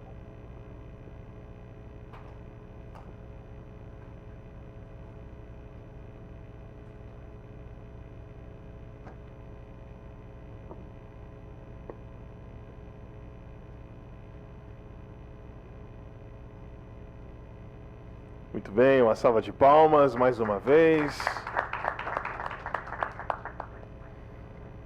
Passamos agora para a nossa próxima sessão, a sessão 6, sobre respostas intersetoriais aos impactos das mudanças climáticas nas mulheres, energia, recursos naturais e resiliência. Esta sessão irá explorar como as soluções intersetoriais vinculadas à energia limpa, gestão de recursos naturais e programas de resiliência podem proteger a saúde, os meios de subsistência e a resiliência das mulheres. Discutiremos as transições energéticas justas em termos de gênero, com foco na redução do impacto de poluição do ar na saúde materna, capacitando populações vulneráveis como empreendedoras no setor de energia e abordando os riscos de violência de gênero. A discussão também abordará estratégias de construção de resiliência para mulheres e meninas na agricultura e gestão de recursos naturais. É com prazer que apresento a moderadora desta sessão, a doutora Angela Baschieri, líder científica em impactos na saúde climática no escritório do cientista-chefe Instituto de Ciência e Pesquisa Ambiental, ESR, da Nova Zelândia. Doutora Baschieri, fique à vontade, por favor, a palavra é sua. Uma salva de palmas, por favor. You're welcome. Okay, have been given the job to be on time, actually to save us some time, but I think we can do it. I know that what is between us and lunch, so we're gonna make it. We have an interesting session. We have a few speakers online and a few speakers with us here. Also, I would like to see if we can get interaction from the room, and I'm gonna ask you a question. So maybe towards the end, when we've gone to the speaker and the contribution, is an opportunity for some of you to kind of contribute. And I'd like to ask you, if you had the opportunity to shape the Gender Action Plan for COP30, based on your work, what would you bring into the Gender Action Plan, and what is the cross-sectoral action or policy recommendation you would prioritize to protect the woman's rights and resilience for climate change? So from your perspective, from your work, from the community you're working, from the knowledge that you have, if you have some example to bring into the floor, so just so we enrich the discussion. Okay, so we have few people. We have a few people online, so let me introduce them. We have Zaki Yakana Berian from Indonesia, from the Society of Renewable Energy. I don't know if we can bring everyone online. He's a social impact leader driving youth and engagement in energy and climate. He has been grown the organization from 50 students to 4,000 subscribers. Is an activist, social impact innovator, and is here to share with us. So welcome with us. And we have also online Sam Seller, as a former USAID staff. Sam has been in charge over the last years of the population health and development and environmental program from USAID, and is here with us to share his work. And then we have Grace Dorong, Grace Dorong from South Sudan, and she is the executive director of Ruth Generation, as an NGO that is working on a number of projects, and she is going to tell us about some specific project on cooking and air pollution. So I don't know if we can, yeah, there is Dorong, Grace Dorong, welcome. We have now in the room also Rachel Manga from Malawi, from UNFPA Malawi. She's a youth and gender professional working on the field of innovation and agriculture. She's in charge of a large program from FAO and UNFPA on agricultural skill, and she's previously worked with the WHO Brazzaville. So lots of experience here. And then we have also joining me on the panel Bayan Munir. She is, I wrote it here. So she's an environmental specialist of the Sanat Youth Development Foundation. So a lot of, so let me go. We're gonna start the session. We have 3 quick presentations. I think you were allocated 10 minutes, but may I ask you that you shorten to 7? And then we are going to go to the floor. So I will give the floor to Zagi Kayana Berian from Indonesia, from the Society of Renewable Energy, and the floor is yours. Thank you so much. So can you guys hear me right now? It's clear? You guys, can you hear me? We can hear you online, at least. Yes, we can. Okay. So they should display the presentation shortly. Yes, there it is. Yeah. So this is my presentation with the title Resilient Rural Health, Electrifying Health Facility as a Pathway to Gender Empowerment. So first of all, I would like to introduce our organization. We are started from the 1 university and expanded to 51 university within 6 years. So we are the biggest sustainability movement initiative in Indonesia. We are focusing to decentralized community to help rural electrification. And during the strategy, we have our own strategy to create some capacity building, because we want to create some just energy transition. So we want to make sure we have a representative in every location in Indonesia. As we know, we have more than 17,000 islands, and then 4,000 villages have not electrified yet. So this is our opportunity from the young generation to create some example for the just energy transition. And this is the showcase of our work during the 3 years. And then we built the rural electrification to support the health facility, and then the clean cooking, and for the irrigation, cold storage, both to increase the economic productivity and social welfare. And also we know that we see a lot of women in the rural area is really struggle to have some access to the clean cooking and access to the health facility. And we create a program here in Indonesia because the data shows that so many adolescent women in Indonesia, 27 of every 1,000 girls. Compared with Malaysia, it's maybe 4 times higher. So they lack knowledge gap, and then the self-confidence is not enough. And the second one's about the women death per live births in 2020. Indonesia, has a number 170 women per 100,000 live births. So the struggle is come from the electrification, because the rural health facility, they don't have any electricity to supply the cold storage and to store any medicine. So they have to go to the hospital in the urban area, and takes very long time, and they really struggle to go there.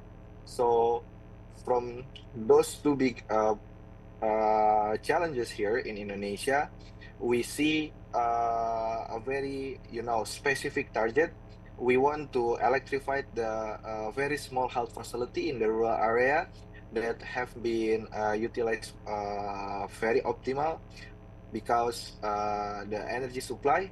And then we want to expect mothers likely to receive the quality cares from that electricity supply.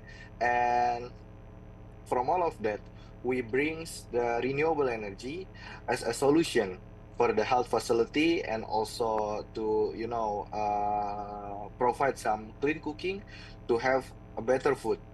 The renewable energy is really, easy to install and operate everywhere, and then more affordable than the other resources, because we want to implement the just energy transition. And this is the showcase of our solution. So we create two type of the solution. The first one is the permanent, and the second one is the a mobile solution. So we create solar PV with the capacity 3 to 6 kilowatt peak.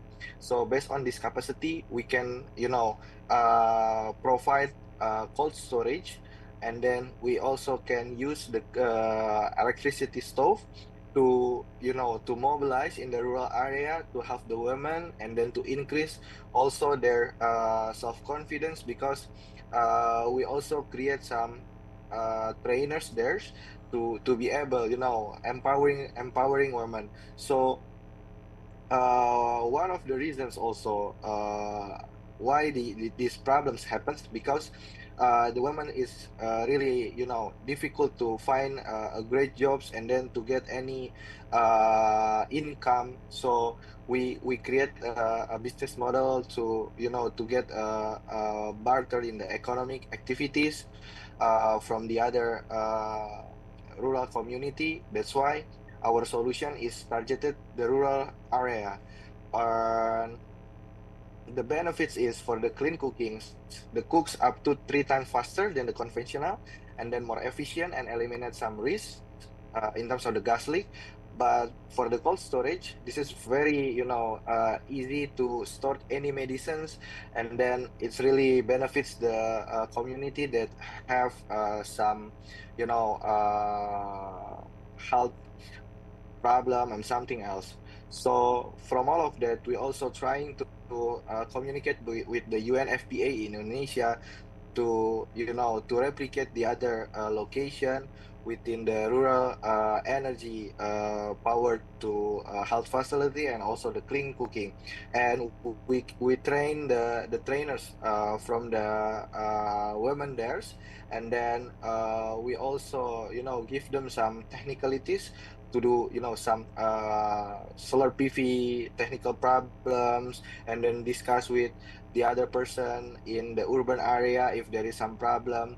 And I hope this kind of pilot projects can be replicated in other islands, especially in the developing countries. So we are really happy to discuss, and we wanna replicate as soon as possible. And we have some blended finance program that can brings all the financing into the one chamber, so we can install and make it sustainable. Maybe that's all. Thank you so much. Looking forward to discuss. Thank you so much, Zagi. This is excellent and perfect on time. So you definitely get on time badge. So thank you for that. And I think it's really interesting to see how this cross-sectorial type of intervention have a number of co-benefits, and you really nicely unpack on your presentation. So I'm gonna pass on the floor to Rachel. She has a presentation for us on the project from Malawi, and so the floor is yours.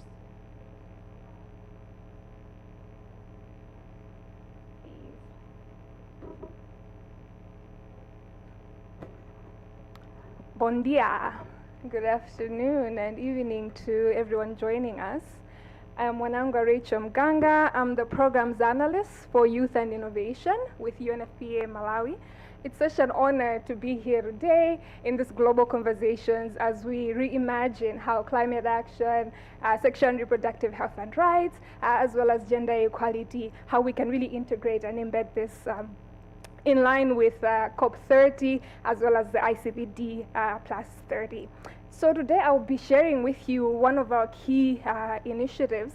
It's a joint partnership between UNFPA and FAO, the Food and Agriculture Organization of the United Nations, and how we're integrating climate smart agriculture, we're integrating SRHR and GBV, gender transformative models, and how this looks like on the ground. We'll also be sharing with you here some of our work in terms of youth engagement, which we've been talking about as one of the key areas. Next slide, please. So in Malawi, climate action and climate-induced vulnerabilities, they're already affecting young people, adolescents, and young women.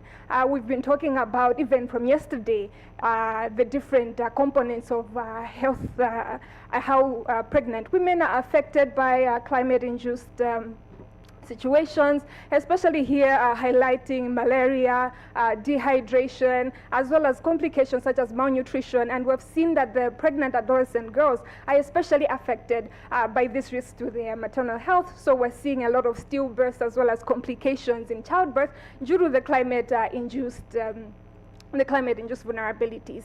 Not only that, it's also on the gender-based violence as well as increased vulnerabilities. We talked about even extensively yesterday how women and girls are disproportionately affected by the climate crisis.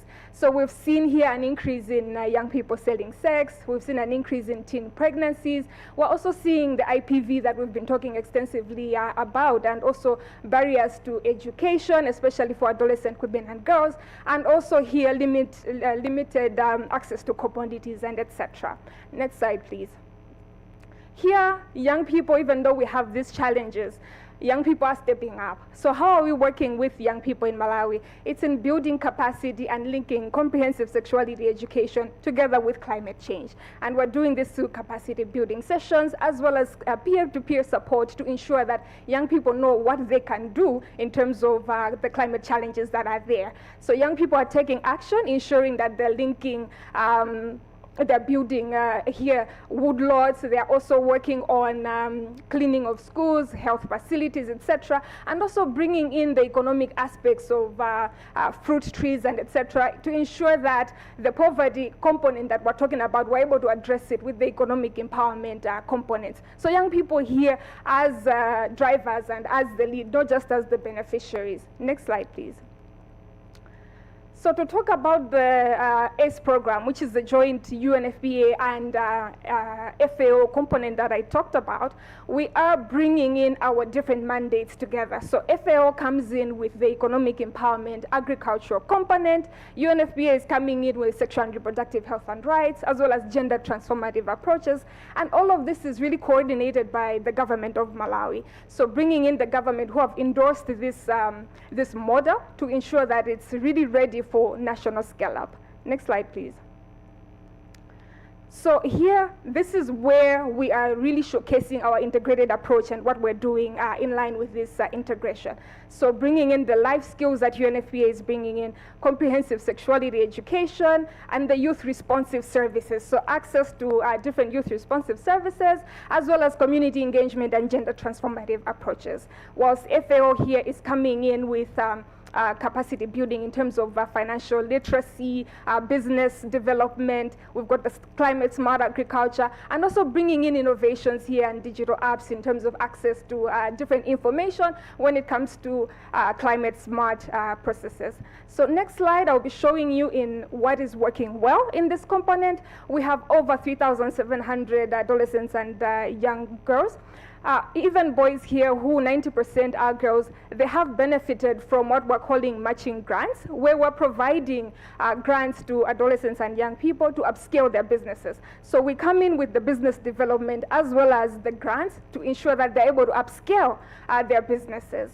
Here it's over $170,000 that we've been able to inject in here. And in terms of youth leadership as well as youth ownership and empowerment, we're calling it a matching grant, where young people themselves are also matching this grant that has been provided with a 15%, 5% in terms of cash and 10% in terms of in-kind. So this is the social capital, the land, etc., that is there in the communities. And we've seen the access to financial services increase, especially for young people. Next slide, please.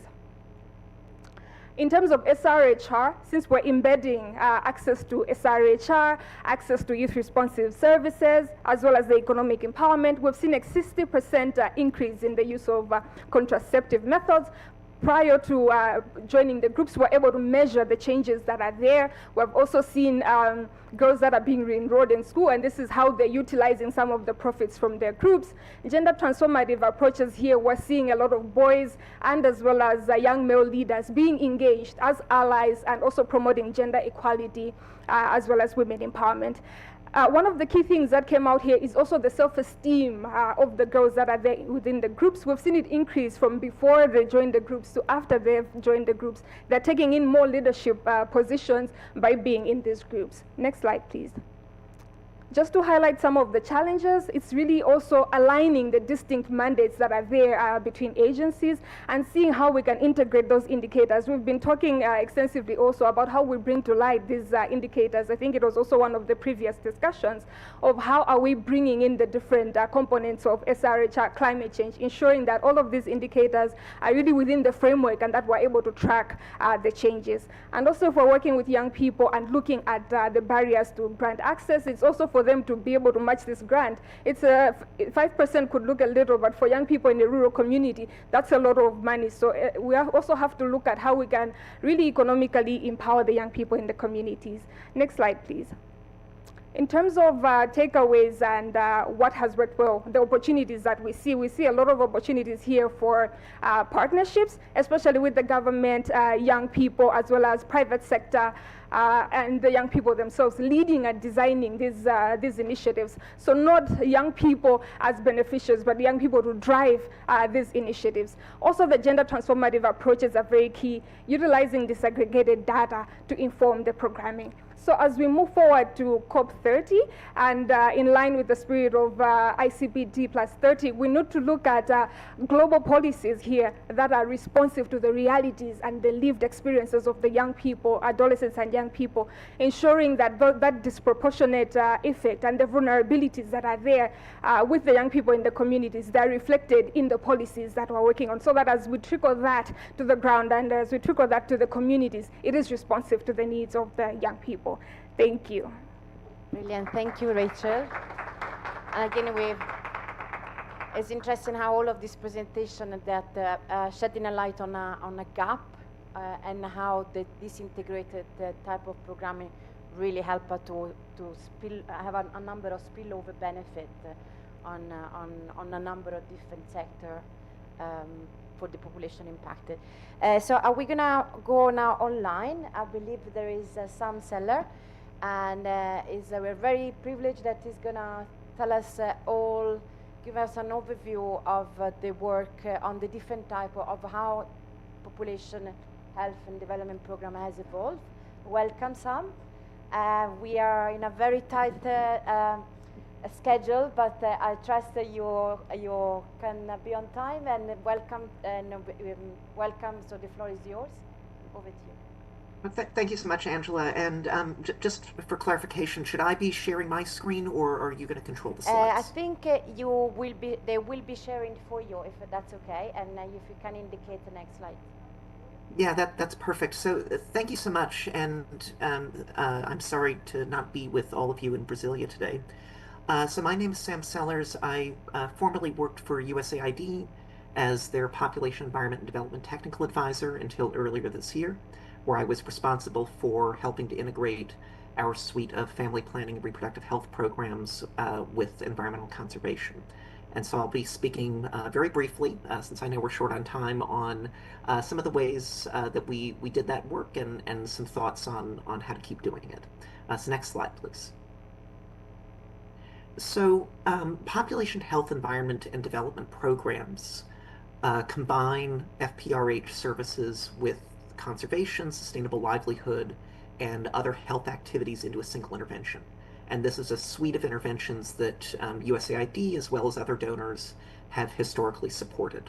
And traditionally, these are programs that have really been focused on biodiversity conservation outcomes. So they were not originally designed with climate adaptation in mind, although these are programs that arguably can also contribute to climate adaptation outcomes in addition to ones related to biodiversity conservation.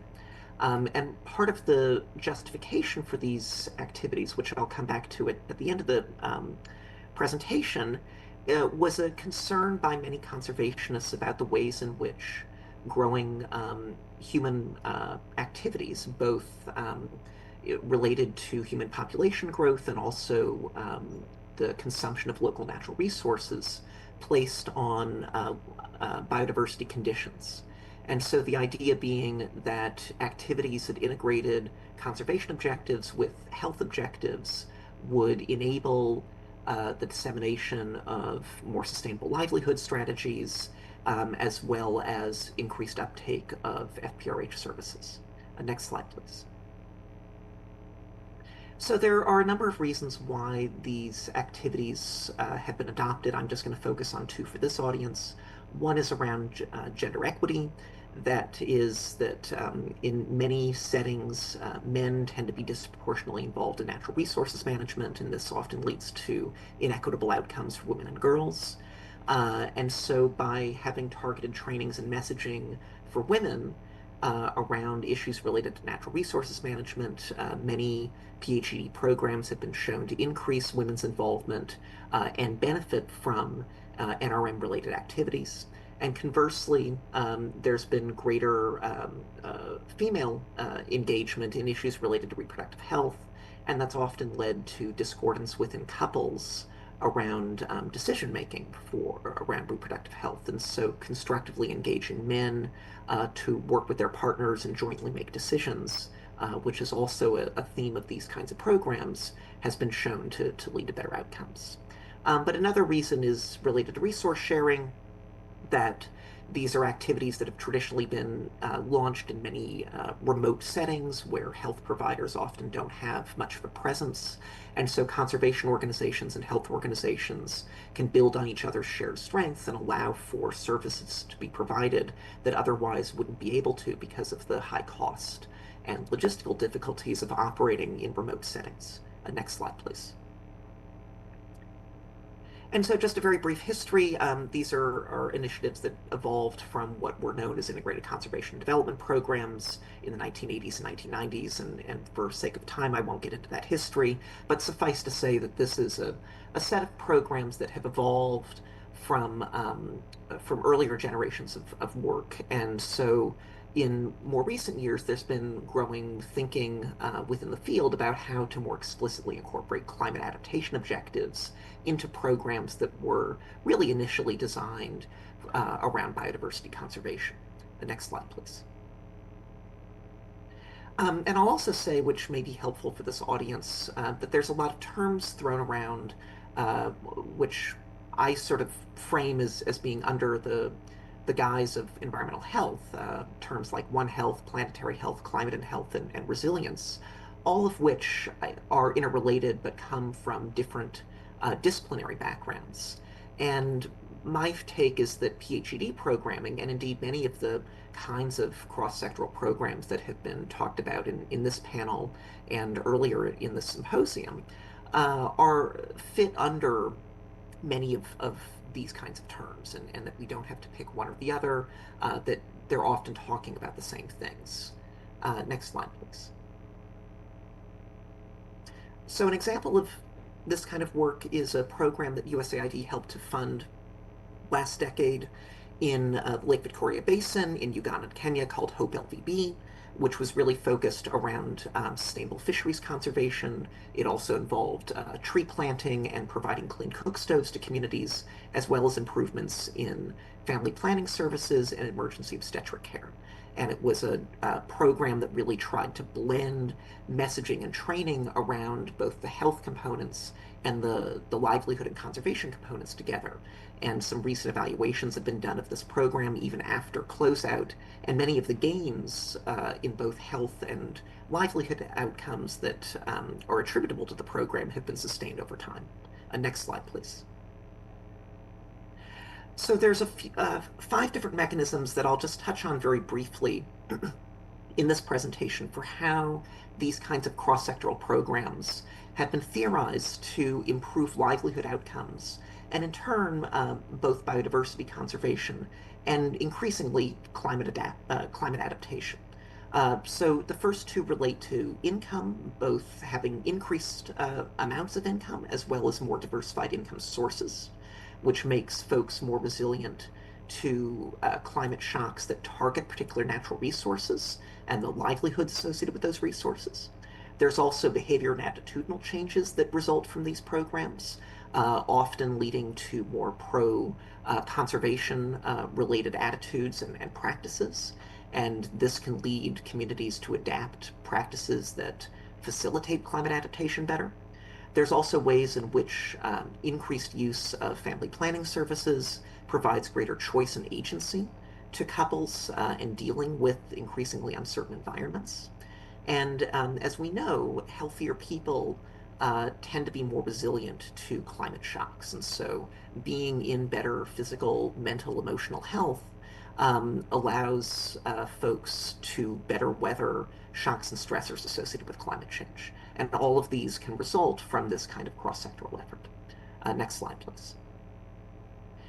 So this is the last slide of the presentation, and I don't have time to get into what is a challenging discussion, but I want to leave it here for this group, and I hope that this is constructive in a forum like this to spur some discussion and debate. So as I mentioned at the outset, one of the justifications for PhD programs coming from the biodiversity community has been a discussion about the ways in which growing human populations can adversely affect environmental conditions.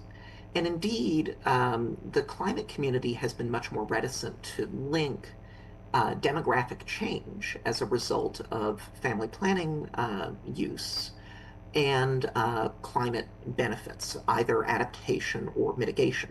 And there's a lot of valid reasons for this, including the tremendous inequities in emissions between the global north and the global south, and the ways in which arguments about environmental conservation and their relationship to family planning can instrumentalize women and their bodies. And so I'm not proposing any particular approach here, but what I want to tee up is a question about where, as an SRHR community, how we want to be thinking about these sorts of questions and the messaging around them at a moment where the global discourse around demography and the environment is changing. And there's greater concern about low fertility.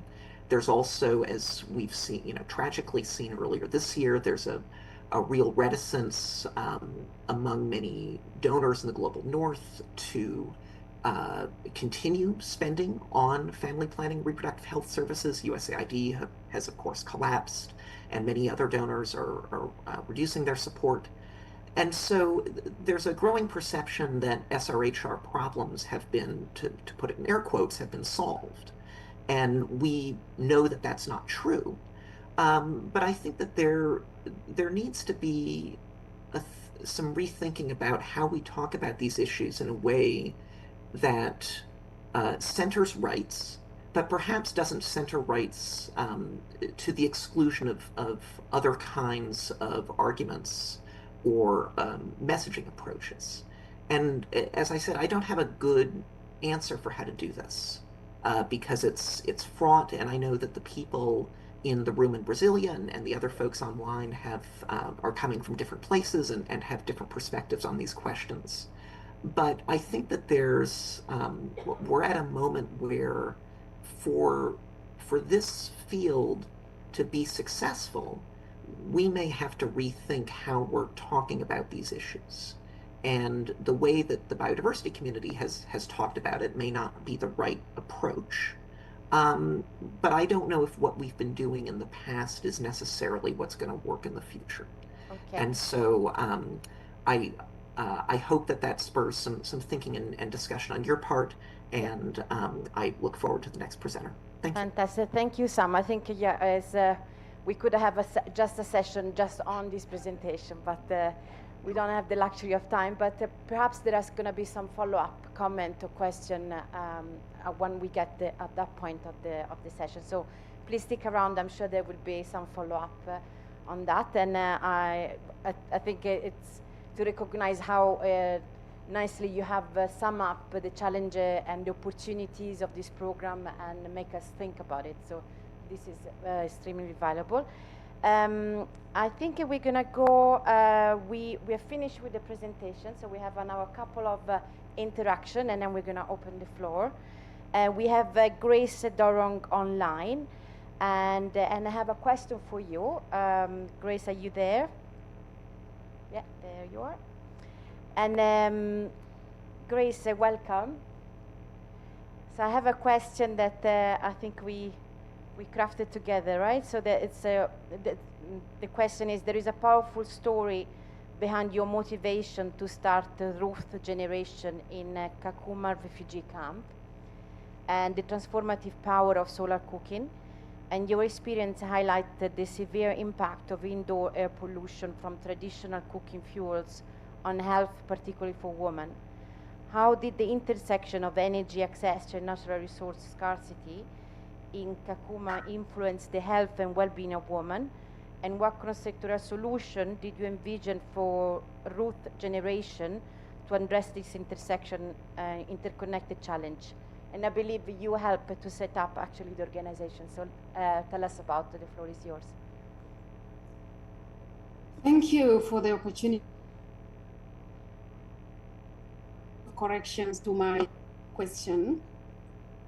I founded Root of Generations after coming back to my country, South Sudan, and I think I'll go through the presentations very fast, just to know if there is any question that will come in there. Yeah, you have 7 minutes. Yeah, thank you. Just to say that in South Sudan, gender plays a crucial role in shaping vulnerability, exposure, and coping capacity to climate change. And some of the challenges that South Sudanese women face include the high maternal mortality rate of 1,223 women per 100 live births. Low adult literacy, 29% compared to 40% of that of men. And then almost all women that have employment are working in the informal sector. That's 95%.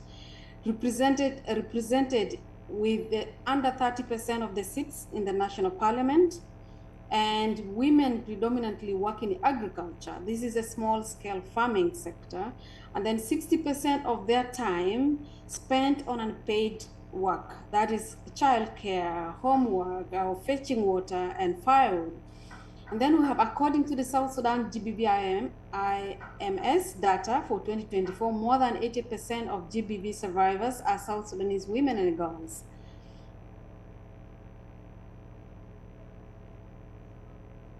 You can see that South Sudanese rural women, who are 70% small-scale farmers in what they're doing, and then you find that South Sudanese women are at the lower rate of social hierarchy in the society. Climate change basically affects them more than the male counterparts as we compare. Next slide. Impact of climate change on mostly South Sudanese-led rural women farmers and their small-scale agricultural activities. You find that due to climate change, there is a decline in soil productivity and environmental quality that is supposed to be fair enough to lead into production. And then we have the health of natural resources and productivity of local forests. For example, you look at agroforestry.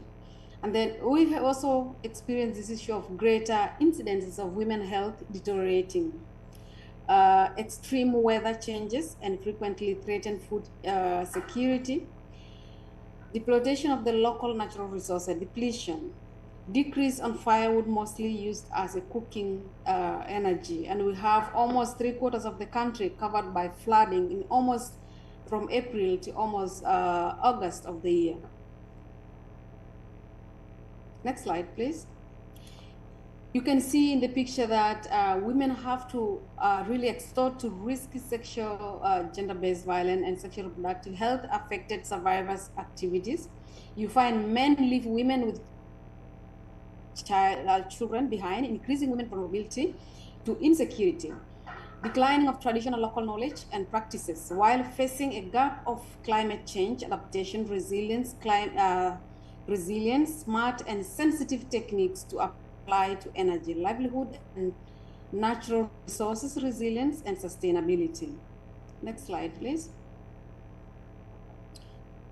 You can see here that controversies, firewood and charcoal are locally available in the communities and widely in practice for cooking, light in the houses and used for other purposes. And this has equally the risk to the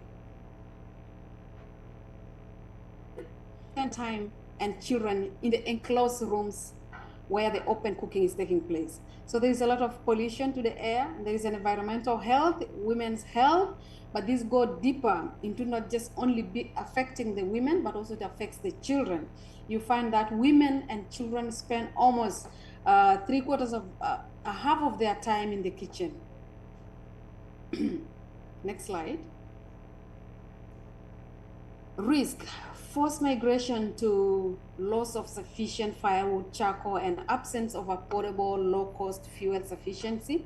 There is also loss of biodiversity, increased shortages of biosources of energy, and there is also the increase of women insecurity and in safety. For example, they walk for very long distances looking for the firewood, looking for the water, and also there is increase in the prices, additional burden on women. Next slide. There is increased triggers to sexual gender-based violence, and you find that this is against women and girls, and inter and intra-communal tensions that is happening. You find women spending most of their time in the forest or in the water point. So they are always the first people to be affected when there is insecurity. Insufficiency or lack of integrated capacity building activities into cross-sectoral projects that could help the women. Next slide. What are the lessons learned driven from the Root of Generation program monitoring evaluation? This basically we're looking at what has Root of Generation done and what is it that we can learn from it. Next slide.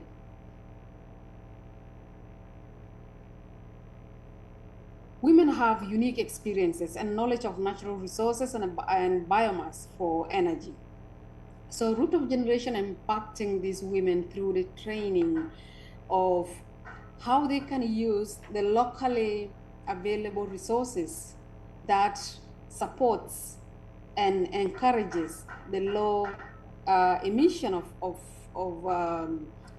what we call the smoke. So women face obstacles to participating in decision making and planning processes, where they could have their decision to put forward on what can work best for them. Next slide. So promoting and enhancing innovative climate security projects with integrated, clear saving, sufficient, energy sufficient, and natural resources resilience that support women's role in climate change mitigation and adaptation. There is also the grassroots stakeholders need knowledge on climate change broadened with greater integration. Cross-sectoral projects must integrate together, targeting adaptation sectors in local settings to build resilience of women and the communities. Next slide. Promoting and enhancing innovative climate security projects with integrating clear saving efficient energy. I think this is repeated. This is what I was explaining, that the grassroots stakeholders need knowledge on climate change to broaden their understanding on this issue of the climate. Cross-sectoral project also that I just mentioned is what we're dealing with to try to integrate better the issue of the climate, the issue of the women health, and the issue of reproductive and GBV. Next slide. Recognizing that women are also more likely to continue being affected by the climate change shocks, they are mostly relying on agriculture. Energy and natural resources are saving.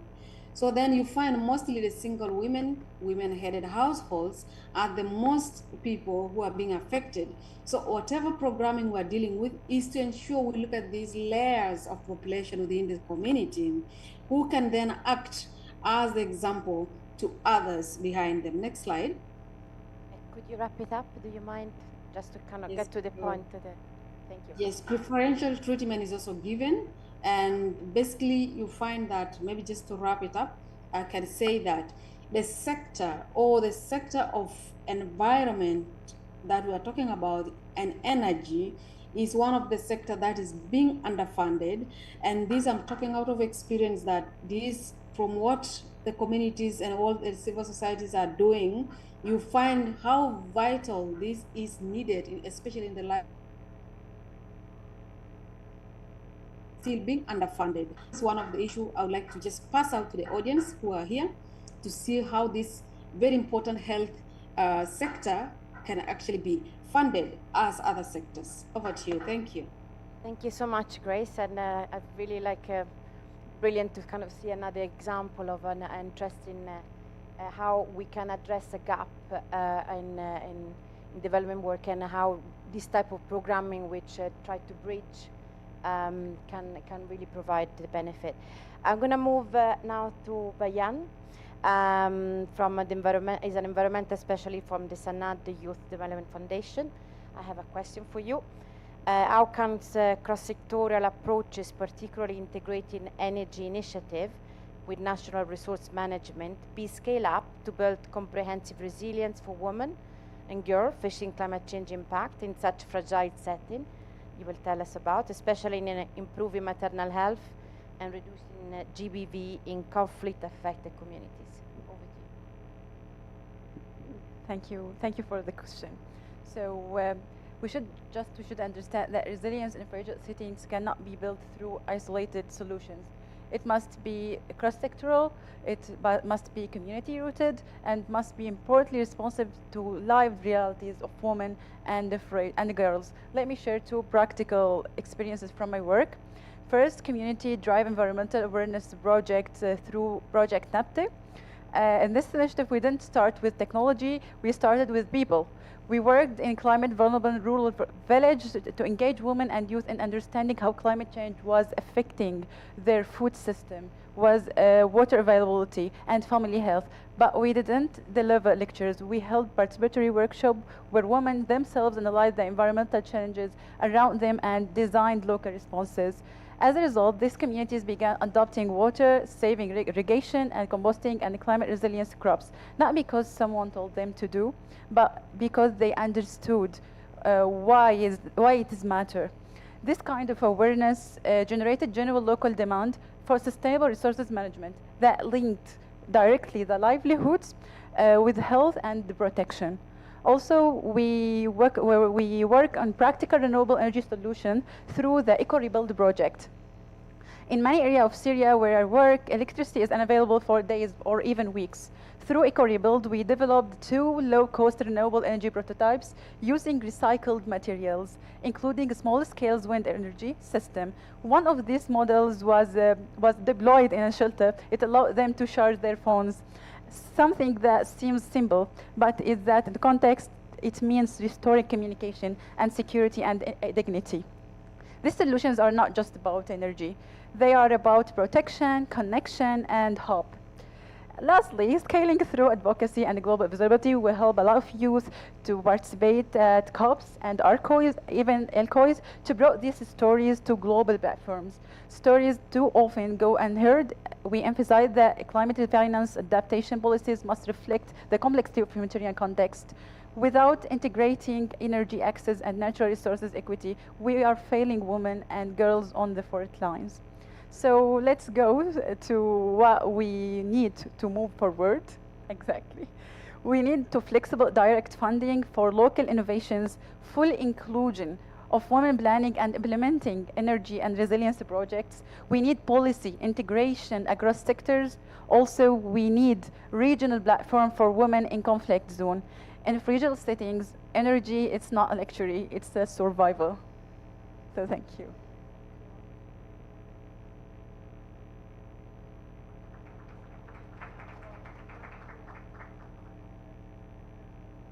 Bayan and everybody has spoke so far. I think you nicely wrap it up and really bring another element of ensuring that those program design is culturally responsive to community and are being at the forefront of the design of program. I'm sure there are other examples from the room or voices or questions, so I'm going to open up to everyone who wants to maybe bring another example from a similar program that you want that the whole room knows about, or if you have a specific question to a specific speaker. There is one question over there. Can we give a mic? And over here. Yeah. Okay. So I've been given 3 questions. So those are the 3 questions. One here, and then there's one more. So good afternoon. I am Raghu. I just made a presentation yesterday on Bangladesh. So I don't have a question. I just want to reiterate the point that I just presented yesterday. Technology was kind of, doing a little bit of interruption in my flow. So, but I just want to bring this to the room that in Bangladesh, we are trying to see how we can address SRHR GBV issues within the climate context. And then we are using those as the entry points to work on biodiversity, on enabling the families and the communities to have real environment-friendly stoves in their own homes, to have very minor sort of self-done restructuring of their small shacks, small huts, to kind of improve ventilation. We are also working towards making them self-reliant on having better nutrition by way of having kitchen gardens, by way of kind of planting local trees and fruit trees, which is kind of giving them the livelihood options. And then we are just using this SRHR as the entry point, not only to just address their SRHR concerns within the context of climate change, but also to build a very resilient community, looking at all the stakeholders within the community. So we are working with the families, with the communities, with the school children, and we are also working with the community-based structures and systems, which are really kind of building the societies to be able to better prepare for the climate changes and to be able to respond to it by having a better plan. So I'm just trying to respond to Sam's point, where he said that biodiversity route was taken to kind of strengthen the SRHR status of the people or of the community. But in this case of Bangladesh, we are doing it other way around. We are taking SRHR as the entry point and trying to kind of build resilient community. And then I tried to monetize the work that we are doing in Bangladesh by way of making a case that that little investment that we are kind of bringing in requires to be scaled up, and that requires money, which I think the global financing mechanisms need to make available to countries and to the local communities. So this was just an example that I wanted to share. Okay. That I presented yesterday. Thank you. Thank you so much for your contribution. I'm going to take all the question. I've been given 3, maybe we can have 4. But so the next question to the lady here on the front. So and then, yeah. Oh, yeah, she was first, if you don't mind, and then the back and then the Thank you very much, and thank you for all the presentations from all the panelists. My name is Jane. I have a comment and a question. Perhaps I begin with a question for my sister from Malawi. One of the challenges you highlighted was on aligning distinct mandate between agencies when it comes to the work you are doing. And probably my question is if this is a challenge, which is also something we've experienced in Kenya, where different sectors find it difficult to align their mandates, which affects the whole integration concept. So how is this in Malawi, especially with regards to now the government taking this up? Now that FAO and UNFPA have initiated this, how is the government approaching this when it comes to them aligning their mandates across sectors? And for my comment, it goes to Sam's presentation.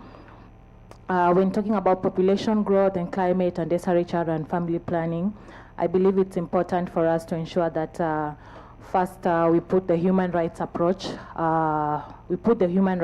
First, especially when using terminology such as reducing human population in the same context as SRHR and FP. Most times it's misinterpreted and of course can be interpreted differently by different actors. So it's very important that as we talk about these issues, also ensuring that we include human rights approach in this phrasing and in this messaging, so that it's very clear that as we talk about this, it's in the context of prioritizing human rights for all. Thank you.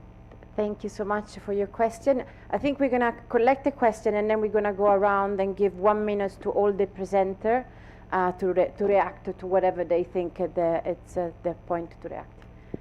Over the lady over there. Certo. Eu sou Darliane, eu represento uma organização que trabalha com os trabalhadores assalariados e assalariadas rurais do campo, né, que é a CONTAR. Eu gostaria de trazer um pouco dessa realidade das mulheres, né, trabalhadoras rurais, assalariadas rurais, que trabalham expostas, né, diariamente a agrotóxico nas lavouras.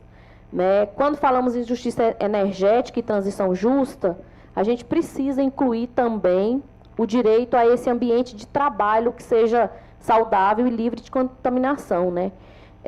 Os impactos da poluição, eles não vêm só do ar nas cidades, eles também estão presentes no campo envenenado, né, onde essas mulheres estão enfrentando os casos de infertilidade, abortos espontâneos e principalmente as crianças, né, que estão nascendo com o transtorno do espectro autista. Então essa energia suja também, ela está nos venenos usados para produzir nossos alimentos, tanto aqui no Brasil como no mundo, né? E aí eu queria fazer uma pergunta. Eu não sei se a palestrante do Sudão, que falou um pouco sobre a experiência lá da agricultura familiar, ou aqui para as palestrantes presentes, que seria como garantir que a transição energética e a gestão de recursos naturais inclua a realidade de mulheres, né, que trabalham em lavouras, que trabalham na agricultura, né, e que hoje sofrem com a exposição a agrotóxicos e os impactos nessa saúde reprodutiva. Né? Como transformar essa pauta em justiça interseccional e não deixar ninguém para trás?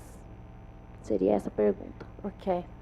All right. Thank you. Unfortunately, I've had people in the back waving, no more. So sorry, no more question, but I'm sure there will be opportunity in the breaks.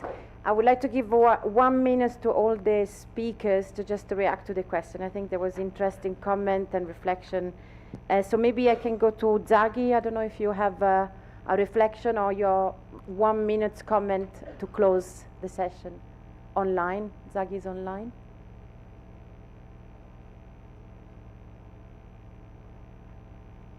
Okay, so I'll go next person.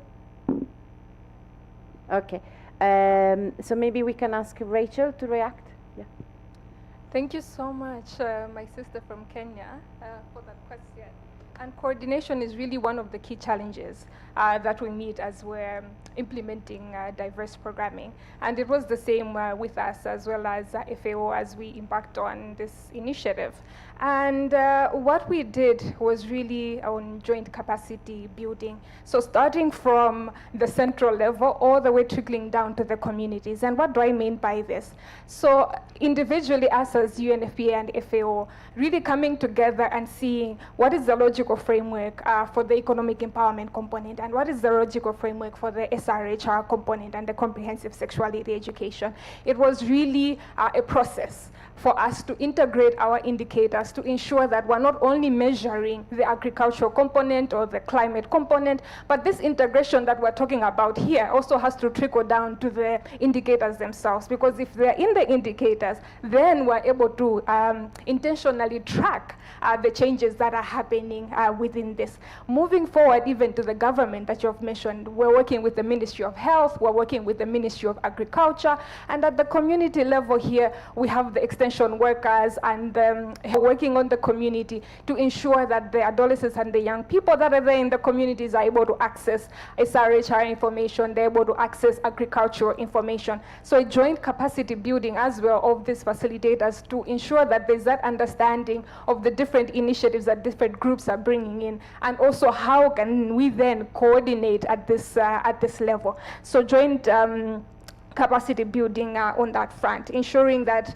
every player knows what they're bringing to the table and how we can collaborate. And this is what led the government to even endorse this model for national scale-up.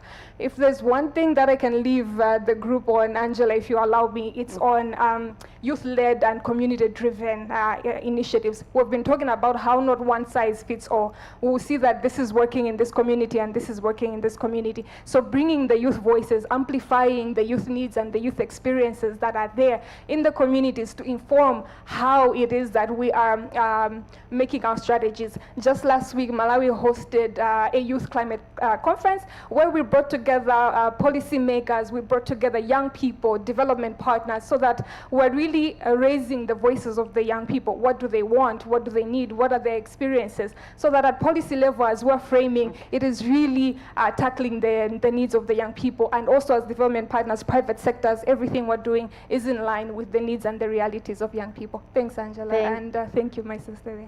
Thank you, Rachel. And I think we're gonna go to Sam online. You have 1 minute just to react on reflection or comment to that. If you're still there. Yeah, I am. Thank you so much, Angela. Yeah. And let me respond to the point on rights, because I want to try to clarify a little bit. I don't think this is a community and a room that is very comfortable talking about rights. And rights are really important. There's a reason that there's 2 R's in SRHR.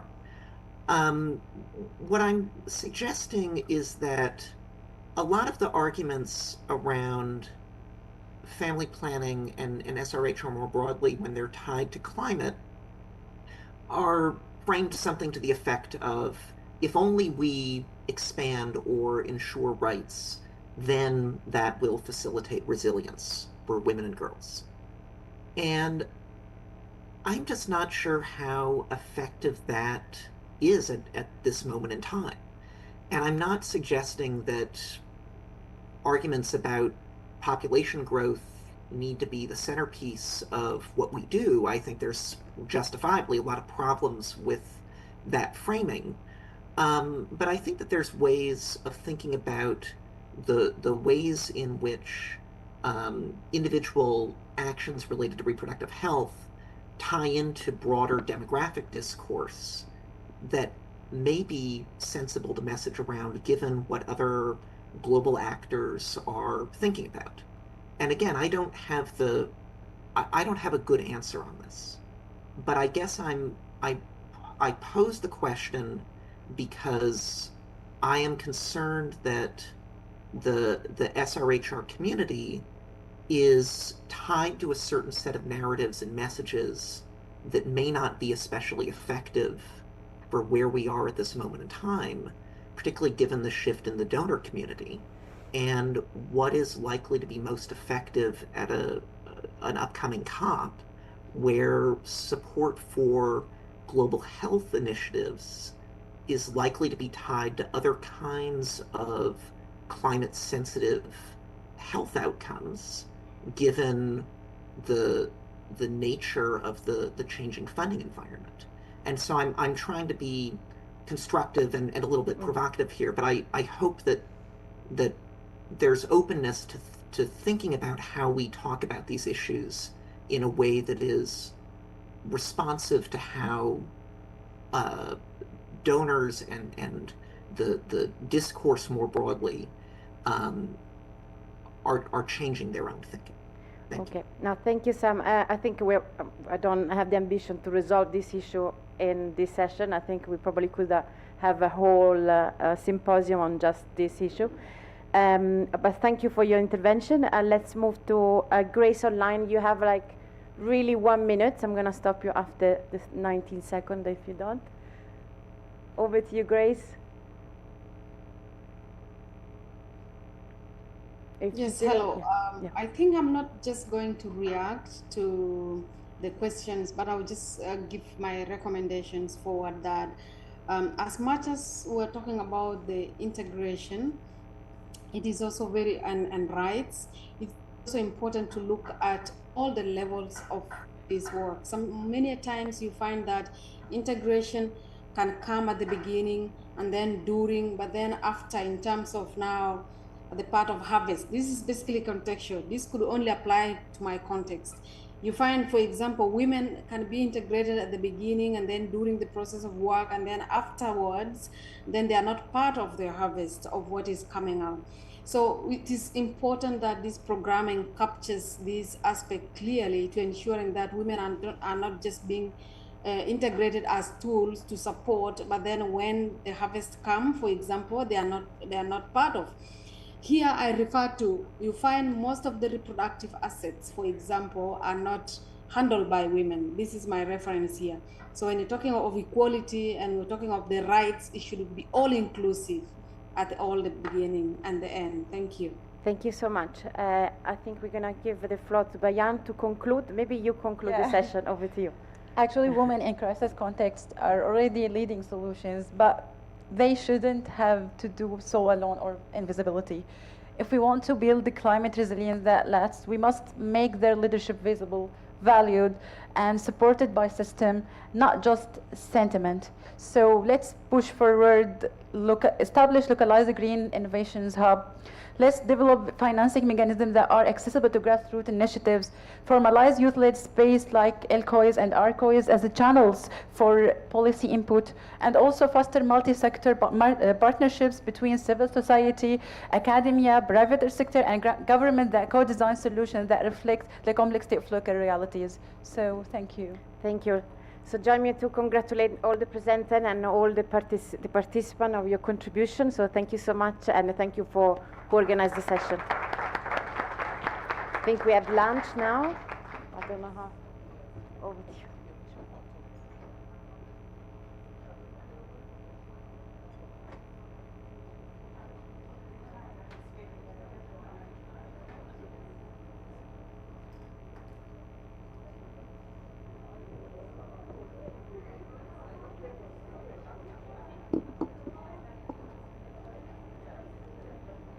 Muito bem, uma salva de palmas mais uma vez.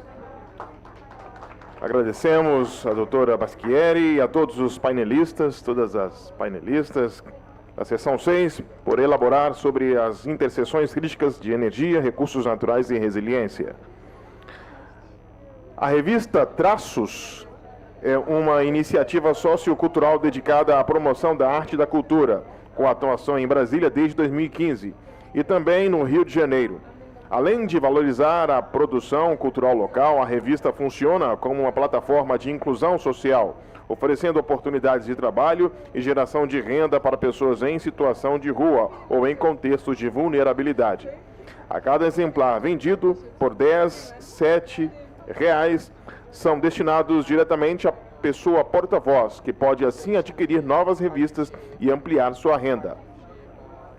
O UNFPA Brasil é parceiro da Traços. A cada edição, a revista destaca uma história relacionada a iniciativas beneficiárias ou temas de trabalho da organização, ampliando a visibilidade de questões fundamentais para a promoção dos direitos de saúde sexual e reprodutiva, populações e dados. Embora a revista esteja disponível apenas em português, convidamos todas as pessoas a participarem e conhecerem o projeto, o trabalho artístico envolvido e a forma como ele contribui para a inclusão de pessoas em situação de rua ou vulnerabilidade. Durante o evento, Leandra, uma das porta-vozes da Traços, estará posicionada ao lado da área de credenciamento. Caso desejem conversar com ela, a equipe do UNFPA está disponível para apoiar com a tradução. Muito bem, faremos agora uma pausa para o almoço. Lembrem-se de retirar seus vouchers com nossa equipe do lado de fora e seguir para o mesmo local em que almoçamos ontem. Estaremos de volta para a nossa sessão às 14h30. Até lá.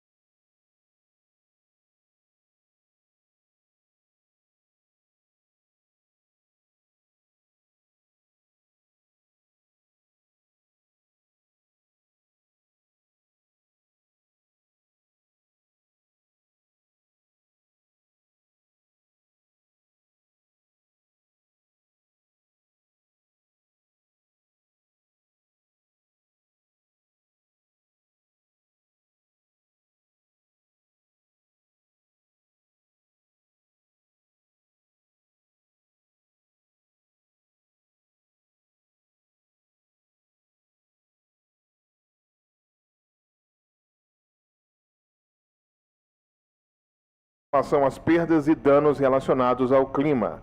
Esta sessão irá desvendar as dimensões de perdas e danos, incluindo perdas não econômicas relacionadas à violência baseada em gênero, saúde e direitos sexuais e reprodutivos e proteção social. O objetivo é contribuir para a ação climática responsiva ao gênero, fornecendo orientações importantes sobre canais práticos para acessar o financiamento de perdas e danos para abordar essas áreas críticas. Para orientar esta discussão crucial, tenho o prazer de apresentar o senhor Oscar Nieto Mendes, oficial de mobilização de recursos e parcerias estratégicas do Escritório Regional da América Latina e Caribe do Fundo de População das Nações Unidas. Oscar, a palavra é sua.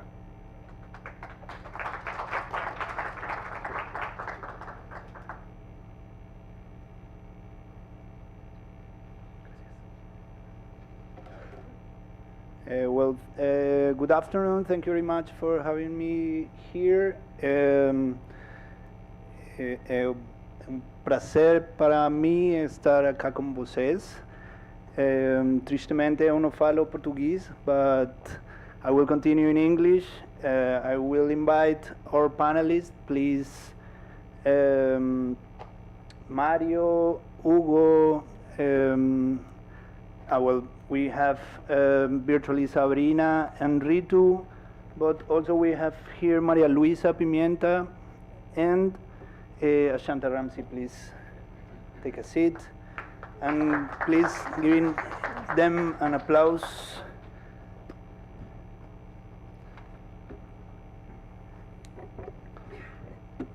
Thank you. Please. So, well, 30 years after the governments adopted the ICP plan of action, and as we move towards Brazil's historic COP30, we find ourselves in a crossroads. Climate-fueled disasters are accelerating, inequalities are deepening, demographic realities are shifting before our eyes. Less visible, yet equally devastating, are the non-economic losses that follow in their wake. Girls who lose schooling access and bodily autonomy, women who's faced heightened risk of gender-based violence, and when floods destroy shelters and livelihoods, entire communities whose hard-won gains in sexual and reproductive health are washed away. That's why we are here today. In this session, we will connect the dots between loss and damage and the three urgently intertwined agendas: sexual and reproductive health, gender-based violence, and social protection. To spark this conversation, we are joined by a great panel. Mario Salgado Galvez, Risk Knowledge Officer at the United Nations Office for Disaster Risk Reduction in the Americas and the Caribbean, will discuss the need for complete and disaggregated impacts for economic and non-economic losses. Sabrina Yuran, UNFPA's Regional Advisor on Data and Population Dynamics, will present as first time the UNFPA's and UNDRR's estimates of population exposure to multi-hazard threats in Latin America and the Caribbean. Ritu Gupta, Gender Integration and Resource Coordinator from the Climate Justice Resilience Fund, who will present to us the emerging non-economic loss and damage in the Bay of Bengal, East Africa, and Pacific Islands. Maria Luisa Pimienta, leading environmental statistic at Brazil's IBGE, the Brazilian Institute for Geography and Statistics, will show how to connect national data systems to global climate commitments. Hugo Ñopo, Senior Economist for the Poverty and Equity Practice Group of the World Bank, will discuss jobs, gender, and climate risks in Brazil. And finally, Ashanta Ramsey, CARICOM Youth Ambassador, will explain the non-economic loss, bodily autonomy, and Caribbean futures, and reminding us that the most affected population must be front and center in all decisions. Well, in this session, together we will decode how climate-related loss and damage undermines ACE, RHR, and magnifies gender-based violence, surface programmatic and policy solutions that protect the gains of ICPD, and craft concrete recommendations for Brazil's COP30 Gender Action Plan and beyond. So I invite you to listen carefully, to question boldly, and live with at least one action you can champion in your own sphere of influence. Because when rights are threatened by rising seas and scorching heat, our response must be as integrated, innovative, and unstoppable as the challenge we faced. So let's begin with our first panelist.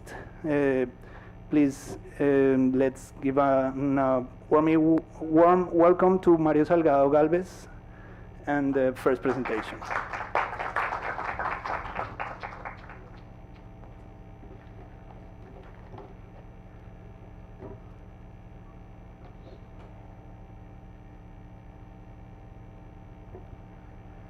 Good afternoon, and thank you very much for Oscar for the introduction.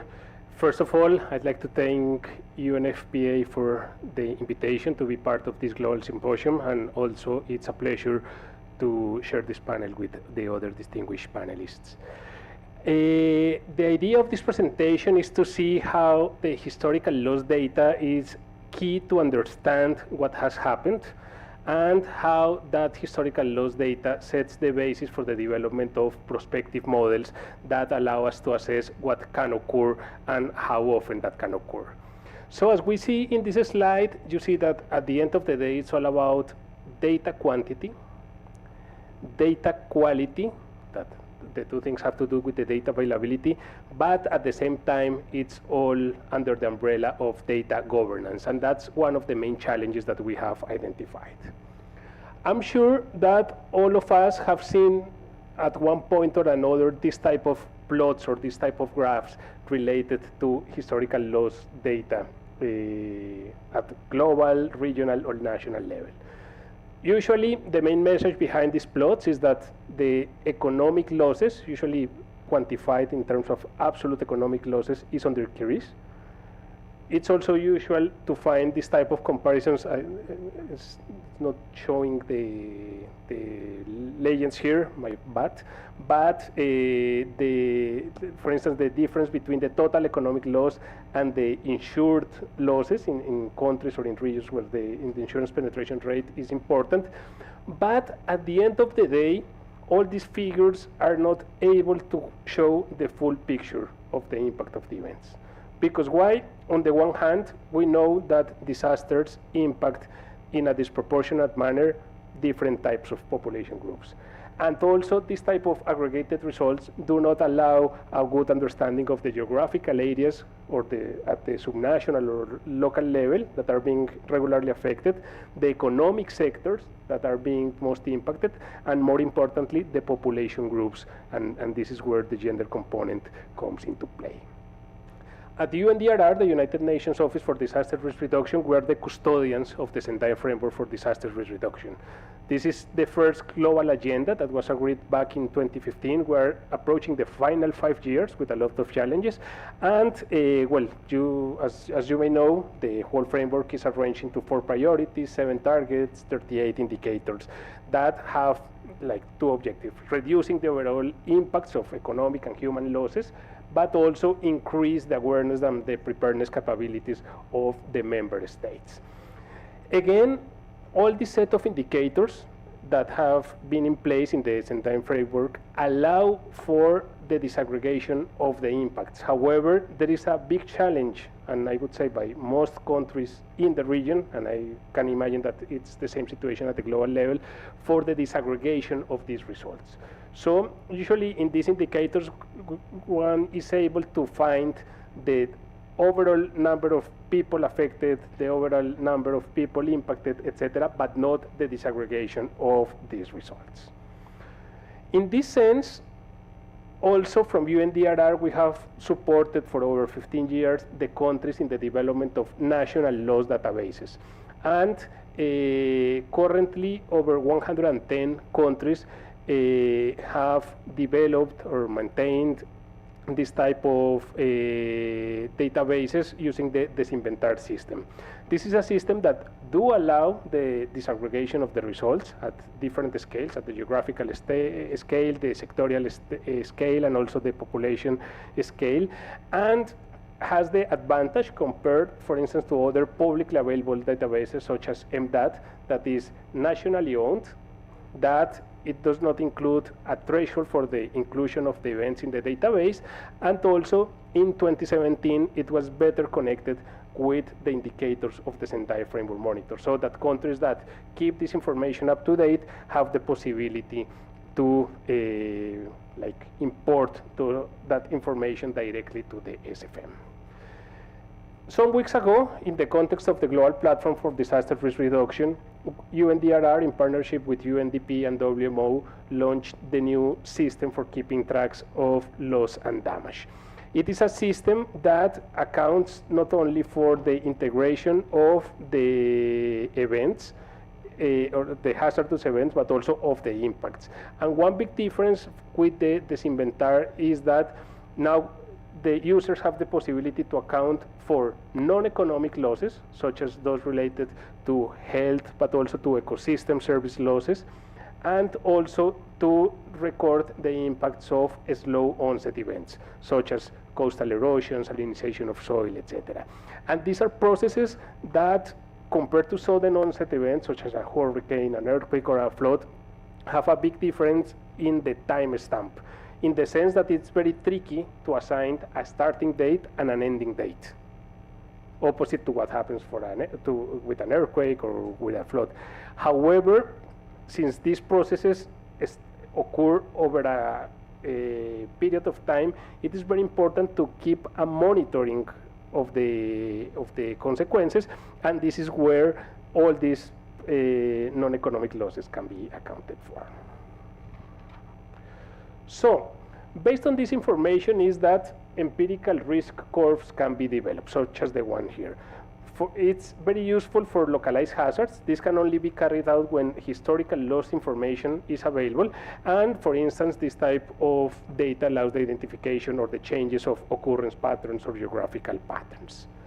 Now, this is, sorry, I apologize, but there's an error with the slides. It should show some of the results. I'm sure that this will be circulated later. But this was to let you know that at UNDRR we recently published a report on the uses of disaster loss and damage data that you can download and access using that QR code. And there are 7 categories of this type of data that have been identified. For instance, it shows the relevance of this type of data in inclusive and gender-responsive disaster risk reduction and climate financing, which is the topic of the next panel, so this comes very timely. Also for the development and the implementation of early warning systems and anticipatory action, guaranteeing that no one is left behind, and also to benchmark the success or failure of the implementation of one or more activities related to disaster risk reduction and climate change adaptation. This with the objective of improving the performance of this type of activities. And why? Because for improving something, we have to first measure it. And to measure, we need good data. So this is a kind of a living repository, and that QR code, you are welcome to submit any information that you can see here.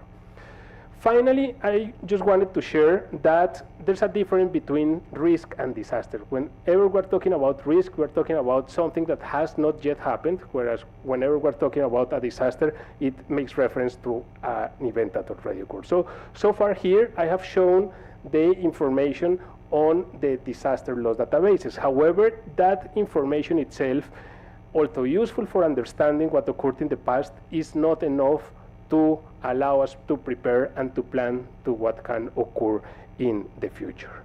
So our colleague Sabrina Joran will show later on how a prospective analysis, which is at the same time based on the historical data, has been used to make some estimates of the population to different types of hazards.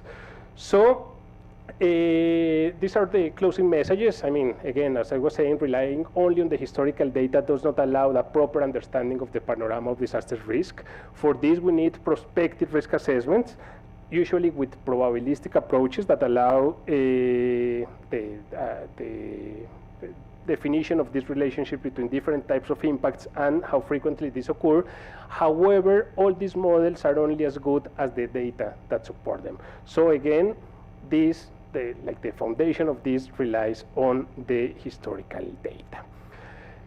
And how can countries benefit from this type of supports and in the development of these databases?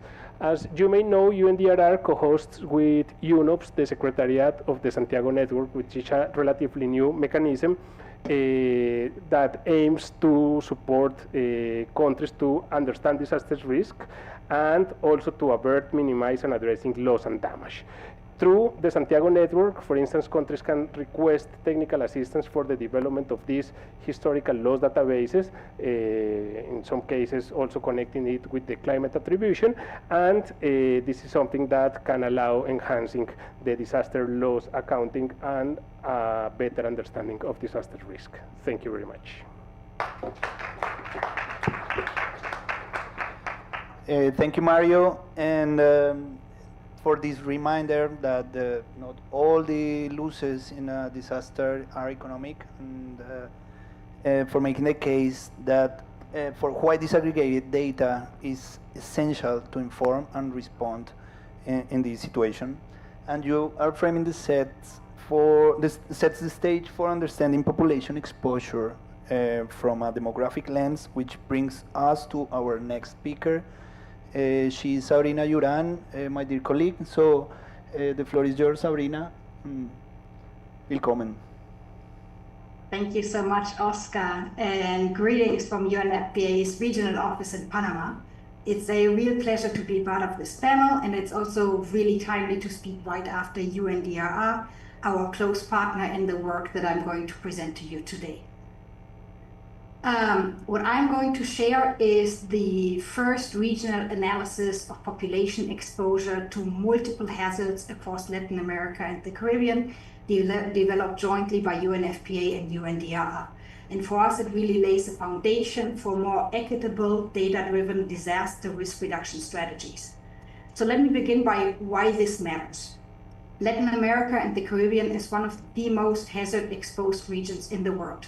From earthquakes and floods to hurricanes, the risks are wide-ranging and they are intensifying. They're intensifying both in terms of frequency and in terms of intensity. And that is largely due to unplanned urbanization, environmental degradation, and climate change. At the same time, millions of people are still continuing to settle in areas where the risks are highest. Yet, we've seen that demographic intelligence, information about where people are oftentimes missing in regional DRR efforts. And so we know oftentimes where the hazards are likely to occur, but we lack consistent spatially disaggregated data on where people live, on how many there are, and what characteristics they have. And so this analysis tried to close that gap. Next slide. In line with what Mario discussed earlier, to understand disaster risk, we really need to break it down into three interconnected components. We have hazards, we have exposure, and we have vulnerability. Hazards refer to the natural events themselves. The exposure really tells us where people live in relation to those hazards and how many people are in flood zones or along seismic fault lines. And then vulnerability really speaks on how well people are prepared to respond or to recover to those hazards. And so that's where poverty, that's where age, that's where gender, disability, and other factors really come in. So in this first phase that I'm going to present today, we really focused on hazard and on exposure. And it's a crucial starting point, knowing where people are and what they are exposed to. But it's also, we also well know that it's only part of the story. And so in the next step that we're currently working on, we're really going to layer in vulnerability data as well to understand not just who is exposed, but also who is most at risk. Let me briefly explain you on the next slide on how we measured exposure in this analysis. We started out with high-resolution gridded population data from World Pop, which gives us detailed information by age and sex on where people live across Latin America and the Caribbean. We then overlaid that information with hazard maps from UNDRR, from the Global Risk Model, and these maps really show us the areas where most likely an experience is to take place: earthquake, floods, and hurricane winds. We then applied thresholds that are very clearly defined what counts as medium and high hazard areas. So for example, for earthquakes, we used a peak ground acceleration of 150 centimeters per second squared. For riverine floods, we used a water depth of 0.5 meter, and for hurricanes, we used winds of at least 178 kilometers per hour and more. And so by combining these different data sets, we were really able to calculate how many people lived within each hazard zone, and potentially 2 or 3 combined. So if we look at the next slide, the overall finding that we have is that exposure really is not a marginal issue for Latin America and the Caribbean. In our region, it affects 268 million people, and that is over 40% of the regional population in Latin America and the Caribbean that is exposed to either of those 3 hazards. Now, looking specifically at earthquakes, it's 125 million people, nearly 1 in 5, nearly 20%, that live in areas that are classified as having medium to high seismic hazard. And you see that on the map, the represented shading, the darker the shading represents the country with a larger proportion of the population exposed. And these are areas that are identified using a well-established threshold for ground shaking.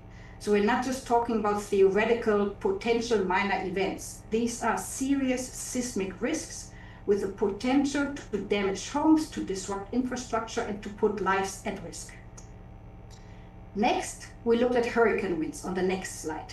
And here we found that it's 100 million people, about 15% of the regional population, that live in areas exposed to strong hurricane force winds. And these are winds of the threshold of a Category 3 hurricane. And this means that hurricanes are not just a possibility for these communities. Many of these communities in the Caribbean, coastal and low-lying areas where urban growth still continues, but they're really living within high probability risk, again, with the power to damage infrastructure, to disrupt services, and to displace people. The third component that we looked at is that of inundations, of flooding. And we found that 64 million people, on the next slide, please. 64 million people, 10% of the region's populations, are exposed to medium or high riverine flood risks. Again, that is at least of 0.5 meter of increased water.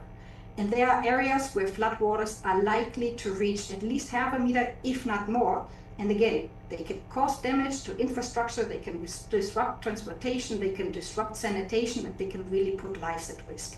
And so these percentages are somewhat lower than for earthquake and for hurricanes, but they still affect 64 million people in our region, especially in areas that are very densely populated, urban areas, peri-urban areas, with poor drainage, with limited resilient structure. And so it's very important to take into consideration. When we break down the data by sub-region, by country, what we can see are some clear geographic patterns. And these patterns matter for how we design national and how we design regional DRR strategies.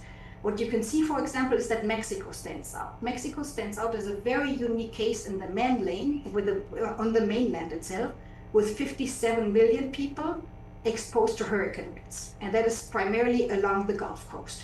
But it also has 10 million people exposed to both floods and earthquakes. And so the clear multi-hazard. You can still hear me? Because there was an interruption? All right, great. Yes, we are hearing you. We are hearing you. I was talking about multi-hazard settings in Mexico because we have combined hazards that are putting populations at risk at the same time. In Central America, we have earthquakes and earthquake exposure is more dominant. If we're looking at El Salvador, Guatemala, Costa Rica, we have 94% of their population living in high seismic hazard zones. Honduras, Nicaragua, similarly, they face compound hazards as well, with major exposure to both earthquakes and riverine flooding. In South America, as you saw previously also on the map, it is primarily high seismic exposure, Chile, Peru, Colombia. And then we still have flood exposure, and that is primarily concentrated in low-lying zones. We have 11% of the population at risk in Brazil, but also 20% in Paraguay, Suriname, and Guyana. The next slide shows the same breakdown, but for Caribbean countries. And what it shows us that it is extremely high levels of exposure, especially when it comes to hurricane winds. And we see that several small island development states, 100% of the population is exposed. And it doesn't just stop with hurricane winds, because there are some islands also that face very high seismic options. So we have Dominica, for example, with 100% of the population exposed to hurricanes, and 94% of the population also exposed to earthquakes. Or similarly, Guadeloupe, 100% to hurricanes, 93% exposed to earthquakes.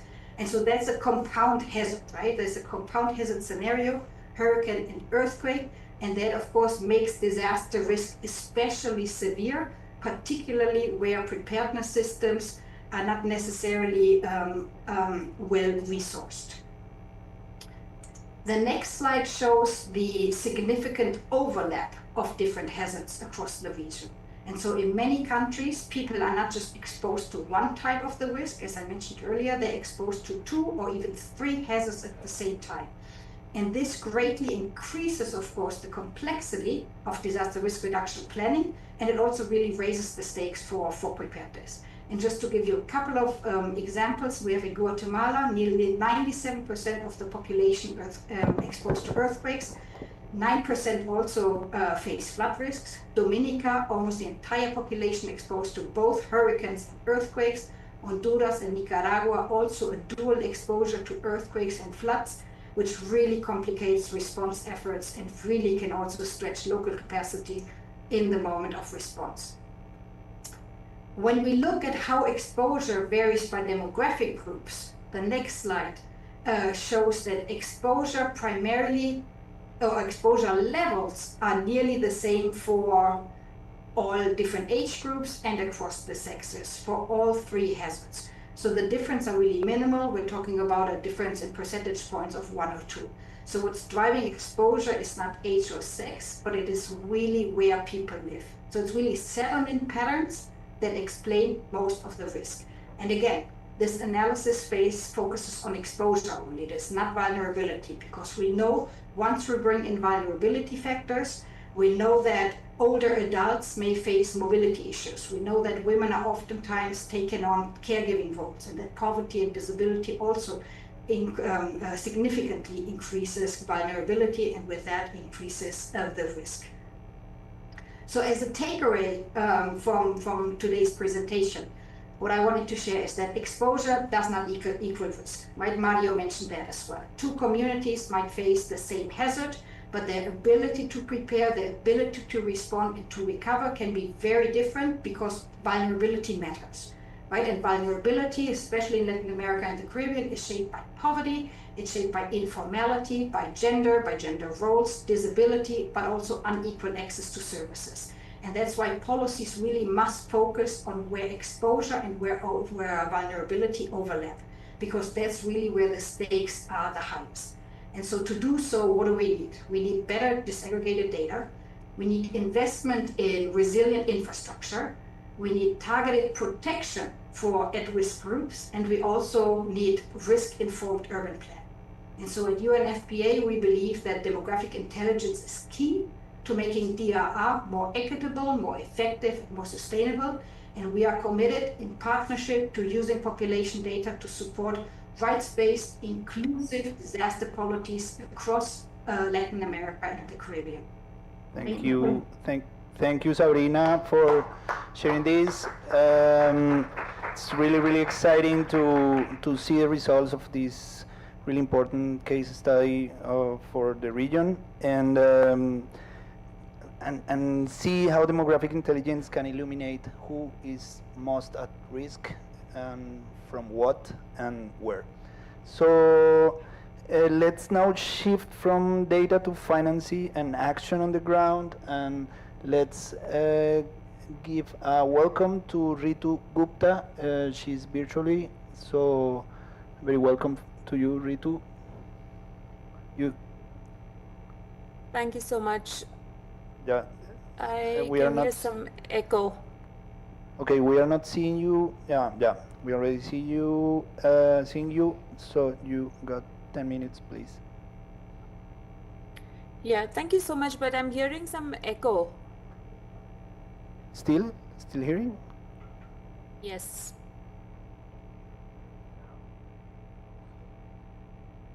Yes. Yeah, let me ask to the. Yeah, maybe could be a translation. So let's check again. Ritu, do you hear an echo? Yeah. Yes, very strong echo.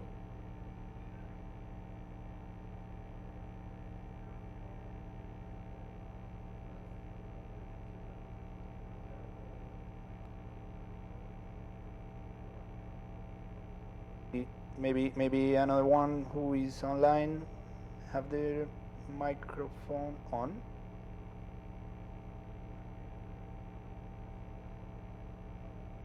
Maybe you need to cancel your sound, Ritu. Yeah,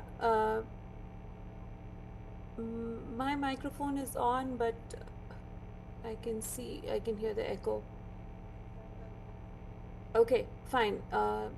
Yeah, this is better. Thank you so much. Okay. Thank you. Please go ahead, Ritu. Very welcome. All right. Thank you so much. Hi, everyone. Good evening from India. Good morning. Good afternoon. Thank you so much for having me here as one of the panelists. I'm really glad to be here, and I would just add on to what my colleagues Mario and Sabrina were sharing here. I'm Ritu Gupta. I'm joining from India. I am speaking from Climate Justice Resilience Fund, and I am working with Climate Justice Resilience Fund as a Gender Integration Resource Coordinator, and I would like to share my screen here very quickly. Can you see my screen here? Yes, we will. Thank you so much. Yeah. So today I'm going to talk about some non-economic loss and damage, and my presentation, my work is very much focused on non-economic loss and damage. And so here I'm going to talk about losses that we can't count, that are not measurable, and that cannot be exchanged or traded in the market. And I'm bringing some lessons and evidence that I am working in the region of Bay of Bengal, East Africa, and the Pacific Islands. So we are primarily a grant maker pooled fund, and in the loss and damage, we are particularly making grants in non-economic loss and damage in the regions of the Pacific Islands, in the Bay of Bengal, in Bangladesh and in India. And you can see on the screen that we've made 9 grants in Pacific Island countries and 9 grants in East Africa, and we are currently in the grant making round in the Andes mountain region. And I'm going to bring you some insights from what I'm hearing in terms of loss and damage work that we are doing, non-economic loss and damage. So firstly, I would like to talk about that what we were hearing from Sabrina also, that climate change is, I always emphasize that climate change is a threat multiplier. We already have structural inequalities such as extractivism, colonialism, capitalism, patriarchy, gender inequality, and different kinds of inequalities that are already there, and climate change just acts as a threat multiplier. And what happens when any kind of climate disaster happens, whether it's a slow onset event or a rapid onset event, then it just adds to or exacerbates the existing inequalities that are there.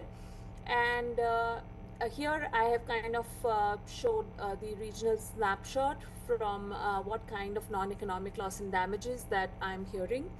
from the grant partners. So it could be starting from loss of sacred sites, ancestral sites, such as could be absolutely disappearance of or getting submerged in sea level rise, such as the burial sites of or the worshipping sites that they have been worshipping for decades, or from from generation to generation, disappearing islands, loss of traditions and cultures, and then early marriage, child marriage, or forced marriage that's happening in the Bay of Bengal. Also, there's an increased risk of child marriage, loss of biodiversity and medicinal plants, and increased mental stress and declining sexual and reproductive health rights for women and girls. And then East Africa, a lot of emphasis on loss of food insecurity, increasing gender-based violence and exclusion of disabled people, and school dropout of young children, loss of traditional attire and beads, and also human-wildlife conflict. I would like to, while I have created these three categories of what is the impact of on human lives and dignity, and then biodiversity, and also loss of culture, identity, and rituals, I have created these three criteria, three categories here, but these categories are not really very helpful because they are not just in isolation, they are very much interlinked. And for example, loss of mangroves folklore can be a very cultural impact that can result from sea level rise. And then loss of biodiversity and these losses can then cause can have impact on humans' life, as it causes a lot of grief. And then women are central across all the partners as carriers and custodians of the ecological and cultural knowledge, and also among the most impacted by the climate impacts that happen. So they experience profound loss of bodily autonomy, safety, and dignity. And it continues the cycle of gendered poverty and precarity. And I would like to highlight, well, you can see that how it impacts on people's life in terms of it increases their mental health trauma, anxiety, and despair. When a family gets displaced and or they are abandoned by their family members, for example, women in the moments of disaster, and especially women with disability, they're abandoned by their husbands or families, then what happens? What kind of experiences do they go through? And then there is an increased gender-based violence. What happens when there is a flood or there is a drought-like situation? And it is not just economic. So I would also like to bring your attention to these slides here, that economic and non-economic loss and damage, our work is actually showing that how economic and non-economic loss and damages are intertwined.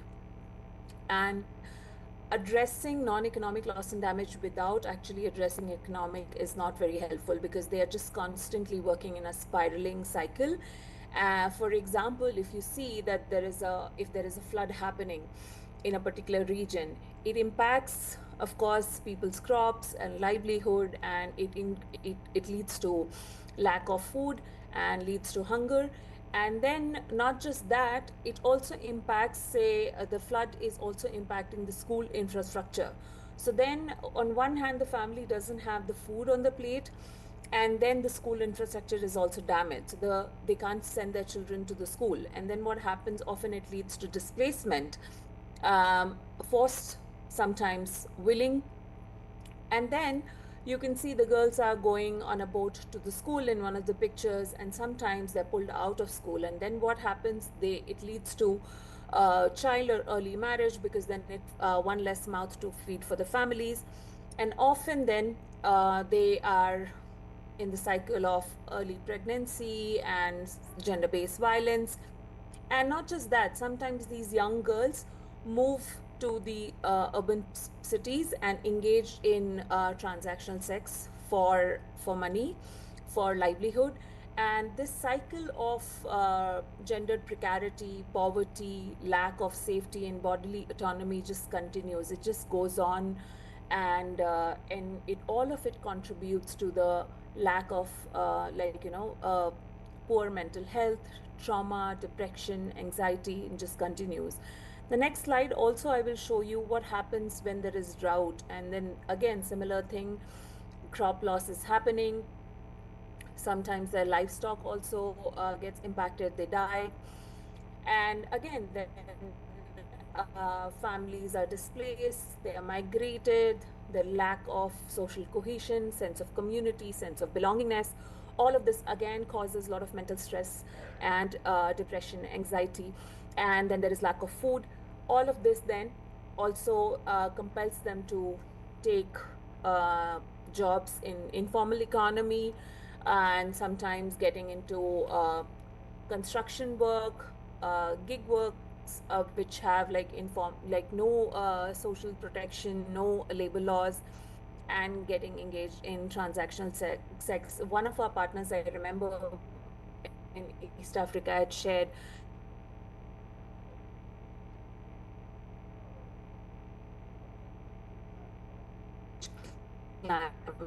change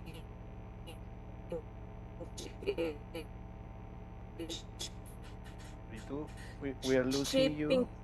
people's life beyond whatever grant that women are forced into transactional sex. And in drought-prone areas, the daily burden of walking long distances to fetch water becomes physically and economically unsustainable.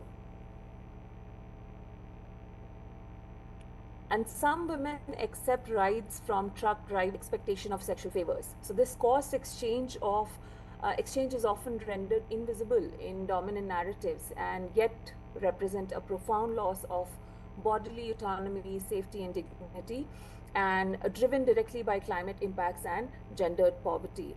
And through their grant partners' proximity to the communities, they have helped expose how climate change compounds these pre-existing inequalities and forces devastating trade-offs. And this underscores the urgent need for frameworks that account for both the visible and hidden dimensions of intangible and tangible dimensions of climate-related loss. Not just this, as I was mentioning, the interconnectedness of economic and non-economic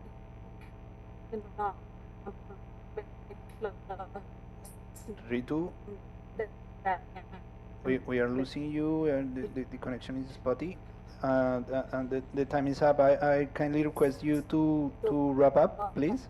Current funding focus on NELD, as I mentioned. I'm not able to. Ritu, do you hear me?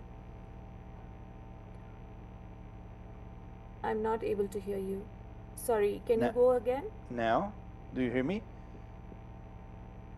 Yes. Sorry for interrupt you, but the time is up. I kindly request you to wrap up, please. Yes, sure. Yeah, I was just about to say my final words, that these insights call for reframing of accountability within climate finance, where loss is not just quantified economically, but also understood in terms of dignity, safety, and justice. So yeah, with that,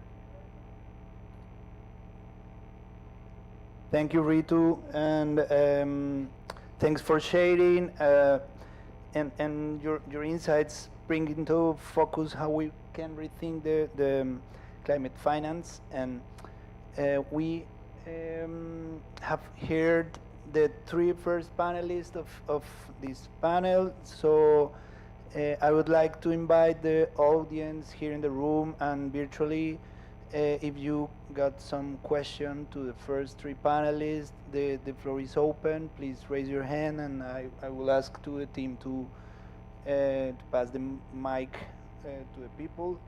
And the same virtually, if our audience on YouTube and Zoom have questions, please, it's very welcome. Any person here in the room have a question? Over there.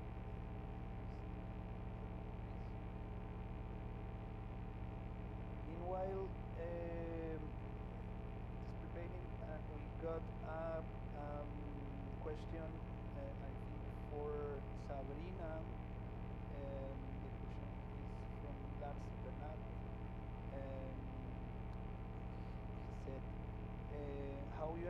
is contributing to national coordination mechanisms for DRR in the region to adapt to those hazards?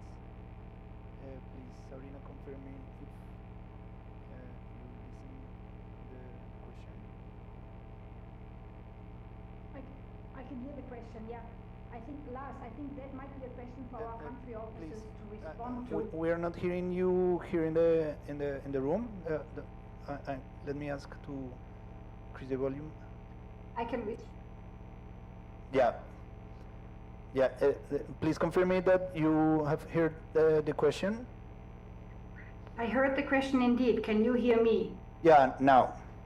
So I was responding to Lars, saying that that's primarily a question probably that our country officers should respond to. At the regional level, of course, that is where the regional officers collaborate with UNDRR to ensure that. Apologies, let me go back to the question. At the regional level, we collaborate with UNDRR. At the national level, we're trying to roll that kind of information as well, or that kind of analysis out as well, so that our country office can also contribute from that perspective. But I think on overall engagement, national level, I think our country officers would be better positioned to respond to that. Thank you, Sabrina. And then we have another question here in the room. Yeah, I have a very quick and short question, and that goes to Ritu. Do you fund UN organizations also? Can we depend to the funds available with your organization as UN? Thank you. No, we don't fund UN. We are a pool fund, so we are not funding UN organizations. Thank you, Ritu. Any other question?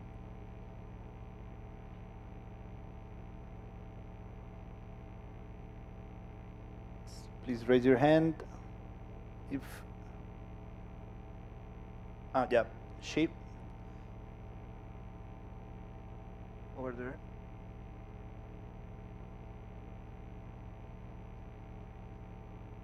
Thank you. Thank you. Is it on? Yeah. My question is for Ritu mostly, but it's really on the non-economic loss and damage and how what kind of ways you have to measure it and how we could work with you. I'm part of the SRHR and Climate Justice Coalition and at Women Deliver, and I think it's really important to all of us to work together and figure out how we can better raise awareness of the non-economic loss and damage and then use it to impact on how financing is provided.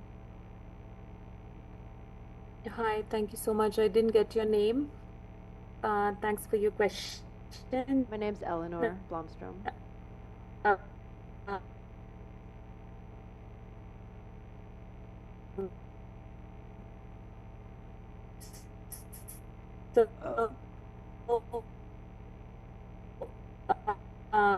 There's a I have a question. So as I mentioned that we have the connection. Ritu? Yeah, go ahead. Yes, go ahead, please. The thing is that we are having some issues with your connection. So maybe could you repeat the answer for Eleanor? Sure. I have switched off my camera because my connection is. I'm joining from Nairobi, actually, from a hotel room. So my connection is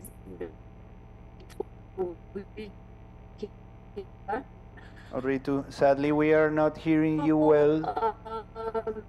To respond to what we are doing with this non-economic loss and damage grants, and in my role as gender inclusion. Ritu, sadly, we are not hearing you well. I'm giving the word to Sabrina. Meanwhile, you please locate in another place, maybe. And then we got another question. So, first... Can you hear me now? Ritu? Is it better? Can you hear me now? Yeah. Yeah, we are hearing you. Okay. Yeah, thank you so much. So just to quickly respond to Eleanor, so we are collecting so what we thought is that funding is not enough because non-economic loss and damage is more layered and complex and requires, it's more than funding, and it needs connection, context, and care. So that then CGRF created this role of gender integration resource coordinator, where with a methodology of light touch context analysis with a gender and intersectional lens, I'm having multiple rounds of conversations with different partners, almost 25 to 30 partners across these different regions, and collecting the different kinds of non-economic loss and damage that they're experiencing. I think all of you would be also glad to know that I have at CGRF prepared a non-economic loss and damage database, which in my knowledge so far there's nothing like that exists. So even though if it's limited because it's based on the grant making in the region where we are doing, and the partners inform that, but yeah, it's a very informative non-economic loss and damage database that exists, like different types of impacts that people are experiencing in these regions, which are intangible and often rendered invisible. And not just that, they are also expressing what kind of capacity bridging support do they require. So oftentimes funding is just not enough to deal with these non-economic loss and damage, and funders need to also step up to provide some capacity building support. And we are also trying to bridge those gaps with the limited funding that we have. Not yet, it's not publicly available, but yes, at some point we would like to share that publicly. But Eleanor and others, I'm happy to connect with you separately. Please feel free to drop me an email. I'm dropping my email ID here. Thank you, Ritu. I think Sabrina would like to jump in, and then we got another question here. No, I just actually wanted to respond to Las's question. Apologies, I didn't properly hear it, and then I was searching on the chat to find it, and so I did find it now. And just a couple of points on how UNFPA country offices are also contributing to national UNDRR or to national DRR coordination in the region. There are, like, I'd say there are 5 key areas on where we come in. One is population data for risk planning. One is our work on CODPS, on sex and age disaggregated population data to really support risk assessments, early warning, response planning. The other one is participation in DRR platforms where country offices actively engage in national and regional DRR coordination mechanisms with civil protection agencies or with other UN partners. Another one is inclusion of vulnerable groups, where our country offices really ensure or try to ensure that DRR strategies are inclusive of women, adolescents, older persons, people with disabilities, and really here making the link with SRH and with GBV pretension. And then I think tools and innovation, where we really try to support the adaptation of tools like the MISP calculator and conduct regional analysis of population exposure that we just did now for also targeted DRR action. And then the last one that I would mention is technical assistance, capacity, policy support, where we're really trying to strengthen national DRR system and integrate demographic intelligence in resilience strategies. I think these are some of the components where we support, not every country to the same amount, to the same extent, but I think just a couple of examples of where we do come in DRR coordination within Latin America and the Caribbean. Thank you, Sabrina. I give the word to a colleague here in the room. Please go ahead. Thank you very much. I'm Professor Iqbal Kabir. I am from Bangladesh. I lead the Climate Change and Health Promotion Unit. So extending to Eleanor questions, I have the question in front of the panelists, including our friend Hugo from World Bank, UNDRR, and those friends, regarding, that in 2022, during COP27, a new funding process called Loss and Damage Fund has been introduced. And there, economic and non-economic loss should be counted. But we are yet to find out any accepted mechanism how to calculate both economic and non-economic loss for the developing countries to explore the funding process. And another perspective and context is that with the perception of DRR, the loss and damage, and with the perception of climate change adaptation, the loss and damage yet to define clearly. During the COP, there is huge argument and debate is going on.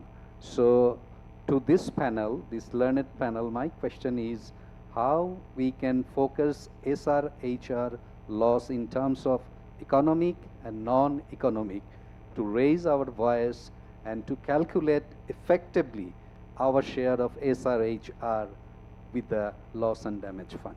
Thank you. Professor, really interesting question. I don't know if you would like to ask a person specifically or...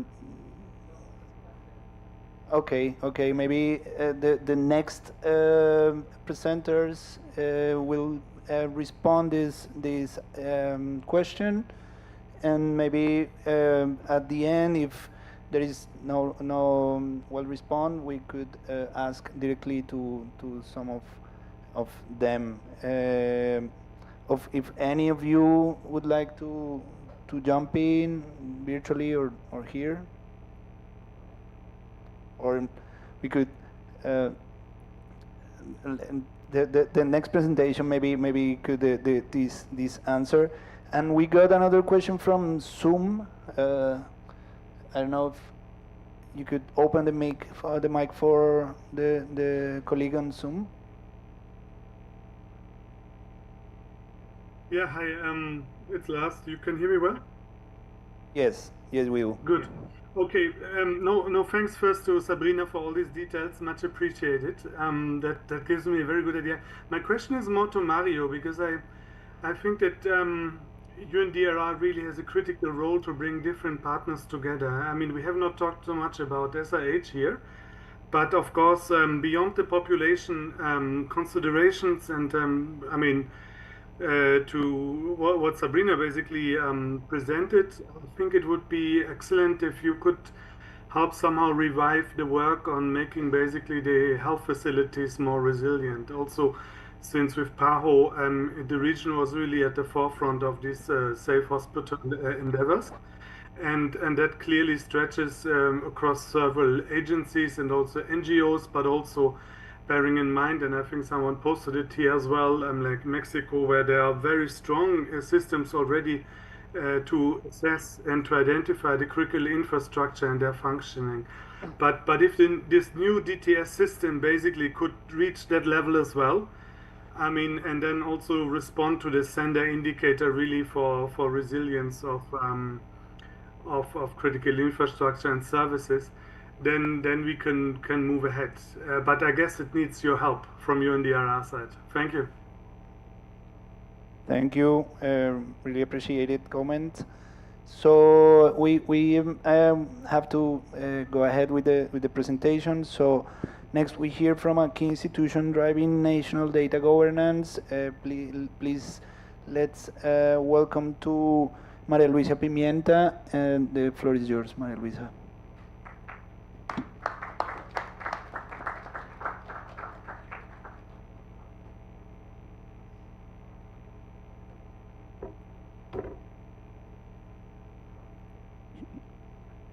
Os meus slides, por favor.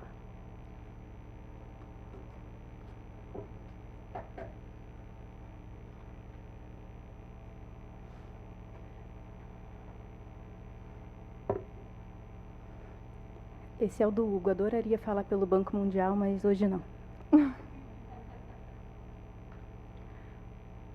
Bom, enquanto estamos tendo esse acerto, eu gostaria de agradecer imensamente ao convite da UNFPA para o IBGE, Instituto Brasileiro de Geografia e Estatística, estar aqui hoje nesse evento.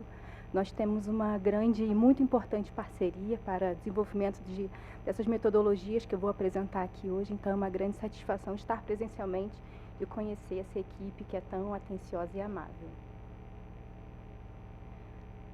Como o nosso tempo... ótimo. Bom, a minha fala hoje é no sentido da produção das informações oficiais no Brasil sobre o risco. E eu vou trazer duas perspectivas. Uma de uma pesquisa estrutural que nós realizamos a partir dos dados do Censo Demográfico e outra uma pesquisa inédita que estamos inaugurando a respeito dos impactos pós-desastre no Rio Grande do Sul. Mas, primeiramente, eu queria dizer quem é o IBGE, e o meu colega Hugo já falou um pouco da importância da visão geoespacial, né? O IBGE, como poucos institutos de estatística no mundo, eles estão junto com a geografia. Isso nos traz uma sinergia muito interessante para muitas das nossas pesquisas. E as duas que eu vou apresentar aqui hoje, vocês vão conseguir perceber como nós conseguimos aliar um olhar territorial com as pesquisas domiciliares e entender quem são essas pessoas e como elas estão distribuídas no espaço. Para isso, a nossa missão institucional no IBGE é retratar o Brasil com as informações necessárias ao conhecimento da nossa realidade para o exercício da cidadania. Assim, seguimos as diretrizes e as orientações metodológicas de dois fóruns muito importantes para a gente, que é a Comissão de Estatística da ONU e também o Grupo de Especialistas na Gestão da Informação Geoespacial. A primeira pesquisa, como eu comentei para vocês, que ela é mais estrutural, ela diz respeito às estatísticas oficiais de risco e traz uma caracterização da população que está exposta nesses territórios. A nossa última publicação a respeito disso foi com os dados do censo de 2010 e ela foi publicada em 2018, visto diversos desafios metodológicos que foram enfrentados à época e que nós estamos enfrentando novamente, já vou falar quais são agora. Ela é uma pesquisa que busca caracterizar a vulnerabilidade da população frente às desastres naturais, com a finalidade de subsidiar ações de monitoramento, elaboração de alertas e também gestão de risco. Os 3 caminhos que nós estamos buscando hoje, em primeiro lugar, é uma revisão metodológica para conseguir caracterizar a população nessas áreas de riscos a enxurradas, inundações, deslizamentos, entre outros. Ampliar o nosso rol de variáveis para que a gente consiga entender de uma forma mais complexa quem são essas pessoas e como elas estão ali distribuídas. E aí já vamos incluir a questão da transversalidade de gênero e também da inclusão das variáveis de cor ou raça, que está sendo muito discutido no Brasil nos últimos meses, especialmente meses/anos. E, por fim, uma ampliação da cobertura dos municípios, de acordo com as recomendações da Casa Civil da Presidência da República. Seguindo uma busca de uma maior acurácia dos nossos dados e também as orientações do framework da informação geoespacial integrada, nós buscamos retratar os nossos problemas complexos, sociais e ambientais com base na geoinformação. Nesse projeto, nós temos a união de 2 instituições muito importantes e fortes no Brasil, além do IBGE, famoso pela produção dos dados demográficos. Nós temos o Centro Nacional de Monitoramento e Alerta a Desastres Naturais, o CEMADEM, quem produz o mapeamento das áreas de risco geohidrológicos. Unindo essas 2 grandes instituições, nós temos o desenvolvimento de uma base territorial estatística das áreas de risco no Brasil. Aqui é um retrato de como era a nossa metodologia com o ano base de 2010. Naquela época, nós tínhamos somente 872 municípios que eram monitorados pelo nosso centro de monitoramento e, à época, identificamos cerca de 8 milhões de pessoas expostas ao risco. Nessa figura, vocês veem na linha roxa os setores censitários, que são nossas unidades de planejamento de operação censitária no território. Nós precisou-se à época realizar uma compatibilização dessas unidades de planejamento com as áreas de risco que eram traçadas pelo nosso centro de monitoramento. E isso muitas vezes causava imprecisão nos nossos dados, pois esses polígonos eles não eram correspondentes. A boa notícia é que a operação censitária de 2022, realizada pelo IBGE, nós conseguimos, esses pontinhos amarelos que vocês estão vendo, nós conseguimos realizar um cadastro de todos os endereços dos domicílios do Brasil. Com isso, nós conseguimos fazer cruzamentos geoespaciais de uma forma mais acurada para conseguir entender quem é essa população que está dentro nessa área de risco. A área de risco aqui está em 2 cores, no rosa e no laranja, identificando o que é hidrológico e o que é geológico. Nós fazemos essa desagregação. É importante sempre dizer que nós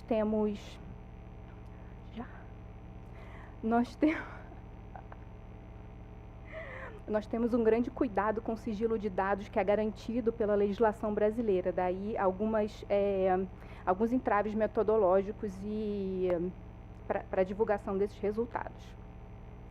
O segundo caminho é a vulnerabilidade sociodemográfica, que já foi comentado também aqui pelos meus colegas. Nós temos variáveis muito clássicas. Aqui eu trouxe duas, a título de exemplo, que são os grupos etários e também os rendimentos. Vou passar um pouco mais rápido. No nosso produto anterior, nós tínhamos um rol de 24 variáveis que retratavam a condição de ocupação, o número de moradores, a idade, e fazíamos também uma desagregação por sexo. Essas áreas, elas eram caracterizadas em relação também à alfabetização, ao abastecimento de água, esgotamento sanitário, coleta de lixo e formas de energia. Desde então, muita coisa mudou. O IBGE participa ativamente de fóruns nacionais e internacionais e reconhecemos que as mulheres carregam responsabilidades desproporcionais de cuidados, menos recursos econômicos e também muitas vezes apresentam níveis mais baixos de alfabetização. Por isso, para a próxima rodada dessa pesquisa, nós estamos planejando a inclusão de novas variáveis que consigam retratar de uma forma mais complexa quem são essas pessoas dentro da área de risco. Então, novas variáveis que estão sendo estudadas para a inclusão são os moradores por cor ou raça, os moradores quilombolas, a existência de cônjuge e também os tipos de arranjos familiares.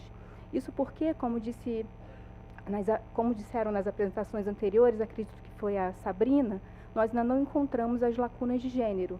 E uma das hipóteses é que precisamos encontrar novas variáveis para conseguir retratar através dos dados onde estão essas lacunas.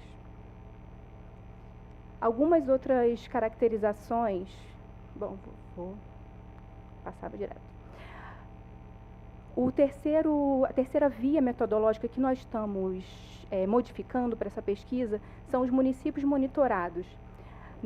Em 2018, nós tínhamos municípios classificados como críticos no Brasil e isso estava conectado ao nosso programa governamental de resposta a desastre.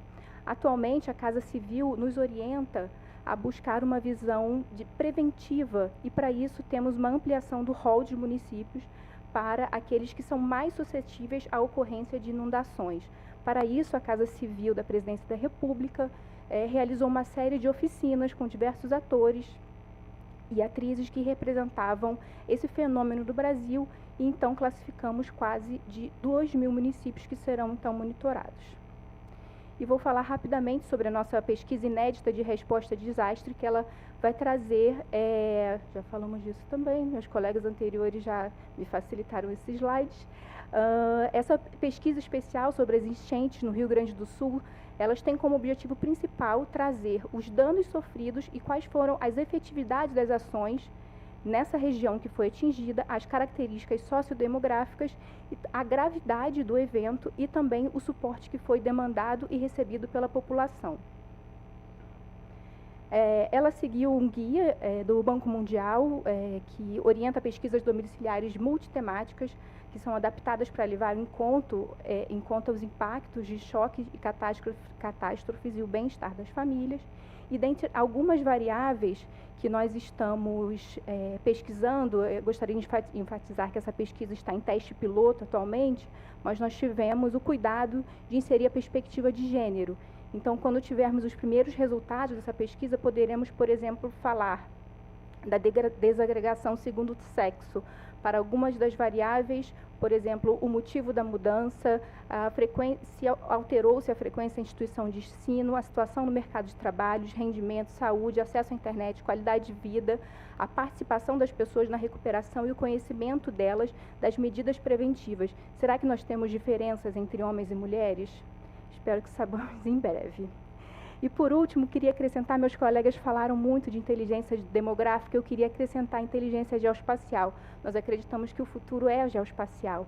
Seguimos os princípios fundamentais das estatísticas oficiais da ONU, são muitos, não vou ler aqui porque meu tempo já esgotou, mas buscamos sempre construir sistemas dinâmicos a partir de novas tecnologias, metodologias, inclusive também buscamos parcerias e adaptáveis, considerando diversas peculiaridades, inclusive a escala subnacional.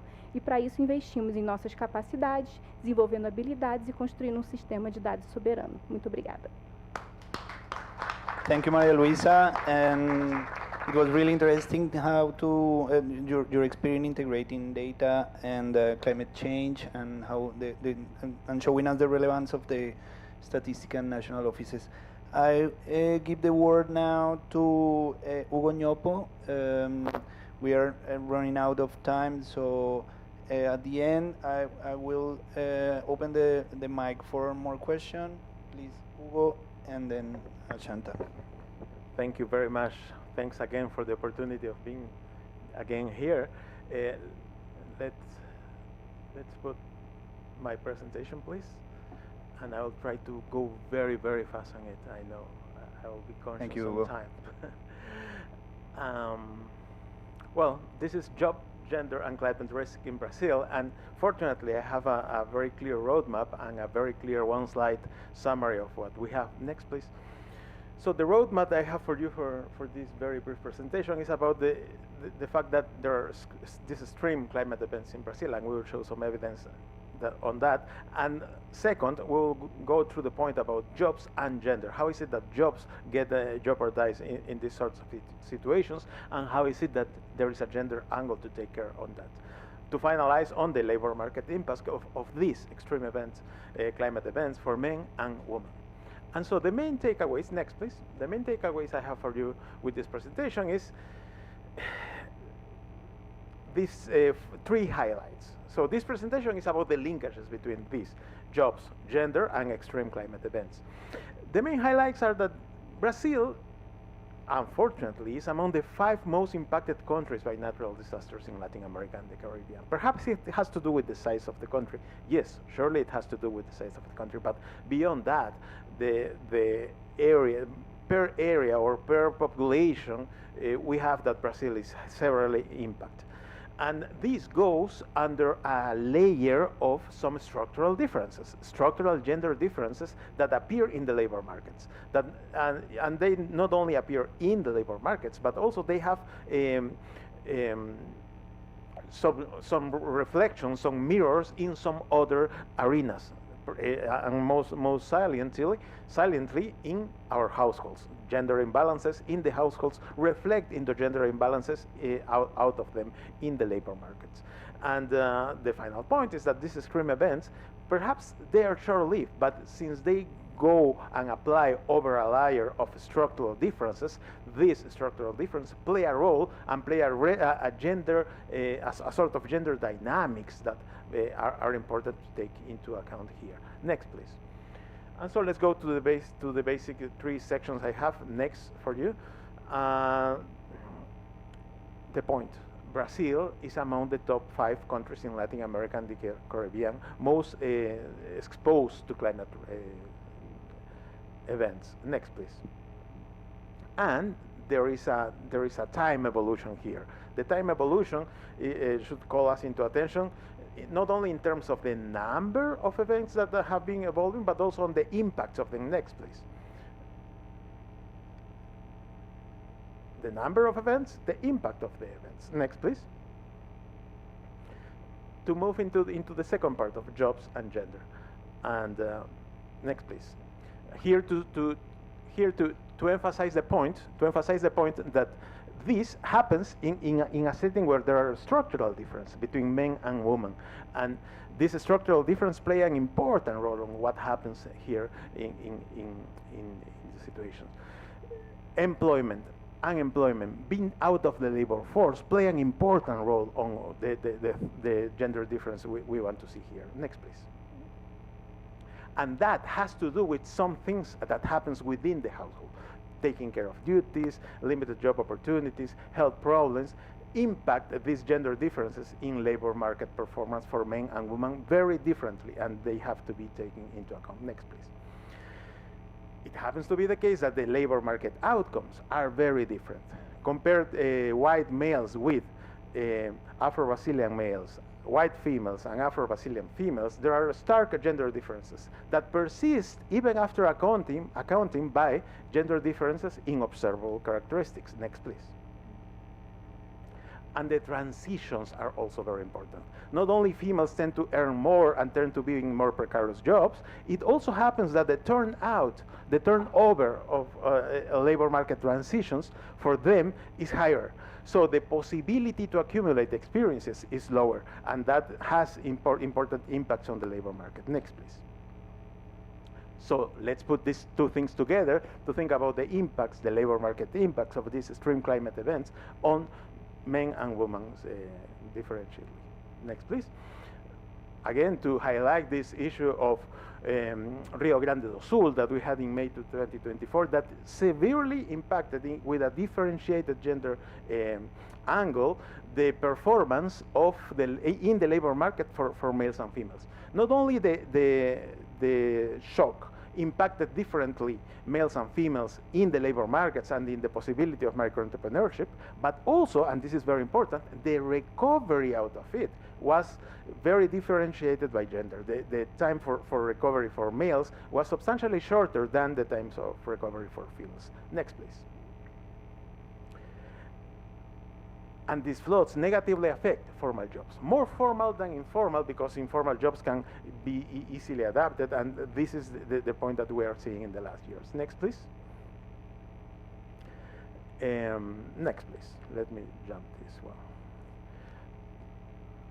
To highlight that it happens to be the case that more likely the impacts here have to do with a reduced hiring than an increased firing of individuals in the labor market. So when these sort of disasters arrive into the territory, the policy action to take into account here should be more devoted into the job creation, the new job creation right after the disasters, to encourage firms to hire more and to reduce these impacts gender differentiatedly. Next, please.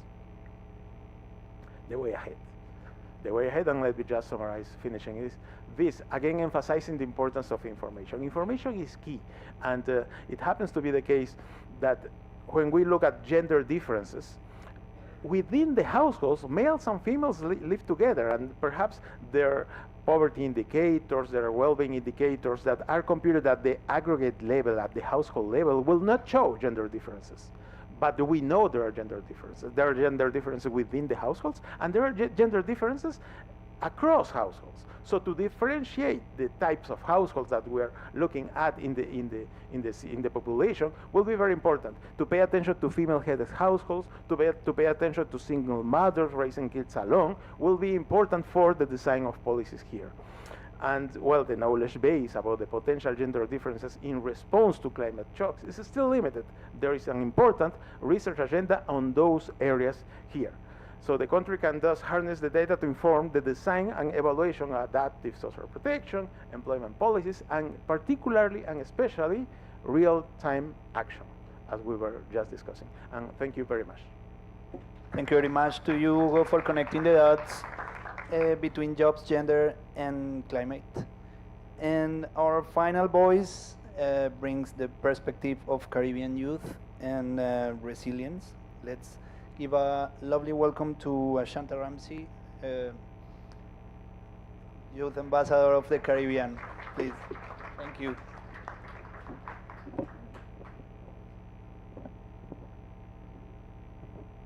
Okay, is my presentation up?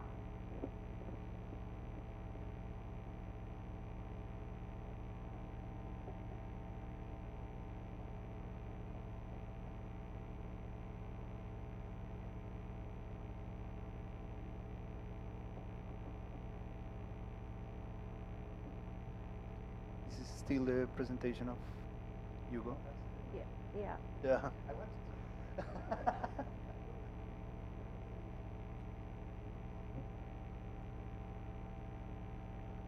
I was a little nervous sitting down there. As we like to say in the Bahamas, I did parry. So we'll be getting through this presentation rather quickly, everyone.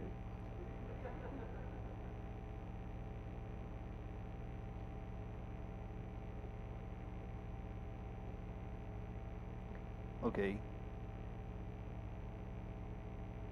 No yet. That's the same. I guess That's the same before.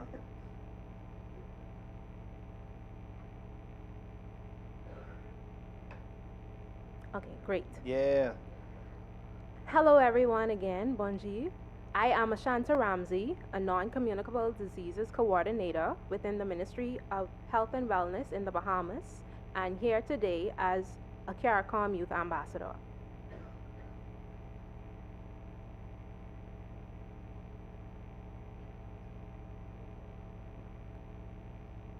Okay. Yep. In the Caribbean, we count the cost of hurricanes in billions. But what about the losses that can't be tallied? The mother who loses safe maternity care, the girl whose future is reshaped by an unplanned pregnancy, the silence that hides gender-based violence when shelters fail. These are losses that devastate futures, yet remain unpriced in climate finance frameworks. When we talk about loss and damage, let's not forget the unspoken costs. Next slide. Next one. Next, please. In my country, we're born with rhythm and survival. From Junkanoo rushouts to hurricane alerts, we dance with joy and prepare for storms. But when disaster strikes, it's not just homes we lose. It's the ability to deliver a child safely, to escape an abusive relationship, to access contraception without shame or silence. My fellow panelists have thoroughly defined what loss and damage is, so I would just like to add that the loss and damage collaboration reminds us that while funding structures exist, most proposals leave out women's bodies, youth resilience, and mental health. The silence has a price. Next slide. Next one. The Caribbean is a recognized hotspot for climate-related loss and damage due to hurricanes, sea level rise, and coral reef collapse. But here's what's rarely counted: disrupted sexual and reproductive health services, rising gender-based violence, and youth mental health breakdowns, which is alarmingly increasing. Eco-anxiety is real. It shows up in hopelessness, identity confusion, and even violence. When mental health systems weaken and social services falter, those invisible losses grow louder and more dangerous. Next slide. Disasters don't just take lives, they interrupt access to family planning, maternal health care, and post-violence support. We saw this during Hurricane Dorian. The lack of jobs, housing instability, and heightened stress led to spikes in gender-based violence. Clinics were cut off. Emergency prenatal air transport was delayed or unavailable. That's more than just an inconvenience. It's actually non-economic devastation. Youth and adolescents face compounded risk: early pregnancy, transactional sex, trauma, school dropout. These are losses of potential, and they deserve a place in every national climate plan. Next slide. Okay, next one. A snapshot of the Bahamas. The Bahamas is an archipelagic nation. That means even in normal times, access to care is unequal. After a storm, it becomes an actual crisis. Over 80% of hospitals are located in flood-prone coastal areas. Our adolescent birth rate hovers around 25 per 1,000 girls aged 15 to 19. And gender-based violence often increases post-disaster. Yet, we still lack routine shelter safety audits. And emergency health transport from the family islands remains unreliable. Lives are lost in the airspace between equity and geography. Next slide. Next one. Regionally, we've made progress. PAHO's EMTCT Plus initiative is active in 15 Caribbean countries and aims to eliminate mother-to-child transmission of HIV, syphilis, hepatitis B, and Chagas. It aligns with WHO's under 2% target, backed by the India UN funding, and focuses on diagnostics, training, and digital tracking. This is what climate resilience looks like, especially for sexual, reproductive health, and rights. Next slide. Next one. At the youth level, we're reclaiming space.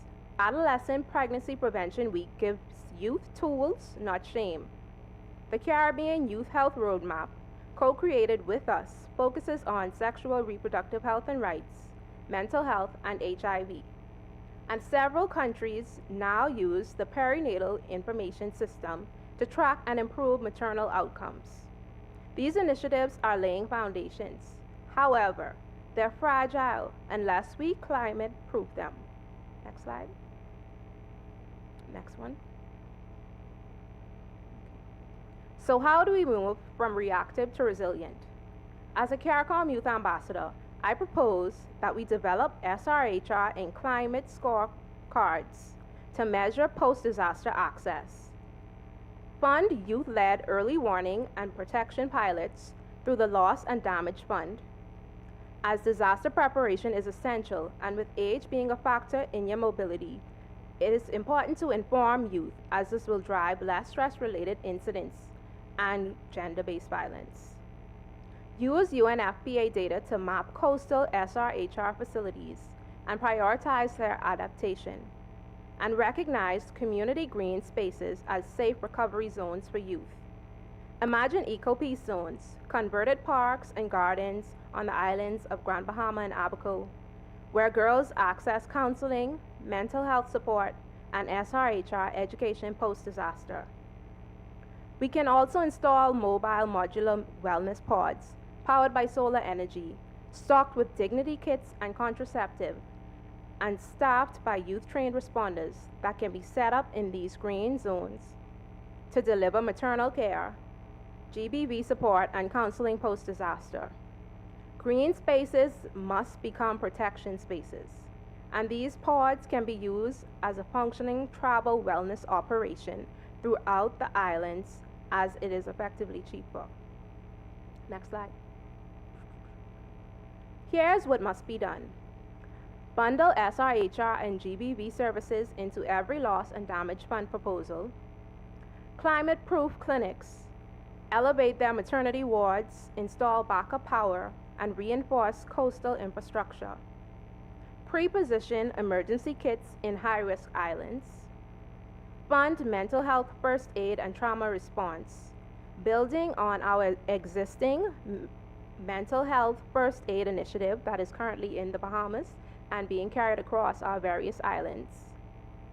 The climate finance to youth-generated data is important also, because we know where the gaps are. Last slide. I leave you with this. What non-economic loss in your country's last disaster never showed up in finance negotiations, but has changed lives forever? Loss and damage finance must count the uncountable: dignity, health, safety, and choice. If we only fund what we can measure, we'll only rebuild what we can see. And the real crisis, the unspoken violence, the disrupted care, the mental unraveling, will keep growing in the shadows. The Caribbean is ready. Youth are ready. Let's fund what truly counts. Thank you. Thank you very much, Ashanta, and congratulations for your leadership. It's really, really inspiring. And to fit within the time frame of this panel and the timeline of the event, let me invite you to contact directly the panelists in the coffee break, on walking around, to question and answers, to comments, and so on. And but let me close this panel, invite you to 3 concrete commitments that coming out for this conversation. The first one is link finance to rights, ensure new loss and damage funds measure success by continuity of SRHR services and reductions in GBV, strengthen disaggregated data, invest in national systems that make non-economic losses visible so we can act before crises deepen, and put life expertise at the table, amplify youth, women, and local leaders in every climate decision from now to COP30. And if we move on these fronts together, we will arrive in Belém ready to turn the gender action plan into real protection for the people behind the statistics. So thank you very much for being here. Thank you for all the panelists, and give them please an applause.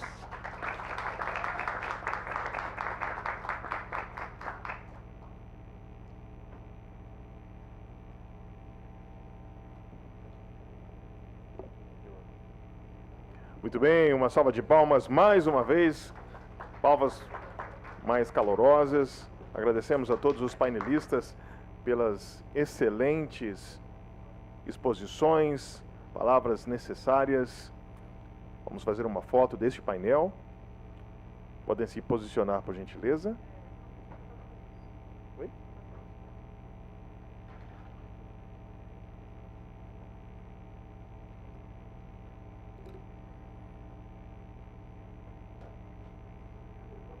Muito bem, enquanto o fotógrafo chegou. Ah, muito bem.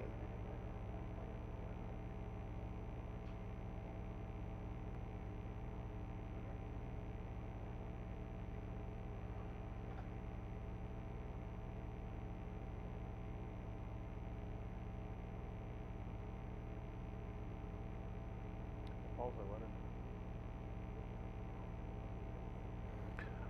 Muito bem, obrigado, Oscar. E a todos os painelistas da sessão 7 por essas reflexões em relação às perdas e danos. Os insights compartilhados são fundamentais para garantir uma resposta justa e equitativa aos impactos climáticos. Agora teremos uma pequena pausa de 15 minutos. Por favor, aproveite a oportunidade para esticar as pernas, fazer bastante network e dentro de 15 minutos retomamos as nossas atividades.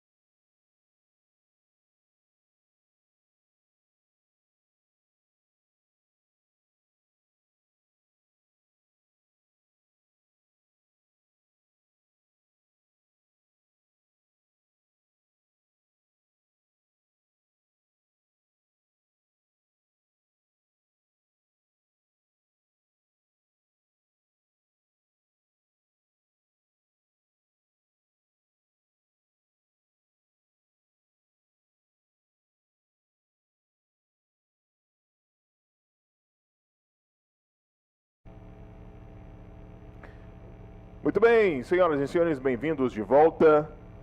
Estamos iniciando mais uma sessão, a sessão de número 8, com o tema Financiamento Inovador para o Clima e as Prioridades da CIPD, Conferência Internacional de População e Desenvolvimento.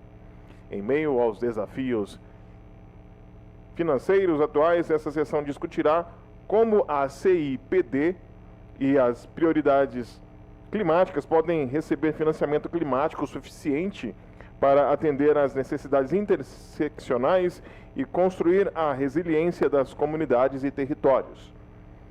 É com grande prazer que apresento o moderador desta sessão, o senhor Sérgio Esperança, coordenador de parcerias internacionais e programas e chefe de gabinete do escritório subregional da UNFPA para a Ásia Central. Sérgio, fique à vontade, o palco é seu.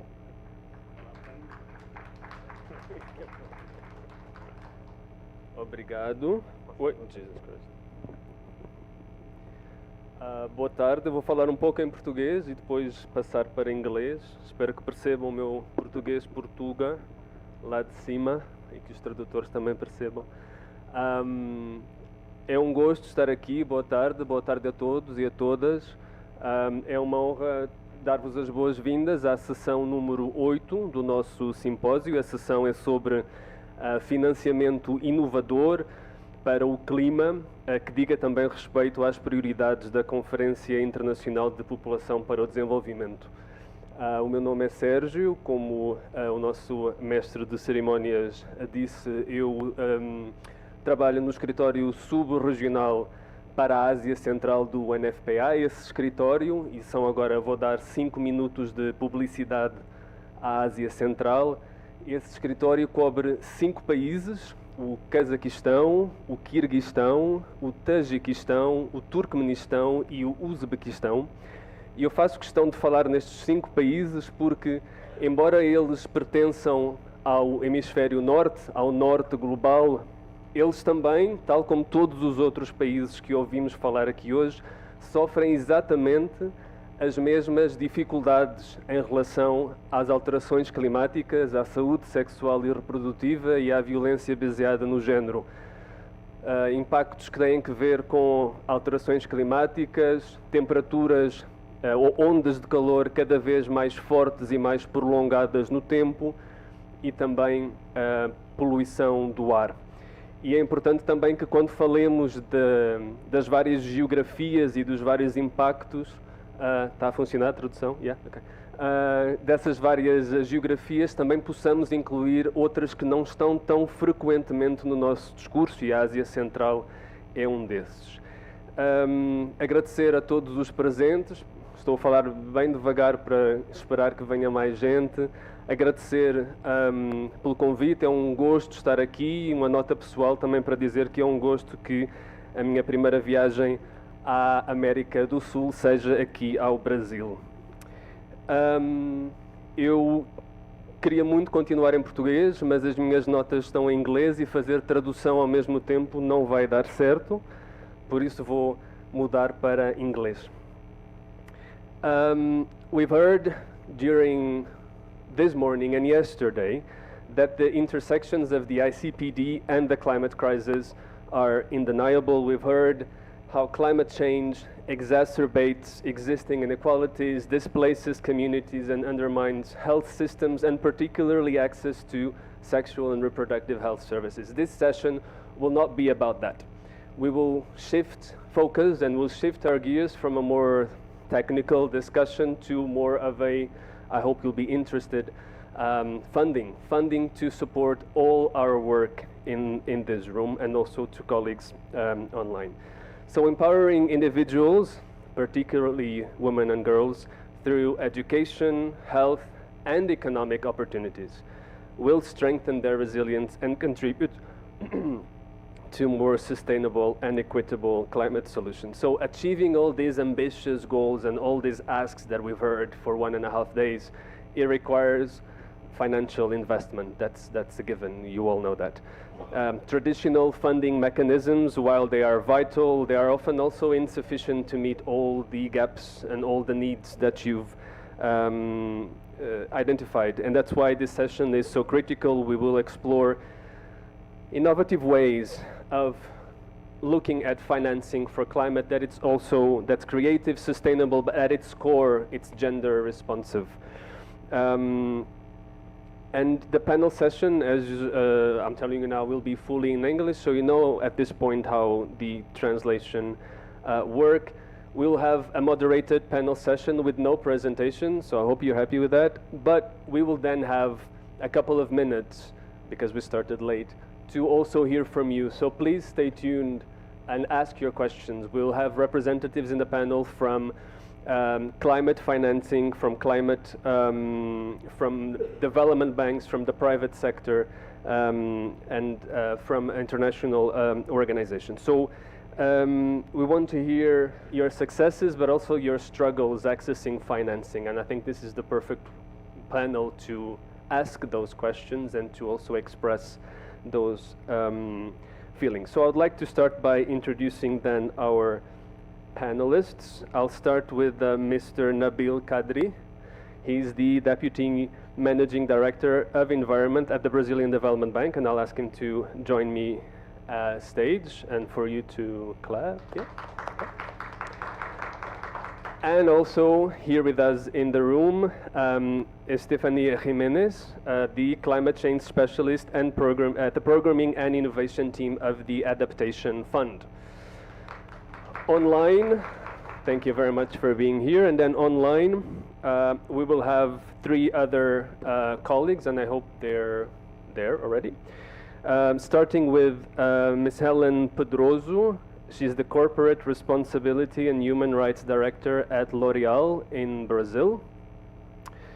We also have Tara Daniel, Senior Manager at the Women's Environment and Development Organization, WEDO, and Mr. Christopher Decky, Senior Manager at the Environmental Defense Fund. So I hope they're all online.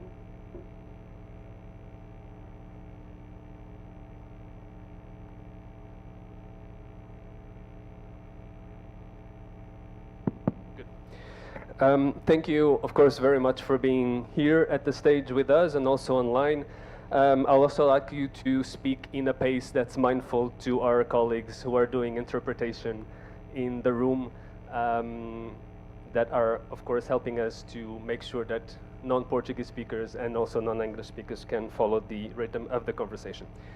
So I don't know if we have Tara online, but I'd like to start with, yes, we have. Welcome, welcome. I'd like to start with you, Tara.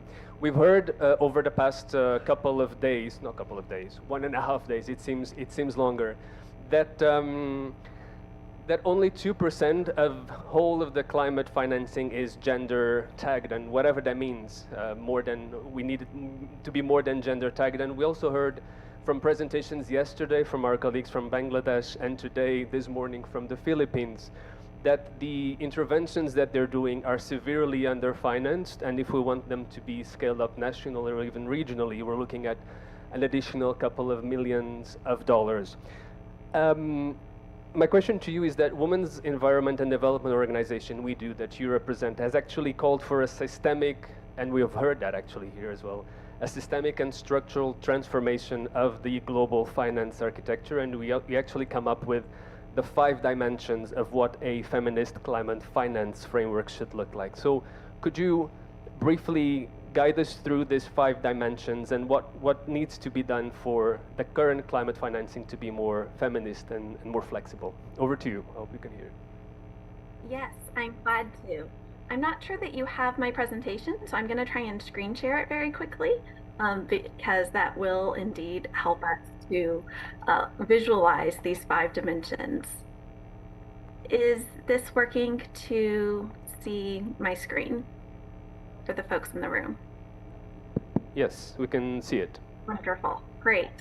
So yes, indeed, you were talking about these numbers. Only 2% of funding is being as coming from the OECD in a way that is principally and primarily focused on gender. And what we want to do, of course, is shift this entire framework And the way that we propose doing that is through thinking about 5 different dimensions that we want to see in feminist climate finance. And we've heard different elements of these throughout these conversations these past 2 days. But I think what's particularly important in this framing, especially as we're thinking about new finance or making sure that we have access to existing finance, is that ultimately the size of the pie that we need to address climate change, which is the best thing that we can do for advancing gender equality and achieving SRHR, is ultimately much more than is in the system. So we need ambitious, adequate, and appropriate finance. That's grant-based finance that's not contributing to the debt burdens that are eroding health and education budgets. This is truly ambitious in meeting the scale of the need to truly survive and thrive in a 1.5 degree or less world in line with our UNFCCC climate commitments. And ultimately, we also want this finance to be accessible. And echoing Hira, who we've heard from several times the past few days, as, for example, a women environmental human rights defender, Hira Amjad is a colleague who has been calling for feminist, flexible financing. And so we want the type of work that she and so many colleagues that have been presenting work here have been doing to actually be accessible to them, to women's rights organizations, to youth-led organizations, to indigenous organizations, to organizations led by people with disabilities. And this is a key part of it. And ultimately, moving from that 2% to 100% in terms of making sure that we are not funding any sort of projects that are not ultimately seeking to change gender dynamics. So we want that gender transformative finance. We want that finance that recognizes that there are these incredibly gendered elements and experiences that must be considered in any sort of climate project. And that is how we are going to be integrating SRHR, integrating GBV, integrating a true understanding of harmful practices through a really strong set of standards around gender analysis and around the ambition that we're expecting in any sort of climate project. And we need those expectations to be met in ways that are incredibly transparent and ultimately accountable.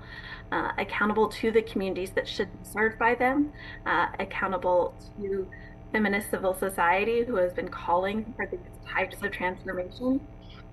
And then ultimately, within thinking about, again, shifting this entire pie of finance so that we are truly meeting the scope of the need and what science is telling us is absolutely necessary to truly address the imperative of the climate catastrophe that is befalling us and that is a man-made disaster. We need finance that is changing the system, that's investing in the advocacy that we want to be seeing and the ways that we're ultimately able to channel the experiences, the data, the stories, the enthusiasm, the excitement that we are seeing in fora like this and like this conference in ways that are able to truly support and shift new approaches. And so I hope that this helps to give a little bit of an overview of how we want to be thinking around what's new and innovative at a systemic level. Thank you so much. Thank you so much, Tara. That really gives us an umbrella to sort of frame the discussion going forward. And I'd like to come back here to the room and ask Nabil from the Brazilian Development Bank, which is one of the most significant driving forces of development in Brazil, and of course also a sustainable player in innovative finance for climate. It's a big jargon that we hopefully will understand a bit better at the end of this session. What I wanted to ask you, Nabil, is if you can give us some examples of best practices that BNDES is currently doing in terms of innovative financing for climate, but also integrating these sort of 5 dimensions that Tara was sharing with us in terms of how does the bank also ensure that this finance actually makes a difference to those most impacted by climate change in the field? Over to you. Obrigado. Boa tarde a todas e a todos. Primeiro, queria agradecer a Júnia por ter feito o convite para que a gente pudesse fazer parte desse evento. Dividir com vocês a experiência do BNDES na agenda de meio ambiente e finanças climáticas é dividir uma história de mais de 30 anos de participação de uma instituição financeira nacional nas discussões nacionais e globais de mobilização de recursos. O BNDES foi a primeira instituição financeira no Brasil a criar uma unidade de meio ambiente, antes mesmo da realização da Rio 92, isso lá em 89. E fruto, inclusive, desse processo de amadurecimento da temática no âmbito nacional para a realização da conferência no Rio de Janeiro. Então, quando a Rio 92 ocorre no Rio, a gente tem o Banco Nacional de Desenvolvimento, que é o BNDES, dando suporte, não só para o processo de organização da conferência, como para o debate das questões mais específicas. É importante eu retomar, mais próximo? Tá bom. É importante nós retomarmos essa agenda de 92, porque é ali que nascem os acordos globais que se refletem, por exemplo, na Conferência de Clima, que se realizará em Belém no fim desse ano. De lá para cá, é claro que muito aconteceu. Nós tivemos aí a discussão de Kyoto, que ia num caminho, sucedido pelo Acordo de Paris, que está completando 10 anos, e ao longo dessa trajetória, não só o BNDES, mas o governo brasileiro apresentou na arena global diversos instrumentos financeiros inovadores para destravar as discussões relacionadas à mobilização de recursos para a agenda climática. Vou falar um pouco de dois exemplos que são muito atuais, mas que nasceram há quase 2 décadas. O primeiro caso é o Fundo Amazônia. O Fundo Amazônia foi criado em 2008, só que apresentado na arena internacional em 2006, em side events mobilizados pela sociedade civil e pelo governo à época, para buscar instrumentos que remunerassem os resultados pela redução do desmatamento. É bom a gente lembrar que os índices de desmatamento da Amazônia no Brasil, no fim dos anos 90, começo dos anos 2000, eram quase 4 vezes superiores ao que a gente vê hoje. E que logo no primeiro mandato do presidente Lula, em 2003, esses índices caíram a mais de 1/3, assim, na verdade caíram para menos de 1/3 do que eram. Uma das maiores contribuições globais para a redução de emissões vistas naquele momento. Então o Brasil foi o país que mais reduziu emissões de gases de efeito estufa em 3 anos do que qualquer outra nação naquele momento. E o Brasil apresenta esses resultados na arena internacional, buscando o reconhecimento e a contribuição financeira de países que quisessem reforçar esse compromisso. É bom a gente lembrar que quando o Fundo Amazônia foi criado, não existia o artigo 5º do Acordo de Paris que fala de REDD+. Não existia. A gente está falando de Varsóvia. Quando se fala da regulação do REDD, antes mesmo de Paris, e o Fundo Amazônia já mostrando resultados. Então é importante a gente situar a existência do Fundo Amazônia dentro desse contexto de debate global de instrumentos financeiros climáticos. Outro importante, que é pouco falado, é o Fundo Nacional de Mudanças do Clima, apresentado na COP de Copenhague como instrumento financeiro da Política Nacional de Mudança do Clima.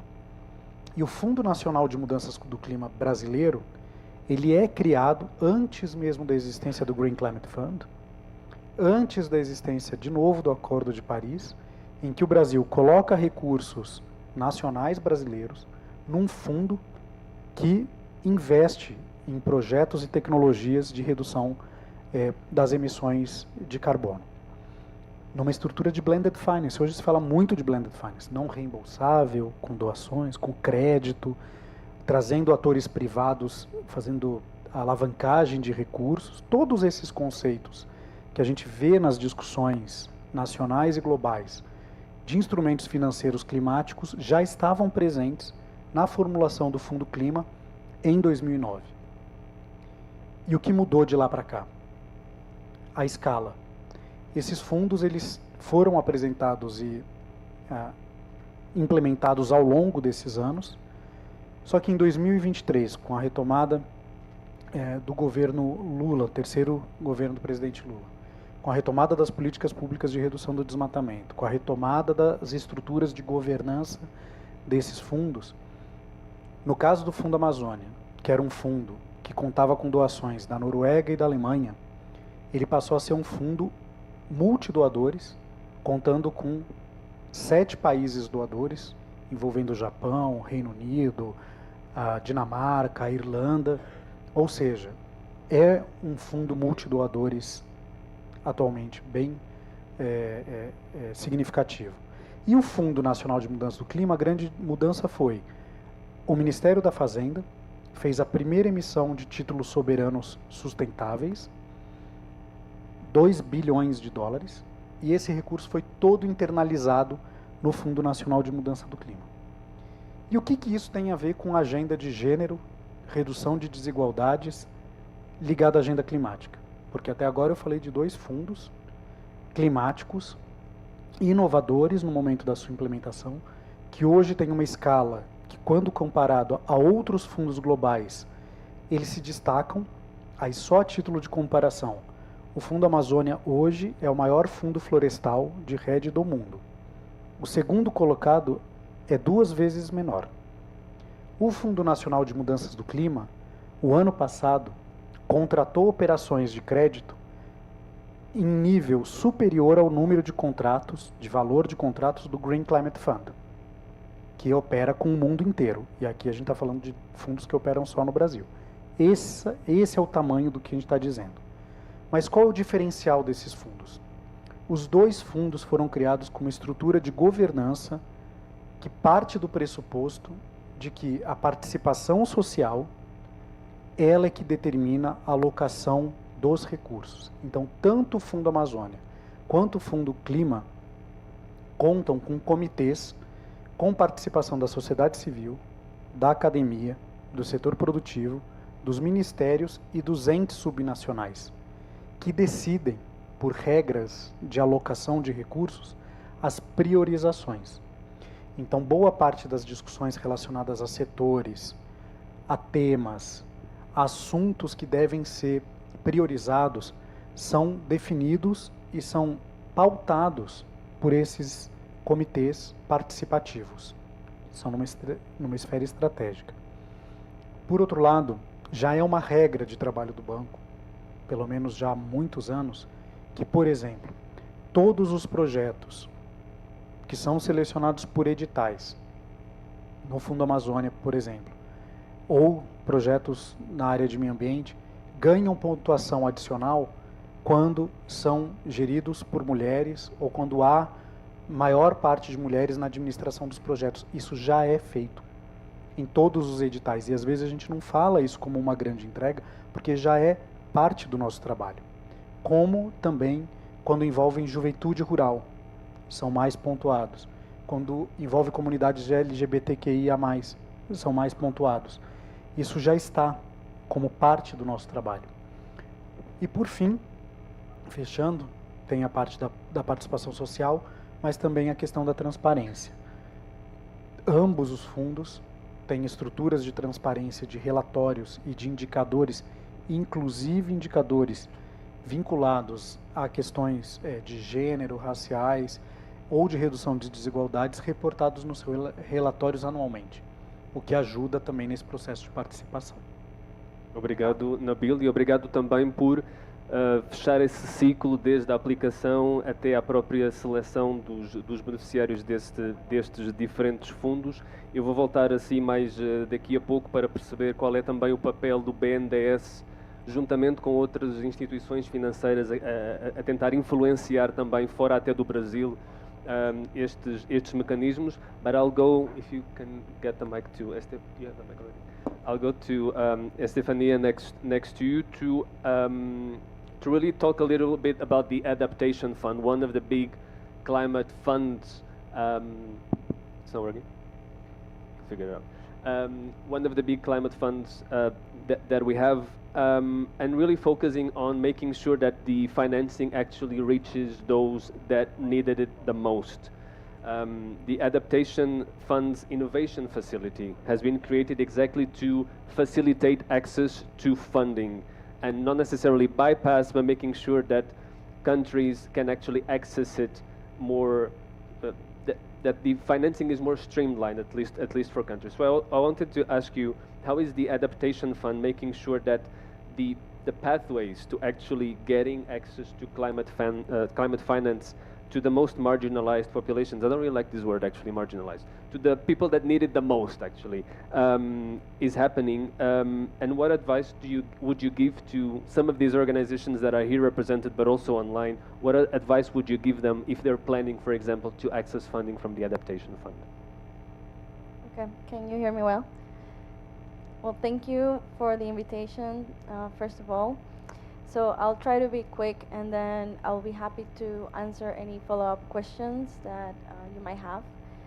So to respond to your question, first I would like to highlight that the Adaptation Fund recognizes gender equality as a universal human right and sees women empowerment as crucial for sustainable climate change adaptation. For the Adaptation Fund, to access funds from the Adaptation Fund is a requirement that that there is a gender assessment and that there is a gender action plan in the different phases of a project proposal. So this is very important because it emphasizes the commitment of the Adaptation Fund to provide support for marginalized communities, and you can see this also in our gender policy and in our environmental and social safeguard policy. And to respond to your question regarding the innovation funding window, we have the innovation funding window, but we also have the locally, the LLA or locally led adaptation window that is, these funding windows are a very important vehicle that can provide access to funds in order to pilot projects where women or marginalized communities are the center. So the advice that I would give for the organizations that would like to access the Adaptation Fund resources is, well, that come to us, try to see how is it that we work, because every climate fund works in a different way. We work through accredited entities. These accredited entities they can be multilateral implementing entities, like UN agencies. They can also be regional entities, or they can be national implementing entities. So we mostly work with accredited entities. However, we have a couple of funding windows that allow NGOs or entities that are not accredited to access funds. For example, the AFCIA, which is an innovation aggregator, and also the LLA aggregator that we have that can provide funding for locally led organizations or NGOs. Thank you very much, Estefania. I think, and I hope that question comes from the audience, because I have to speak on behalf of UNFPA only. Sometimes the application process to these big climate funds, including the Adaptation Fund, when we have to navigate through the different implementing entities, is a bit cumbersome. There's a lot of bureaucracy that, for example, grassroots organizations, CSOs, even international organizations won't be able to necessarily navigate or know how to navigate. So I hope we can get back to that and trying to influence you, all of you here in the stage, to make climate financing more accessible to other organizations. I would like to call to this discussion Helen Pedroso, who's joining us online. She's the Corporate Responsibility and Human Rights Director of L'Oréal, and that's not Helen, but she'll appear in a second. And I would like to confirm if Helen is online, perhaps. Yes, I'm here. Yes, I saw you briefly, so I'll ask the question, and I think in the meantime you'll show up in the screen. We can see you now. Good. Hi, Helen. I'd like to ask, L'Oréal has actually created a specific fund called the L'Oréal Climate Emergency Fund, and that fund was exactly created to support other existing funds and to target financing directly to vulnerable communities to build their resilience to climate-driven disaster, almost as a response to what the other climate funds cannot achieve. So I wanted to ask you, how does this particular fund ensure that the money goes to where other funds do not go, and it reaches communities that the other funds cannot or will not reach? And when doing that, if you want to also bring a bit of your experience here in L'Oréal Brazil, please feel free to do so. Over to you. Thank you for joining us. Thank you for the opportunity to be here. I think the challenges that we face in climate change is outrageous, especially for vulnerable people. And the fund is really to support these communities. And we really focus in preparing and recovery barrier for this climate disasters. So especially here in Brazil, we had the disaster in the south of Brazil last year. If you, I can briefly show up a small video. If you can let me. See if I can share. I think we're a bit stressed with time, Helen. If you can just. Okay, so yeah, I think it's better. So just to say that in Brazil, with the support of the fund, we are together in the south of Brazil, and we did in 4 different dimensions. We work in the support immediately one, giving support with hygienic products, with the security, and the second one, we came up with an action plan, looking for the communities that were affected, giving them how to prepare and to support the families and also to prepare themselves to recovery. We could help with health support, dermatologic, ophthalmologists, and doctors. We did like actions with volunteers, mobilizing thousands of people with KUFA, and we could reach out communities that were not supported. And that made us work through a year in this different kind of communities in the South. So this is one example how in Brazil the climate fund was invested. So we could do like in a very strong work with the NGOs and especially with the group. And it is important to say how this context changes the reality locally. And when we map a no-profit organization that can lead the change, we can see how the people's behavior changes and how we can help with the support of the fund and to better anticipate also for disasters. So I wanted to really focus, for example, how mental health was a support that we did that was really helpful because the risk preservation plan for this population also comes with a lot of anxiety, with lack of support and for the government, and to support those communities with information locally, with references, and helping themselves to how to reach out to support and rebuild their communities were very useful for this fund. So today, the fund globally, we work in the 70% to prepare to behavior, to change people's behavior, to better anticipate the disaster, and the 30% to repair. So when we see all the funds around the world, just 1% works on preparation. So I think I want to really to bring this reflection that we have around here in L'Oréal, and I could lead this locally, how important it is for us to talk about preparation, prevention.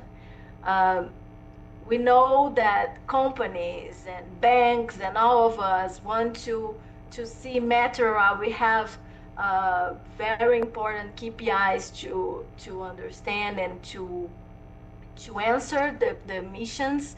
But one of the things we really want to come here is our commitment to invest in help these people to innovate in solutions to reduce the disaster impact.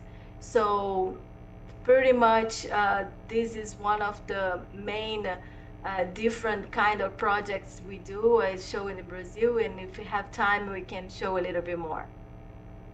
Thank you very much, Helen, for that, and also for stressing the importance of investment in preparedness, in prevention, and not necessarily having focusing only on response. I'll get back to you to talk a bit about the role of the private sector in financing climate change, and climate change that is gender responsive. But I'll continue online and ask Christopher from the Environmental Defense Fund. He was the one who was there before.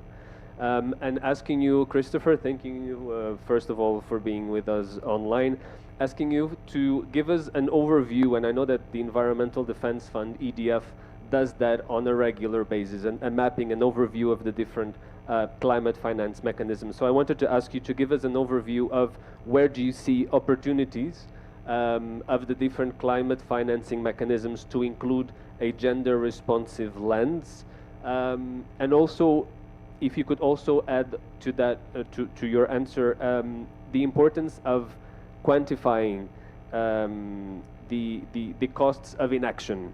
So the costs of not including women and girls, grassroots organizations, young people in the implementation of this climate funding. So how important it is to actually present that data as a matter also to influence other funds, other national development banks, other governments to take action.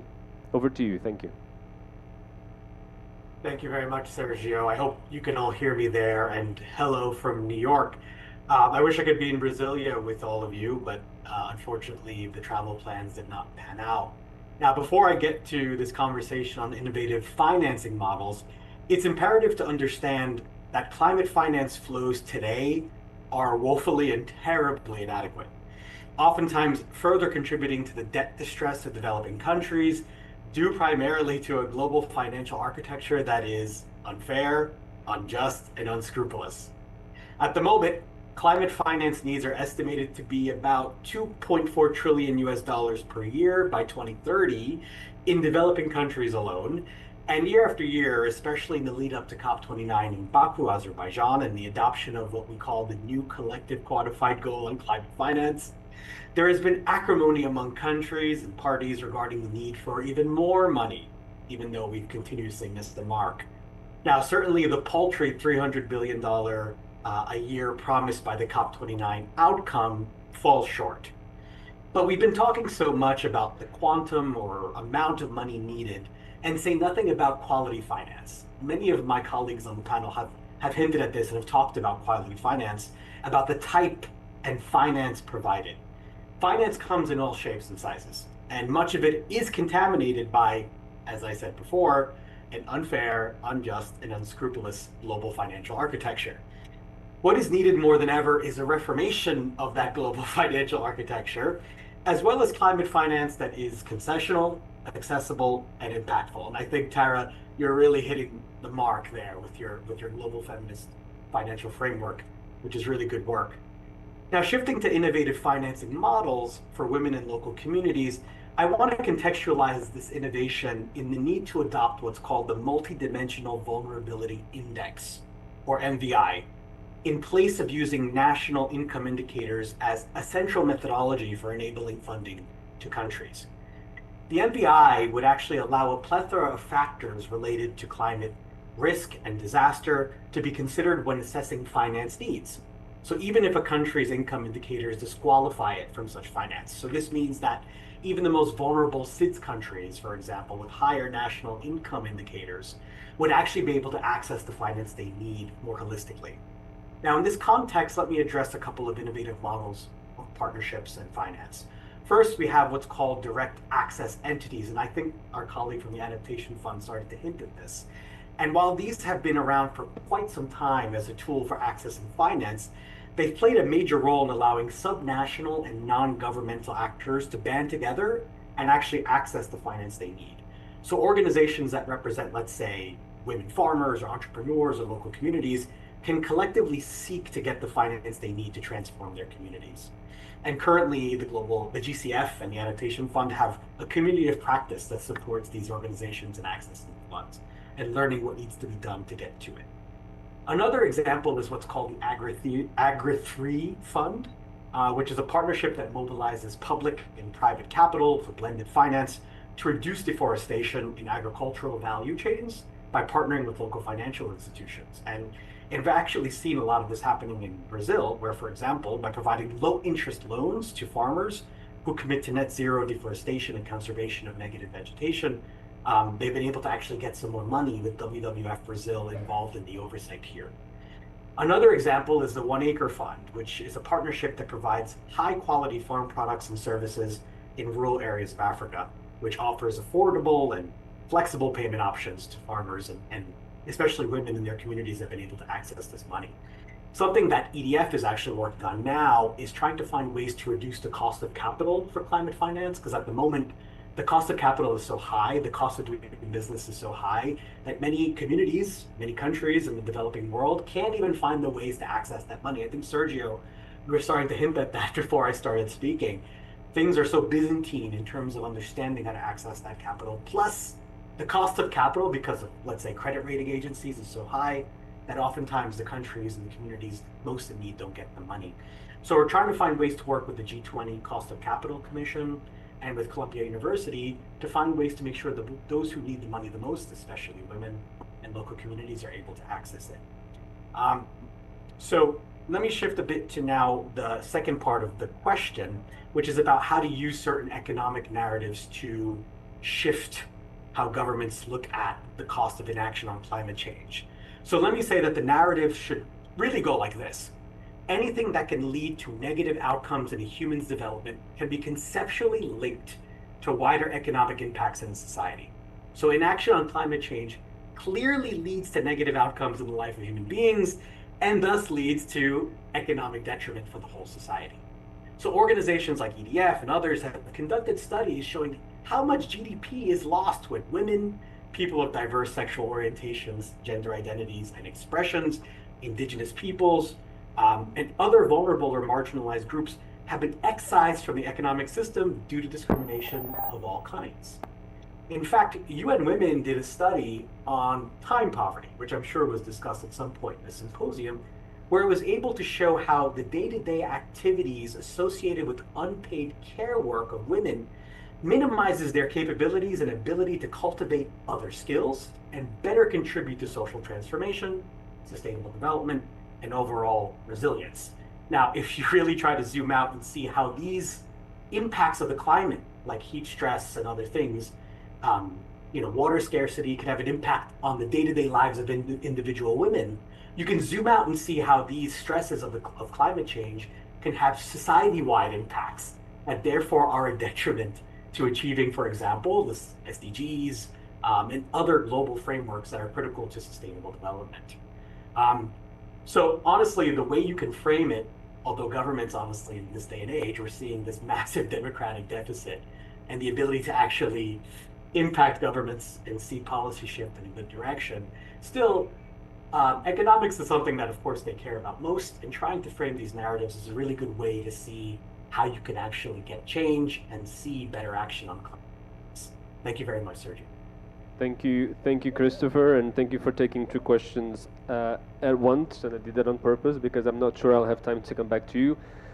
We did a first round of questions, and I think that sort of we have enough jargon and enough number of different climate funds and different mechanisms, and I'd like us to have a second round of a 2-minute response, and to be a bit more concrete in terms of what can we actually do from here, from the different organizations that you represent, and also the different sectors that you represent, whether they're climate funds, national development banks, the private sector, to actually make sure that the different mechanisms that exist are actually, whether they have it or not, but they can integrate this gender responsiveness and also make sure that they have an impact to address everything that we've been discussing here for these 2 days. And with that, I'd like to ask to go back to Tara, because she did provide a very interesting overview of what structurally needs to change for this to happen, for the funds to actually reach those that need the most.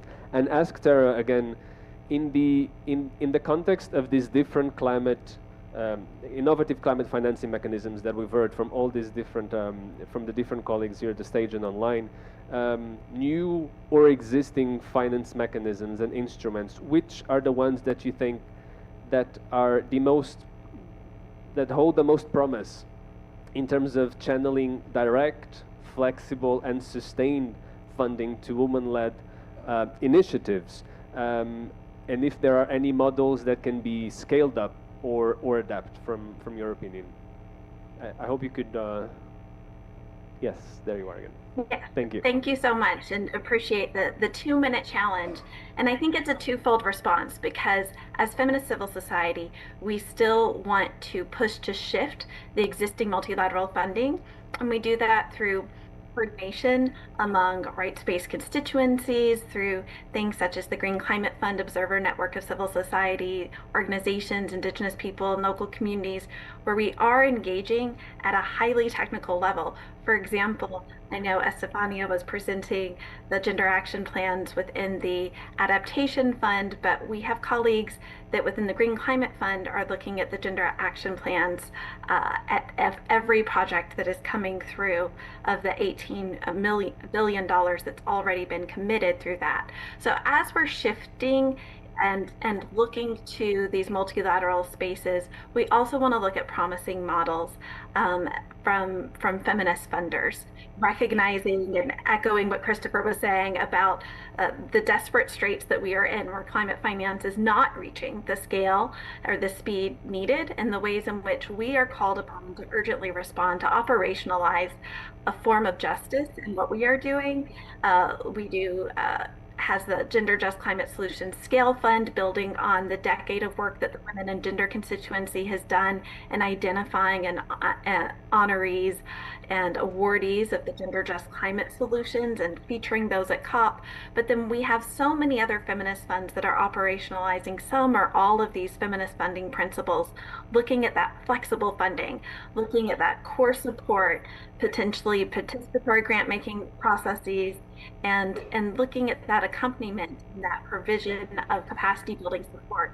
And just to highlight a few of those feminist funding mechanisms that are out there and that do exist, and happy to share additional resources since we are time limited here. And with that, coming back to these shifts that we want to see that can help create this more integrated climate finance architecture that recognizes this work that has been done to scale up grassroots and indigenous community-led solutions, with what's starting to happen and what can continue to happen with the right advocacy and with the right political will in these multilateral climate funds. So within the Green Climate Fund, there's readiness support and project preparation facility support, for example, around doing gender analysis and gender action plans in ways that are robust and comprehensive, and capturing in a better way than we've seen through many that have already come through all of these impacts on SRHR and GBV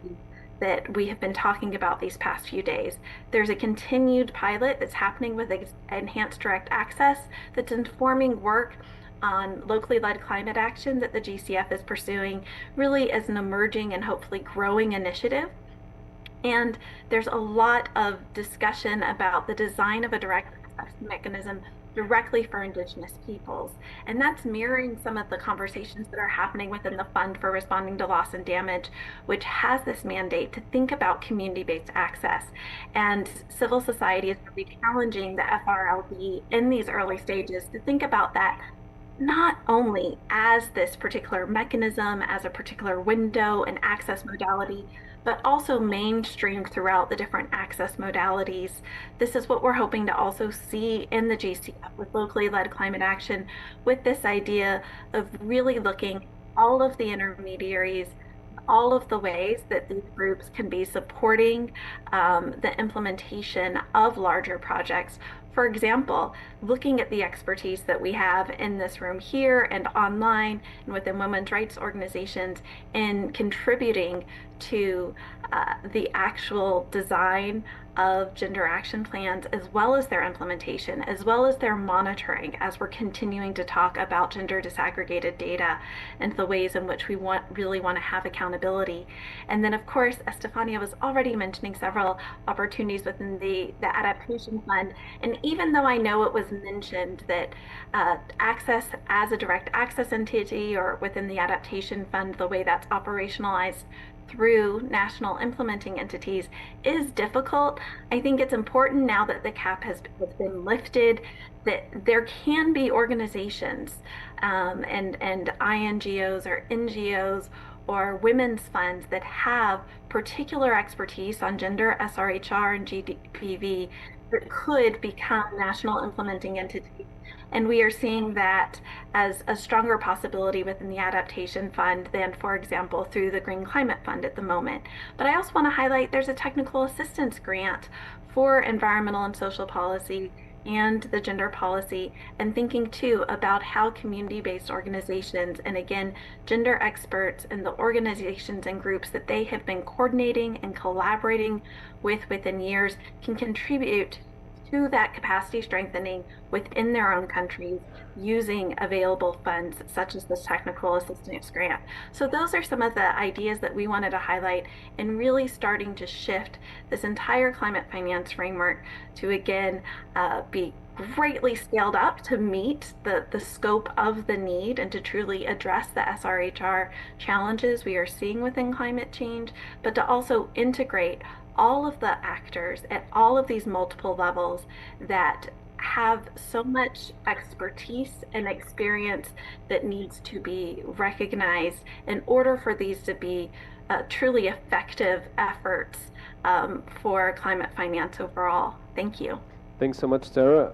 I won't dare to summarize your points as a matter of time, mas queria voltar ao Banco Nacional de Desenvolvimento, ao BNDES, e lançar desafio ao Nabil, que não estava previsto, mas ele vai responder, que é perceber de que maneira é que os bancos nacionais, falamos obviamente agora do exemplo brasileiro, mas também de outros IFIs e outros bancos multilaterais, como é que estes bancos podem também revisitar os seus próprios mecanismos internos para além dos mecanismos de financiamento atual que existem, poderem também reestruturá-los ou criar outros mecanismos que respondam diretamente a estes desafios que nós falamos aqui de mulheres e meninas que são mais impactadas pelos desafios climáticos, mas também nesta questão de garantir a continuidade de acesso aos serviços de saúde sexual e reprodutiva e outros serviços de saúde.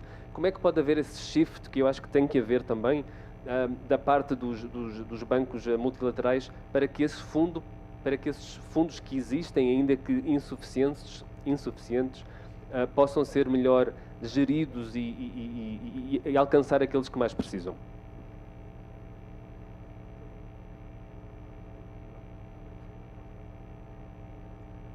Oi, isso. Vou tentar ser rápido, apesar de que é um tema que eu gosto muito, falaria bastante sobre ele. Primeiro, eu acho que vale a gente ressaltar duas características importantes de uma instituição financeira de desenvolvimento. A primeira delas diz respeito aos bancos, né, de desenvolvimento, tem uma característica muito importante, que é fazer a ligação entre as políticas públicas, né, e os compromissos que um país tem nacional e internacionalmente com a implementação pelo setor privado. Então é como que você tem projetos econômicos do setor privado sendo desenvolvidos de maneira alinhada com os objetivos de compromissos internacionais e políticas públicas. Esse é um primeiro ponto. E o segundo ponto é que como que você financia projetos hoje, econômicos, que têm o objetivo de resolver problemas estruturais de médio e longo prazo. Então é uma ação imediata, mas com o olhar para o futuro. Então essas são duas características fundamentais de bancos públicos de desenvolvimento, que difere essas instituições de outras instituições financeiras. E para responder a sua pergunta, e com esse olhar desse espaço de instituição, eu ressaltaria 4 grandes eixos que podem nos ajudar nessa reflexão sobre como fazer diferente, para ter o impacto que a gente espera. O primeiro deles é um desafio que não é trivial, principalmente para os fundos, em geral, todos os fundos, é sair da lógica de projeto e passar a olhar para uma lógica de programas. Por quê? Na maior parte das vezes, como funciona? Você tem ali uma linha de financiamento aberta e proponentes apresentam propostas. E você avalia a proposta que o proponente está apresentando. Ou seja, é reativo em relação a uma proposta que está posta. Quando você sai da lógica de projeto, passa para uma lógica de programa, você inverte essa lógica. E você vai para o segundo ponto, que é trabalhar olhando para a resolução de desafios. É quando o fundo ou a instituição financeira diz: eu reconheço que existe um problema de política pública, eu reconheço que há algo a ser resolvido no âmbito público, quem me traz as melhores propostas para solucionar isso? Você inverte a lógica. E isso é a lógica do programa e não do projeto. Quando você olha para um problema de política pública, você busca implementadores que estejam aptos a responder da melhor forma. O terceiro ponto, para a gente aprimorar, né, esse desafio, é cada um olhar como que é a participação social na definição de alocação desses recursos. E isso a gente traz como experiência prática os 17 anos de existência, tanto do Fundo Amazônia quanto do Fundo Nacional de Mudança do Clima. Um é não reembolsável, o outro é crédito, em que há a definição deliberativa, não só consultiva, das organizações do terceiro setor, da academia, da indústria, na forma de implementar. Ou seja, como que a participação social está atuando, e não só os doadores, porque boa parte das vezes, gente, quem acaba ajudando a definir os critérios, as salvaguardas, é quem está doando o dinheiro. O que eu estou propondo aqui é outra lógica. Não é quem está doando, é quem está ali no território ajudar nesse processo de definição. E por fim, para finalizar, que eu não poderia deixar de falar disso, quando a gente fala de recursos para crédito, loans, como que nós fazemos isso em moedas locais, desvinculando de moedas internacionais únicas? Porque boa parte das vezes, quando a gente tem um custo do dinheiro muito baixo numa moeda internacional, ele pode ser completamente perdido em função do risco cambial. Em momentos de incerteza grandes econômicas, a gente sabe que a flutuação do câmbio é muito alta. E um projeto que hoje é pode ser meio ou nada, dependendo do risco cambial. Então, é importante nós encontrarmos mecanismos de apoio em moeda local ou que façam a garantia de que a gente não perca esses resultados esperados em função de problemas ou riscos cambiais no meio do caminho.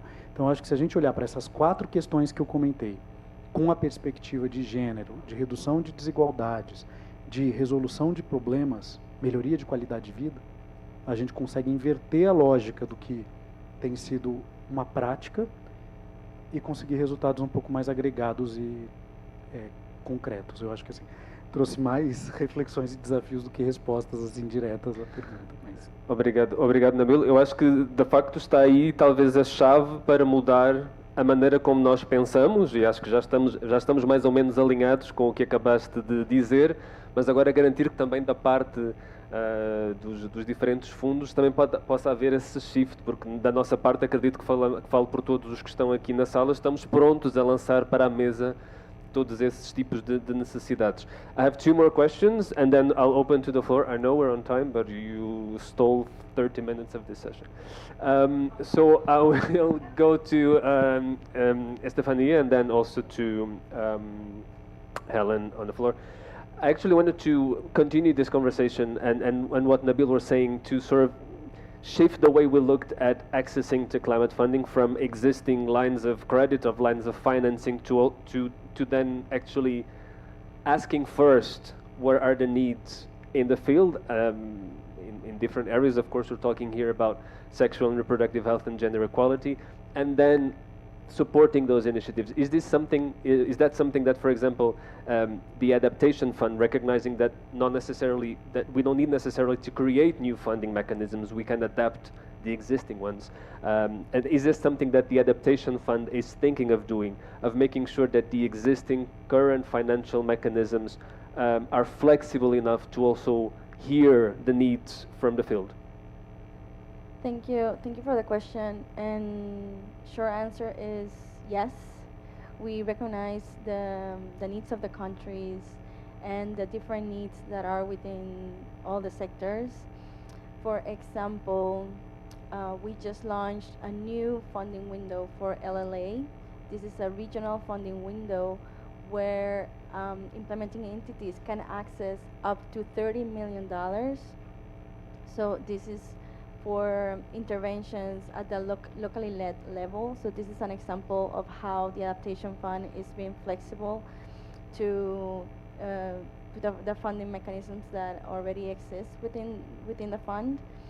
And I will also like to mention that the adaptation fund is sector agnostic, meaning that we finance all sectors. We have no preference as long as the project is it has an adaptation rationale.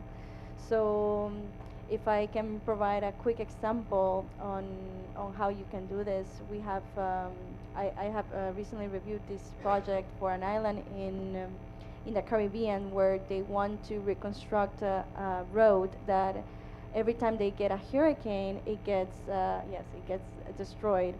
So they are going to build a resilient road to the hurricanes.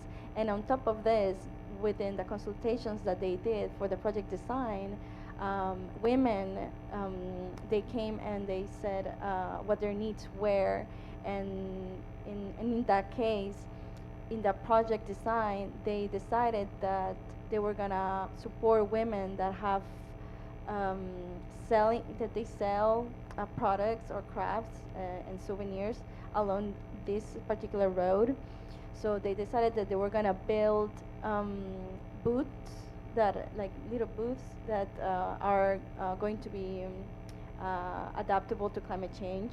So they're going to have air conditioning, and they're gonna have other different infrastructure that is gonna make them resilient to the heat because of climate change. So this is an example of how you can access the funds from the adaptation fund. Thank you. Thank you also for, I think, mentioning an example that perhaps we don't always think when we think of big climate funds like the adaptation fund. So also making sure that locally led initiatives are also taken care of and financed.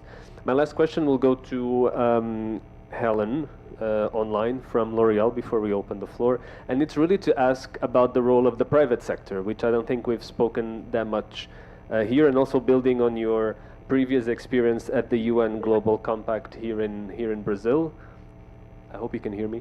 And I wanted to ask you, Helen, of course, L'Oreal has been recognized for its leadership in gender equality and sustainability, and you already mentioned some of the things happening here in Brazil, and also the L'Oreal Climate Emergency Fund. But I wanted to ask you, how does L'Oréal also make sure to influence and to model best practices for other private sector companies, and how do you see the role of private sector also in this discussion that we're having here today on innovative climate financing, that it's gender responsive, that responds to the needs of those on the ground and supports and ensures access to sexual and reproductive health during climate disasters or during climate change? How do you see this role? And please please build on your role when at the UN Global Compact.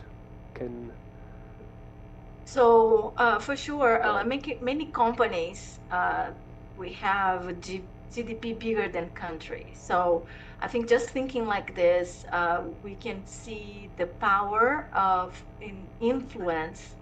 And when we also look at the philanthropic funding, 3 billion euros that have been divided, and the proportion of this goes specific for epidemics, for human-made accidents, and not really to climate-related disasters. It's specific what we see and why our climate emergency fund was funded is to create a significant overgap to this global resilience efforts. So I think examples like ours they are precise a way how can we influence other companies, because really climate change is not gender neutral. It is profound amplifying of the equalities that we already see. When see the numbers that 14 times women they likely to die in climate disasters than men. When we know that when resources really become scarce, like really women is often the one responsible for securing food, water, fuel, and work much harder and travels and migrates to find solutions.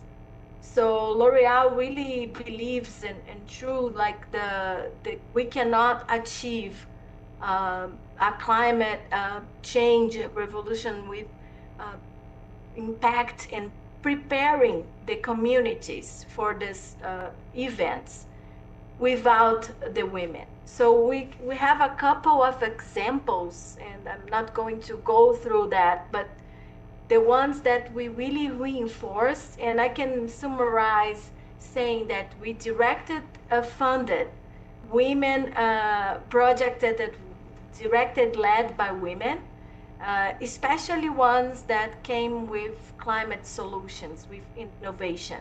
So we have a couple of examples that are supporting different communities around the world, like United States, India, Kenya, and specific contexts, of course, but initiatives that are really facing and built by women, even by facing extreme heat or water resources that are living, and even the connection, as I already exposed, about mental health. That it's something that we do not talk a lot about, but it's really a very big challenge on that. So again, I am really strong on our position that when we think about leadership, we need to think about preparedness. So to empower these women and how they can lead this preparation to respond better to these events in one of the ways that is strategic. We can have those women voices more amplified, and of course having more success in the way we approach and support the communities. Thank you so much, Ellen. Thank you also for championing this within L'Oréal in Brazil. I also invite colleagues online to also visit L'Oréal. I think it's a very good example of how a very big private sector company can also support our fight. We've been given 10 minutes for questions, and I'm going to make sure to utilize every second of those 10 minutes. So opening the floor, I don't see any question online, but if there's any question in the room, please raise your hand. I see 2 now. There's a lot of microphones here if you want. Okay, you have them. Please be as brief as possible so that we can also have some time for our panelists to answer. Please go ahead. Yes, thank you very much. My direct question is, how much money so far had been leveraged to the locally led adaptation from the adaptation fund? I'll let Estefania reflect on that. And there's another question here, I think, if we can get a microphone.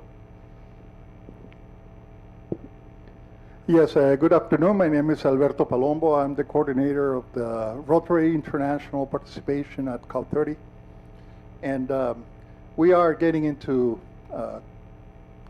climate change by doing climate change in communities, which is our specialty, if you will. You know, we are Rotary clubs in about 40,000 communities around the world, so we have some capillarity.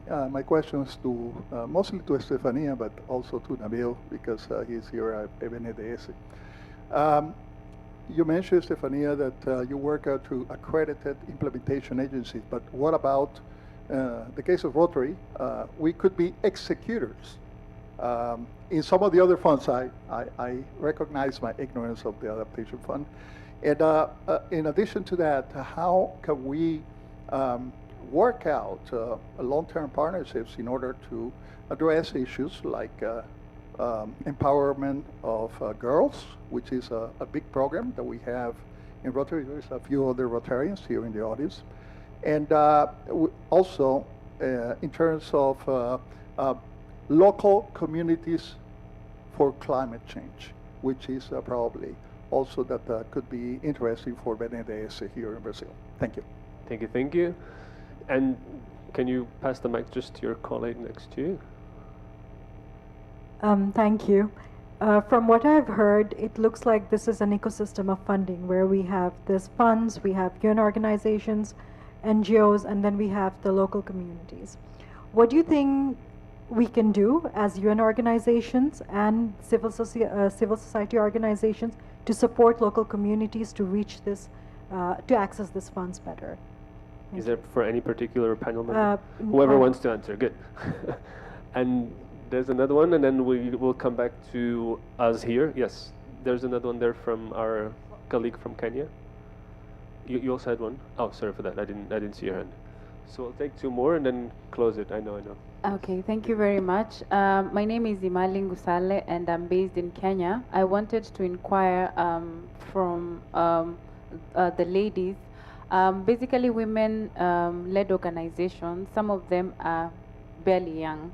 So sometimes when these calls for proposals come, they come with a lot of prerequisites, like 3 years or 4 years audited statements, and some of these young organizations have not yet reached those, cannot fulfill those prerequisites, but they have the capacity to work. Is it possible to have maybe alliances among, I could say, Global South organizations, so that maybe the pool of funds is for those specific organizations, and then they can learn from the organizations that have already benefited from your funding, so that now there is also the learning process in terms of implementation. There's an exchange, and then there's also the deliberation of pulling organizations at grassroots level to another level. Thank you. Thank you. I see that there's another one, and there's also another question online, but I'll come back to the panel so that we can answer these questions. I think most of them were for the Adaptation Fund, which you represent here, so it's actually for you. Go ahead. Okay, I didn't write them down, so please bear with me if I don't remember anything. But okay, regarding your question, so on LLA, we have currently 6 projects on LLA, single country, meaning that if the maximum amount for this type of projects is 5 million, so I would guess that it would be 30 million at the moment. So as I said, we recently launched this new funding window for LLA. So that's brand new. It has not been accessed yet. So yes, right now it will be 30 million approximately. And regarding your question, yes, you can definitely execute projects from the adaptation fund. You just you have to be selected by the implementing entity to execute these projects. And I think you also mentioned how can you empower girls in this type of projects. So you can always support the implementing entities in the design of these projects, and in the consultations that you do in order to design the project, you can see what the needs are when it comes to women or girls or other marginalized communities. So I would recommend that. And when it comes to your question, so it's very interesting because I would encourage you to see our website on AFCIA. They have this project where, well, the AFCIA is an aggregator that supports implementing and so if it transferred the money to an implementing entity, in this case a multilateral implementing entity, but this entity would provide grants to SMEs and NGOs. And I was in Recife this past April, and I saw an example of how UNDP supports these little organizations like the one that you were mentioning in being able to get access to these funds. So they help them to have to be more financially solid, and also to be more, more capable on taking on these grants. Some of these organizations, like, they didn't even know how to register themselves legally. So UNDP supported them with that. So this is an example of something that you could check on the website. And yeah, I'm also happy to provide you with my contact information in case you have any further questions. And I think that's it. Thank you very much. We have two more questions, one from our colleague from Benin, if I remember correctly. Merci.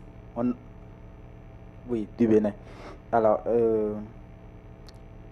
je voudrais juste émettre un commentaire par rapport à ce qui a été dit, notamment le défi qui a été mentionné comme sortie de logique des projets pour s'aligner à celle des programmes, alors qu'on est en train de parler de fonds d'adaptation. Dans ce cas, comme ma collègue l'a mentionné tout à l'heure, il y a des organisations qui n'ont pas une forte capacité financière pour pouvoir accéder à un certain nombre de fonds. Qu'est-ce qui va se passer en ce moment-là? Est-ce qu'il faut carrément supprimer ces organisations? Est-ce qu'en ce moment, on respecte en fait le principe d'adaptation des fonds? L'autre chose également, dans la logique d'adaptation des fonds, nous savons que quand les fonds viennent au niveau pays, il y a une grosse partie qui va vers les gouvernements de nos pays et une petite partie va au niveau des OSC, les organisations féministes. Alors, ma proposition serait de commencer par scinder en fait les lignes de financement de chaque actrice en matière d'accès aux fonds, pour qu'on puisse savoir réellement de façon équitable comment est-ce qu'on veut repartir les fonds, pour qu'au finish, parce que le constat c'est qu'à un moment donné on voit en fait beaucoup d'argent qui est reversé aux partenaires par les gouvernements, alors que les organisations sont dans le besoin en fait de financement pour pouvoir faire des actions directes avec les communautés. Merci. It was again for you. Je suis désolée, je parle un petit peu. So there are actually two questions in one. One, I think very similar to what the colleague of Kenya was actually asking, that when accessing the adaptation fund, we're singling out the adaptation fund at this point. A lot of these organizations, they don't fill all the prerequisites that the adaptation fund the lines of credit from the Adaptation Fund request, especially those that the implementing entities have. So the first question was to try how do we navigate that, and I think that also links to that question of innovative ways to actually accessing financing for smaller organizations but who have the capacity to implement. And then the second question was, when the Adaptation Fund comes to different countries, there's the lines of credit are normally towards government entities, and a lot of the funds actually need to be careful here, they are implemented from government entities, and less funds are channeled to grassroots organizations. So how can we also make sure that there's a balance between the money that goes to government entities and the money that actually reaches grassroots organizations for them to implement their work? Did I say it right? No. Okay, so on your first question, yes, so we also provide support for entities to get accredited. And going back to what Tara was mentioning regarding the opportunities of the Adaptation Fund, we require that the implementing entities have already set policies on environmental and social safeguards and policies in gender. So yes, like we have special windows for entities that cannot get accredited, or they don't have the capacity, or that they haven't been accredited to the Adaptation Fund. Again, I will encourage you to do some more research on our funding windows on AFCIA and the LLA aggregator. And also on your second question, it was on to make sure that there's a balance of funding from to government but also to grassroots organizations. Yes, I mean all of our projects are country driven, meaning that are the countries the one saying to us what they want, but that's why we also have these funding windows, LLA and innovation windows, where the main focus, it will be on locally led communities and locally led organizations. I think it's really important to visit the website. It does work perhaps a bit differently than other large climate funds. I'll give the word to Nabil and then we will have to close. A pergunta não foi diretamente ao BNDES, mas para ajudar na discussão. Nós sempre tivemos esse aspecto de como chegar nos pequenos projetos, nas pequenas comunidades, sendo um banco muito grande, estando no Rio de Janeiro. E algo muito interessante que a gente desenvolveu institucionalmente foi reconhecer essa diferença de maturidade das organizações, seja no tamanho, seja na escala, seja na forma de lidar com a burocracia. E a gente criou um termo aqui no Brasil, que não existia, que é de entidade aglutinadora. Eu não sei se em inglês vão conseguir traduzir, mas aglutinar é somar. Agglutinators, we said. Em que uma organização que é mais madura, que tem mais estrutura, é mais robusta, pode apresentar o projeto de um grupo de organizações que serão as implementadoras. Então a gente reconhece que há esse ponto que faz o contato burocrático institucional, mas que a implementação é realizada por outras organizações que ainda não estão nesse grau de maturidade. Então nós chamamos esses projetos de projetos aglutinadores. E é uma construção contratual que a gente executa há mais ou menos uma década e que serviu como modelo para outras políticas públicas, para órgãos de controle. É um modelo bem interessante. Para quem tiver interesse, a gente depois explica melhor. Thank you, Nabil. Thank you also for those ideas. I'd like to request 30 seconds just to acknowledge the colleagues who are joining us online for their very, very short, fast concluding remarks and to say goodbye to you all. So I'll start with Tara. I hope you're still there before we close the session. I am. Thank you so much. And I think it's important to reiterate that our current multilateral set of climate funds are not typically directly accessible except through some very limited mechanisms. And that's why it's so important that in addition to fully funding them and ensuring that they are robustly implementing the commitments that they have made to gender in ways that recognize SRHR and GBV, that we're continuing to do the advocacy, inform their policies, and ensure that we have multiple ways of accessing funds, particularly for community-based organizations and women's rights organizations that are bringing this expertise and need to be part of implementation in order for it to be effective. Thank you. Thanks so much, Tara. Helen, I think over to you for your 30-second concluding remarks.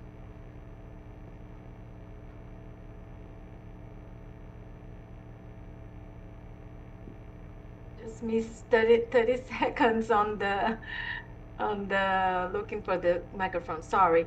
But I think one of the things that I want to say, it's again about the preparation and or the importance to key actions and strategy allocation of resources on preparation initiatives. I think we should stop just thinking on emergencies in a way of reparation and recovering, but how to be proactive and changing people's behavior and companies' behavior at least. We have to anticipate and be prepared and have innovation investments to really work beforehand, and that's include also in prevention plans, working with different stakeholders, with NGOs, governments, and crucially changing the warning systems. And I think that way we can build a very resilient and minimizing our human and economic losses. So that's my point.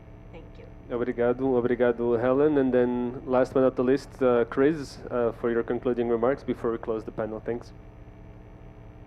Just to quickly say that while all of these models, these partnerships, these funds are super helpful and can certainly help us transform our societies, I just want to say that in the end, financial sovereignty for developing countries is super essential to this entire conversation and to our future. And in the end, we cannot forget the importance of reforming that global finance architecture that is unfair, unjust, and unscrupulous, with a special focus on critical barriers to public finance like tax justice. So thank you very much, and have a great evening, everyone.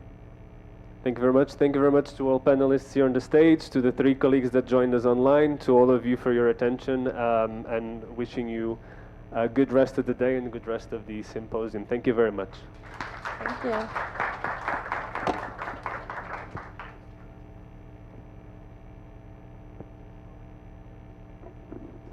Muito bem, agradecemos a todos os painelistas. Podem se posicionar para a foto do painel.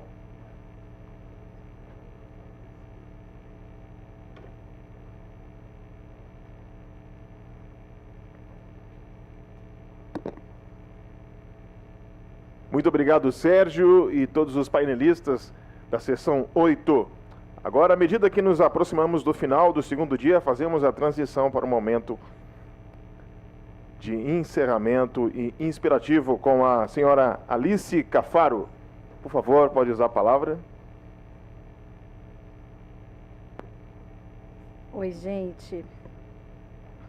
Bom, a gente tinha preparado uma atividade agora, mas sabemos que está todo mundo muito cansado e não temos tempo. Essa atividade de agora seria para vocês discutirem algumas ações para serem inseridas no documento final, né, de recomendações aqui do simpósio. O que a gente vai ter amanhã? A gente vai ter uma outra sessão também com mais tempo para a gente fazer a revisão do que foi proposto. Quem quiser já dar alguma contribuição, pode ser feito naquele Padlet de perguntas e sugestões que o pessoal online recebeu, mas que a gente pode compartilhar também com quem está presencial. Mas eu queria dizer que a gente está, então, preparando, né, como todo simpósio global, a gente está preparando um documento final que vai ser baseado nos temas que foram discutidos aqui durante o simpósio, em todos os conteúdos de apresentação e comentários. A gente está juntando tudo, preparando uma lista, né, de recomendações e de ações para todos os atores envolvidos.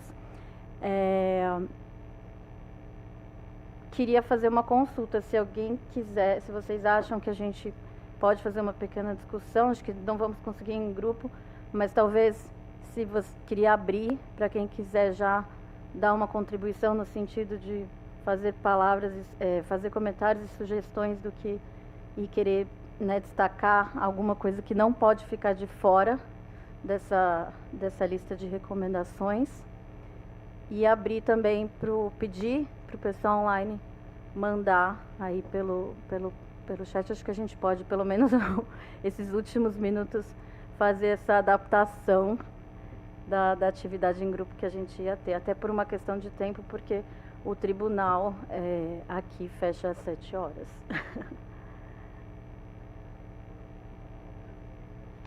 Mas aí, acho que esse aqui, na verdade, gente, era o que a gente ia usar, mas até o pessoal entrar no QR Code, tá? Acho que pode fazer quem está aqui no microfone, quem quiser falar, e depois a gente anota, e quem está online pode colocar aí no Padlet. Alguém quer fazer algum comentário, destaque? Só lembrando, a gente então vai realmente colocar e escrever essas ações sobre o que foi falado, tanto setorialmente, então considerando os comentários, até, por exemplo, hoje que teve comentários, né, sobre agrotóxicos, sobre um monte de outras coisas, mas quem quiser já fazer uma intervenção agora, fica à vontade. O cansaço bateu.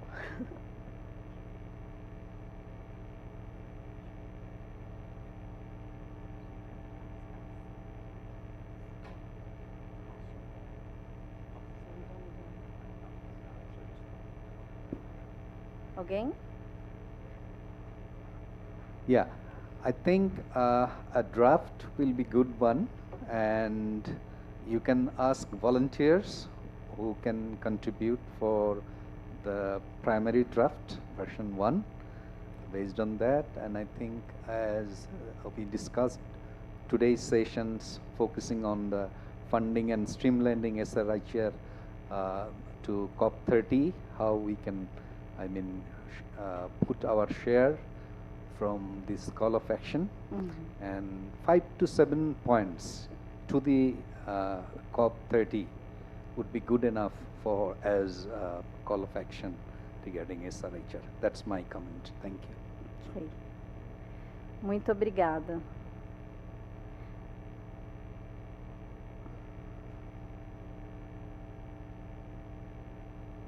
Dandara do Brasil.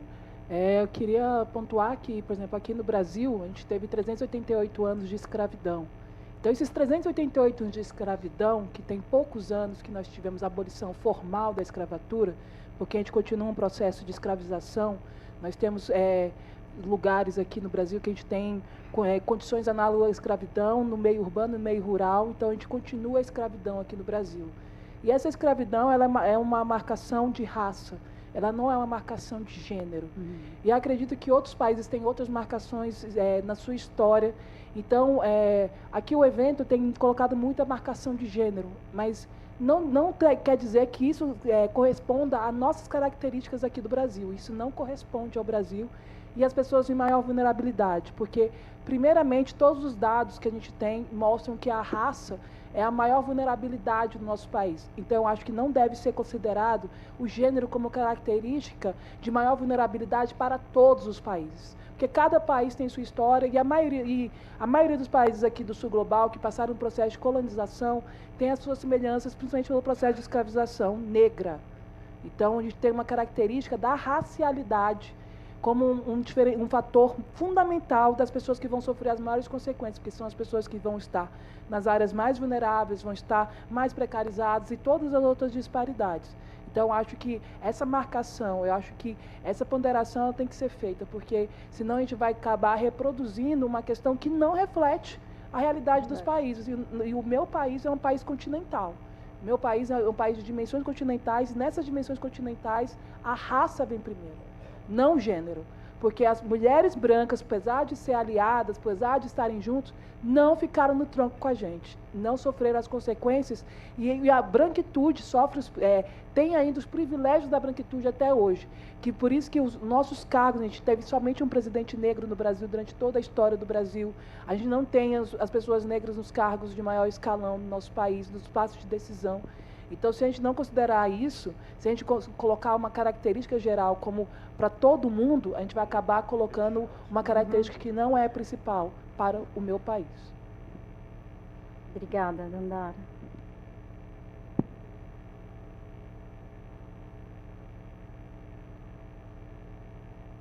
Estamos? Então tá, gente, falando a questão do... Ah, desculpa, alguém... Desculpa, não vi.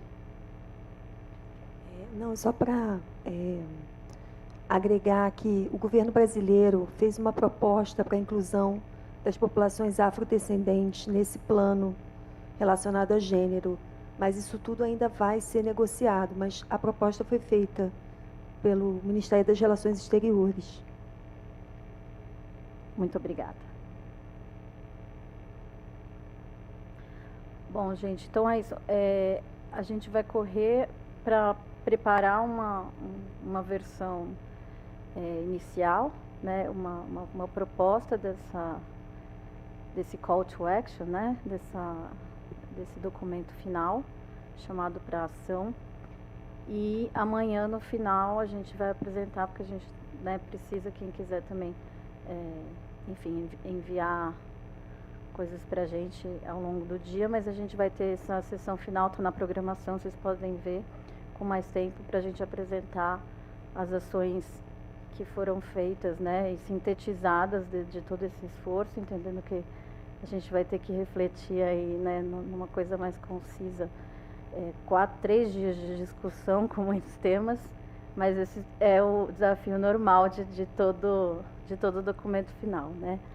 Então, nos vemos amanhã, mais um dia produtivo. Amanhã de manhã também volto e vejo vocês com a recapitulação do dia. Obrigada, boa noite.